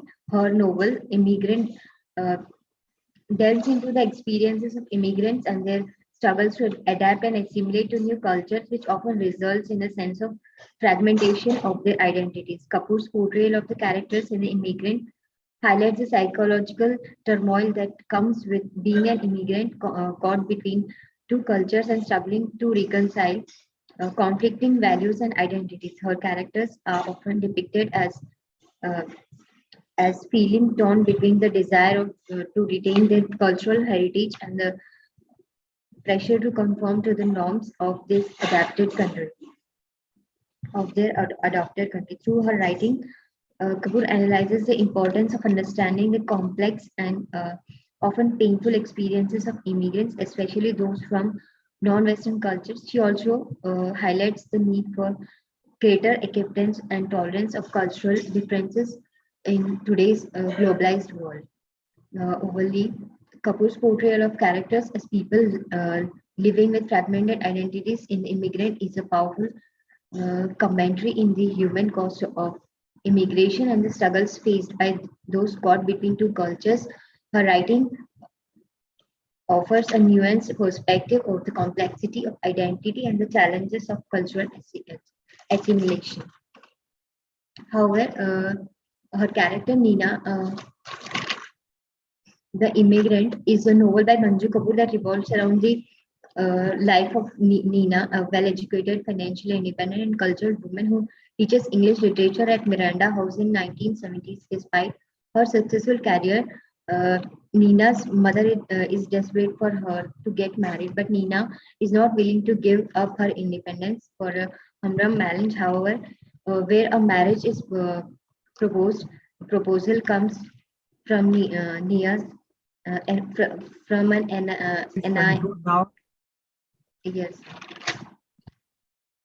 So the character struggles with her identity and dilemma and wearing Western clothes to fit in and conform, with sacrificing her style and self-perception. Additionally, he desperately longs for motherhood, which does not come her way, and her frustration is further aggravated by her dissatisfied sexual life with Ananda. Homesickness sets in and she feels forlorn. The novel explores the challenges and struggles of being immigrant wife, especially for a woman who has to balance her personal and professional life by adapting to a foreign culture. Thank you, sir. Thank you. Thank you. Next paper, please.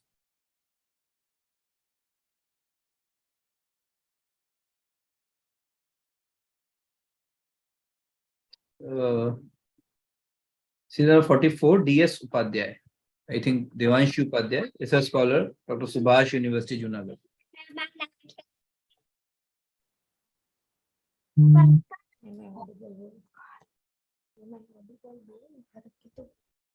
Hello? Hello? Hello? Yes, you're audible, ma'am. You're Okay. audible. Okay. Thank you. May I share my PPT? Yes, it is visible. Okay. Okay, respected all. I'm Dr. Shilpa Trivedi. I am going to present a research paper on financial knowledge, attitude, and behavior of students and evidence from the agriculture. As my pre-contestant already stated about the financial literacy, the financial literacy, it is important topic for all the world. As it is Come to the analysis part, because we all know about the financial literacy. okay, it is already told. Sir, as per the Biswajit Saha, the director of vocational and training CBSE, he said that financial skill is the 21st century life skill. So we have conducted a study for the financial literacy of young students. And these are the objectives that to measure the financial literacy and to identify the factors affecting financial literacy of the students, especially from the agriculture sector. Methodology, we have selected 143 students from the Junagadh Agricultural University, and financial literacy index developed by the Ambar Khan and Singh was adopted for the study. As per the index, the level of financial literacy of student was measured, that is given by the VOLP. And three dimensions of financial literacy, that is knowledge, attitude, and behavior, and its different weightage is also taken for the index. Moreover, ordinal logistic regression technique was used to identify the factors that affect the financial literacy of the students. And these are the dependent and independent variables which are used for the financial literacy. If we say about the score of financial literacy, it was found that majority of students having around 54%. So we can say that around 50% of financial literacy. And maximum and minimum score, if we say, then minimum score was around 28%, and maximum score was around 78%. So there is a vast difference between the financial literacy among the students.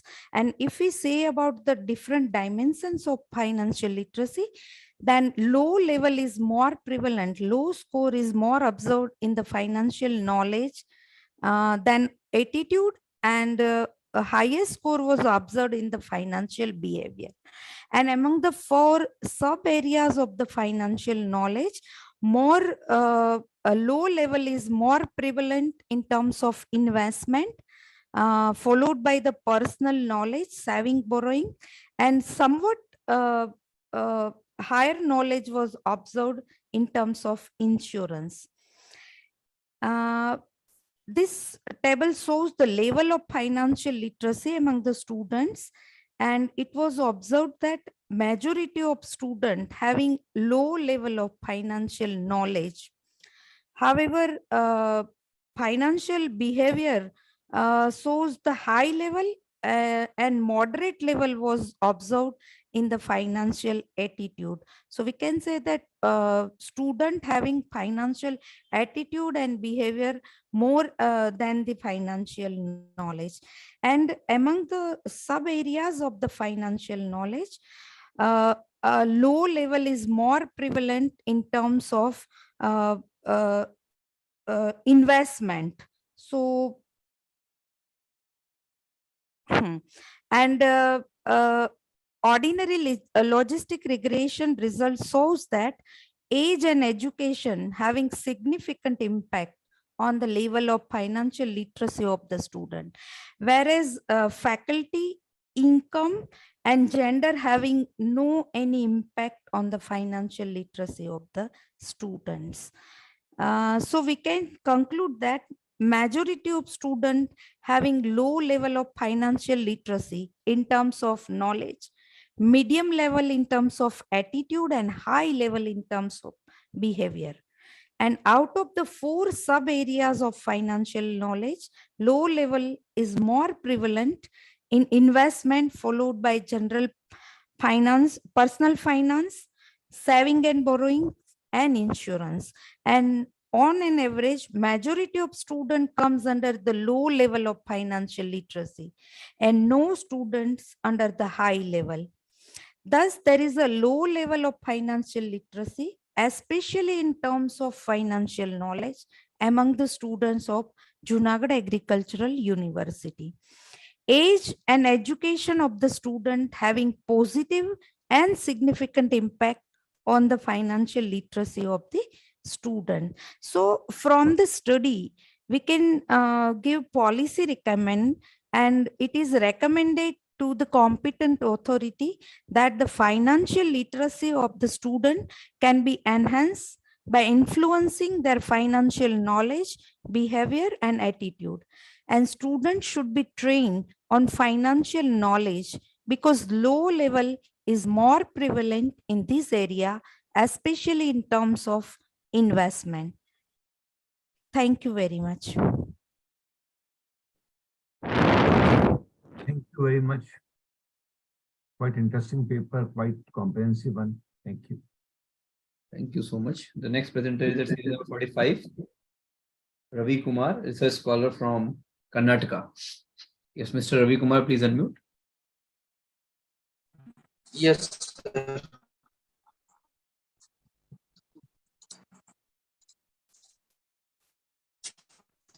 Please continue. Mr. Ravi Kumar, please unmute.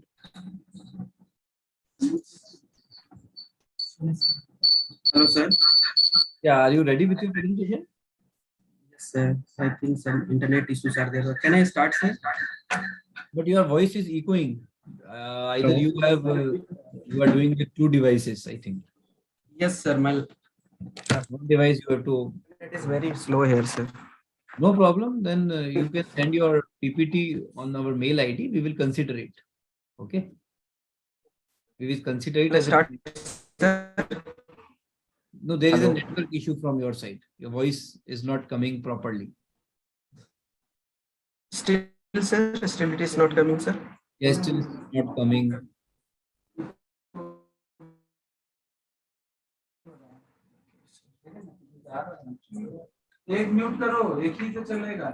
Either you use only one device, because since 2 devices are on, that's why the voice is echoing.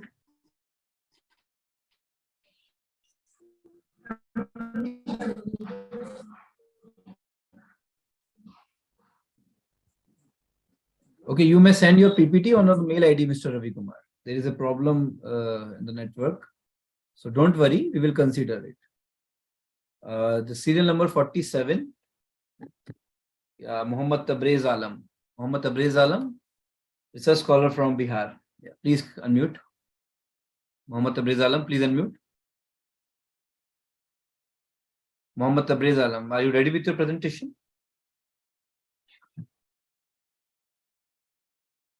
Okay.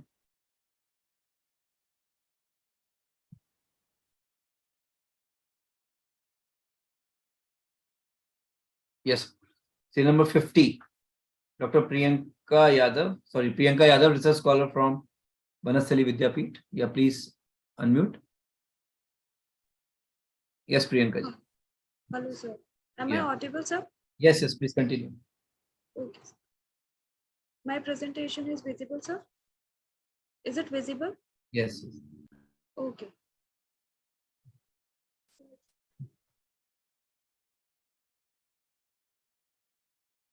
Namaste and a very good morning to all of you. Before starting the presentation, I would like to express my gratitude to the committee members, conveners, and all the research scholars present over here. The topic of my research is a review on the factors affecting the usage and the adoption of mobile payment in India.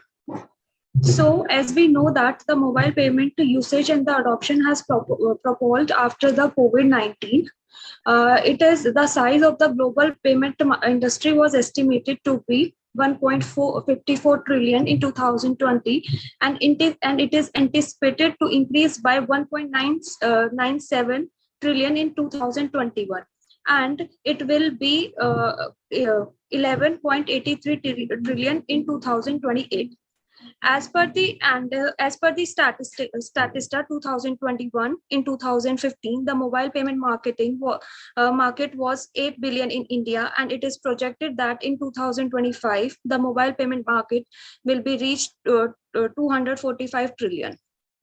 This is the literature review. We have done the systematic literature review, and we have highlighted some of the papers on this topic, and we have highlighted the factors that affect the usage and the adoption of mobile payment in India. Like Neelam and Bhattacharya 2023, performance expectancy, effort expectancy, convenience, social influence, facilitating condition, hedonic motivation, security, trust, financial literacy. All these the factors that affect the behavioral intention of the user to use the mobile payment in India. As we know that the mobile payment has been drastically increased after the COVID-19 basically. But the research in India related to the mobile payment is very less. So we have done the systematic literature review on 39 articles. We have retried our data from 1st April 2023, and we have collected all the data from the Scopus database. And we have used the keyword mobile payment or M-payment and factors or drivers and India. This is the analysis, and the 39 papers were found and chosen by the Research for Evolution. Out of 39, 12 articles were released in 2022. Basically, the research has been increased after the 2016, and it has been increased after the COVID-19 2020. Affecting the most in the adoption of the mobile payment. After reviewing the 39 articles, we have concluded that there are the certain factors that basically affect the adoption and the usage of mobile payment, and that is convenience, security and trust, usefulness and ease of use, societal influence, performance and effort expectancy, and the facilitating condition. Result and conclusion: mobile payments are widespread device in today's society that offers access to entertainment, education, personal assistance, and a variety of options for conducting financial targets.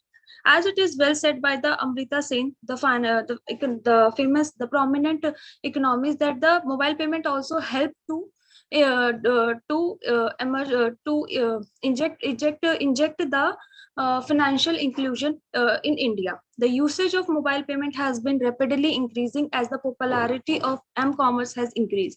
India is a late adopter of mobile payment, despite the fact that they are less expensive than the traditional banking or the cash. The mobile payment use has become increasingly popular in recent time. However, there are still a lot of difficulties or obstacles that prevent the widespread use of mobile payment. After reviewing the available documents, 6 themes have been identified, which include convenience, security and trust, usefulness, ease of use, societal influence, performance and effort expectancy, and the other facilitating concept. Moreover, it can be concluded that there is a scope for further study in the field, given the dearth of study on factors influencing the behavior of users in India towards mobile payment. Thank you.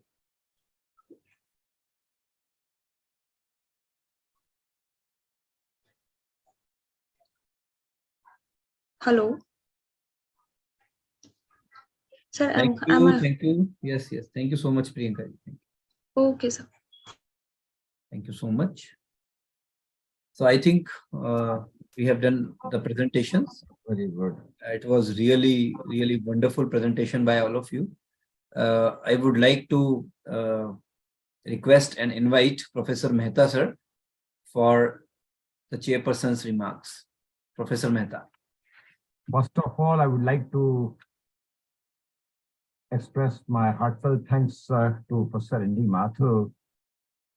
Basically, he chaired the session and I was just made a stopgap arrangement. But I was listening all the papers carefully, and the papers comprise of wide variety of subjects, from chemistry to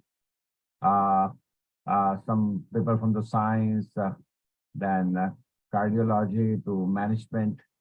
In fact, today's paper presentations give all of us rich food for thought. Most of the papers are research-based. My only observation, because I was listening all the papers right from the very beginning, the only observation is that whenever you are writing a paper, maybe for the presentation in any webinar or conference, your subject of your title of your paper should be a bit narrower one as compared to your research topic. I found that in some of the research papers, 3 to 4 objectives were written in some of the papers. In fact, in a single paper, you cannot meet all the objectives. I think just taking up one or at the most 2 objectives will serve your purpose. And if you are taking a very comprehensive subject, then you will not be able to do justice with that particular paper. So this is my observation, and of course, some of the participants have given the review papers, and there is an ample scope after these review papers that they can do some empirical study, which will be more authentic as compared to just merely writing this review-based paper. And the third observation is that please do mention about the sample basis and scope of the study, because your study should be, particularly for the research paper, should be for a narrower scope as compared to your PhD topic. And your conclusion should be very, very specific. And finally, I will say that now it's time that you should take some of the areas for your research where very less work has been done, or try to come out with some new areas, number one. And secondly, just always keep it in mind that there should be some value addition or creation in the fund of knowledge, or the conclusions which you are drawing should be of some practical use also. But in all, today's papers were very good. Presenters have really put their hard efforts. Some of the presenters have really presented very well, and certainly it would be difficult for us and the jury to select the best papers out of it. That clearly reflects that the quality of such papers were very good. So that is my observation. Over to Captain Dr. Ravi Modi. Thank you so much, sir. Thank you so much for the wonderful observation, sir. It really helps to all the presenters, all the participants. We would also love to hear Professor Gul for her reviews. So Professor Gul, any reviews from your side? Thank you, dear Professor. Today we had very important and fruitful papers For example, we have papers on G20 Summit 2023, and also we had another papers on banking and also some important service sector in India and other parts of the world. We have some insightful papers on Indian startup ecosystems, marketing and management issues. Also, we have highlighted to customer awareness, green and sustainable development practices in banking sector. Also, another paper is about human relations, human behavior, organizational behavior on sustainable practices on tourism, banking, and other hospitality industry. Our universities is feature of us, so seeing some paper on student development, quality and career is optimistic. So we have several papers related to students' perception on this. Another important topic is women empowerment and also entrepreneurship within the context of women empowerment. Also, gender concepts, diversity management, and women entrepreneurs is another issue in this seminar.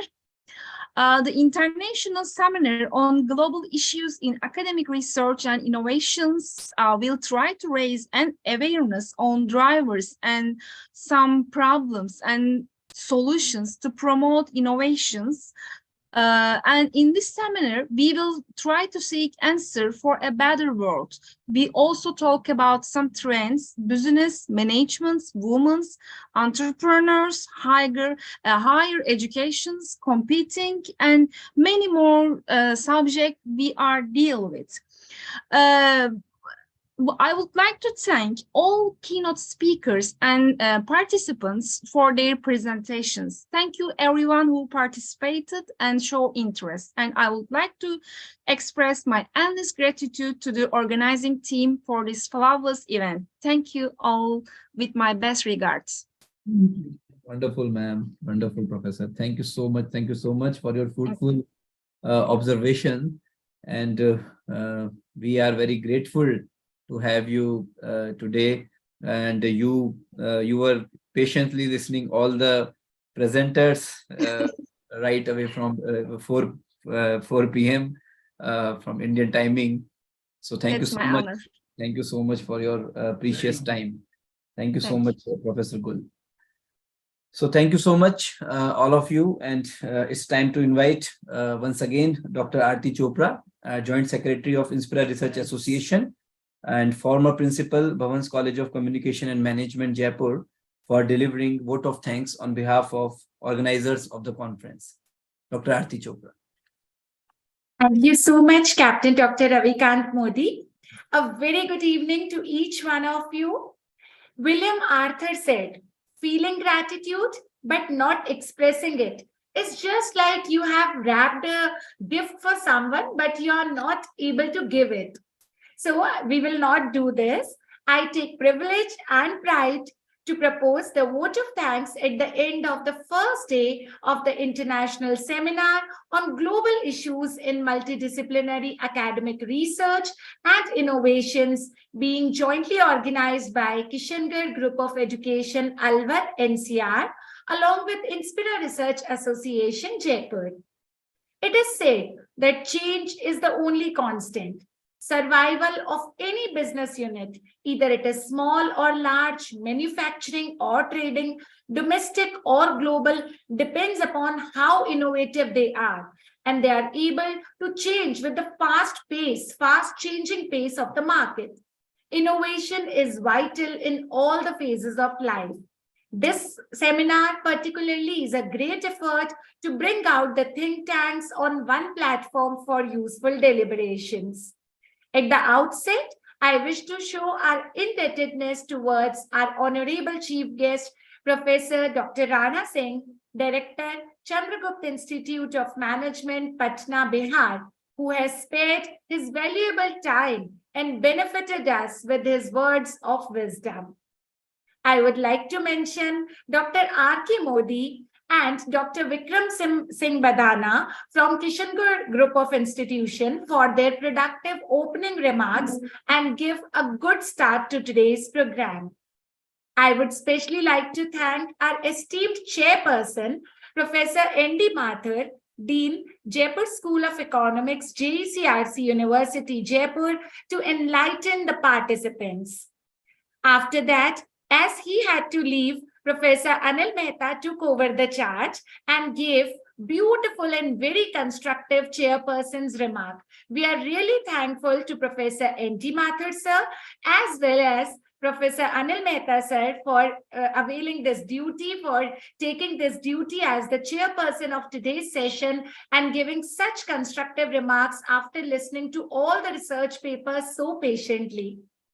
I would like to show my deep sense of regards to our additional chairperson, Dr. Gur Ilkor Beyran, Associate Professor, School of Tourism and Hotel Management, University of Sinop, Turkey, for not only her impressive presentation, but listening to each and every paper so patiently and sharing her insights.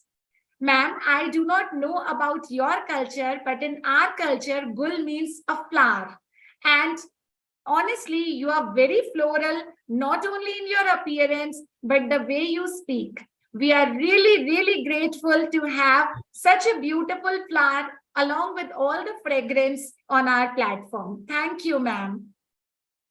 I would like to express my heartfelt gratitude for our keynote speakers, Professor Suman Bhakri, Sri Ram College of Commerce, University of Delhi, for her mesmerizing and insightful presentation. Our other renowned and intellectual keynote speakers, Professor Ashok Kumar Sharma, former professor and head, University of Rajasthan, Jaipur, and Dr. Neelu Grover, Associate Professor, Motilal Nehru College, University of Delhi, have left a mark on the minds of audiences with their knowledge and effective presentations. I wish to appreciate and specially thank the whole team of Kishangarh Group of Education, Alwar, for this worthy collaboration. Right from the conference convener, Dr. Vikram Singh, Director, Kishangarh Group of Education, to the whole organizing team. I wish to add here that Dr. Vikram Singh said that it's a small city, it's a small group of institutions, but that is commendable, sir. Dr. Vikram, the commendable thing is you are trying to inculcate the culture of research in the smaller cities, in the smaller colleges also. That is very, very important, because if we confine the research only to the metro cities, then whatever culture we are wanting, the objectives of NEP will not be able to achieve. So congratulations to you for taking this, for giving it a thought and collaborating with Inspira Research Association for this international seminar. A special thanks to Dr. Vikram Singh.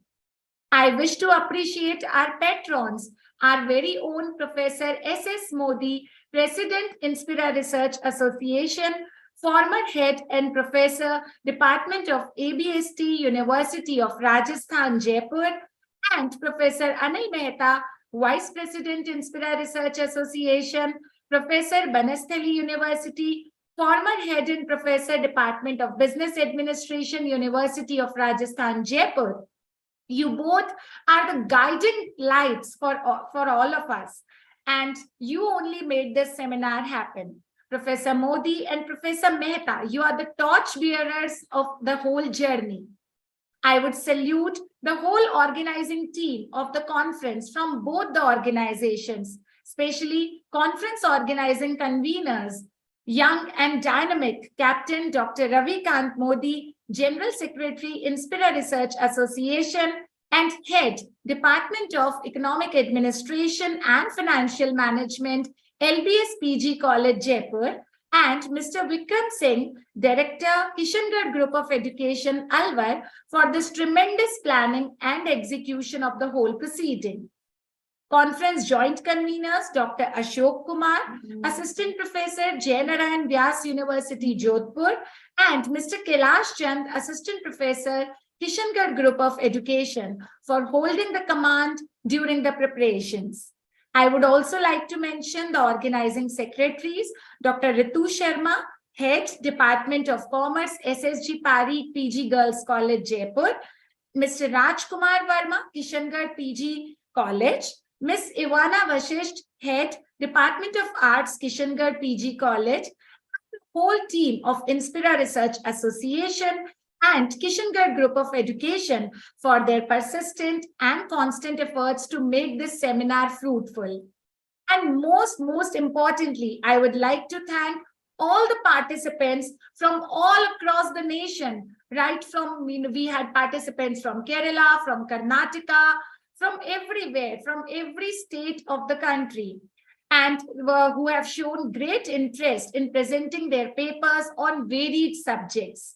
Looking forward for one more day, exciting day full of knowledge and thrilling deliberations. Thank you so much. See you all tomorrow. Over to Captain Dr. Ravikant Modi. Thank you so much, ma'am. Thank you so much once again for your wonderful vote of thanks. And thanks to all the presenters, all the participants, all the organizers, the Kishangarh Group of Colleges, chairperson, co-chairperson, and the keynote speakers. Thanks to all of you. And we shall meet tomorrow at the same time. And tomorrow we will announce the best paper presentation awards also. So thank you so much once again to all of you. Thank you and good night. Thank you so much. Thank you, Professor Gul. Once again, thank you, Professor Mehta, sir. Thank you. Thank you, madam. Thank you, Aarti, ma'am.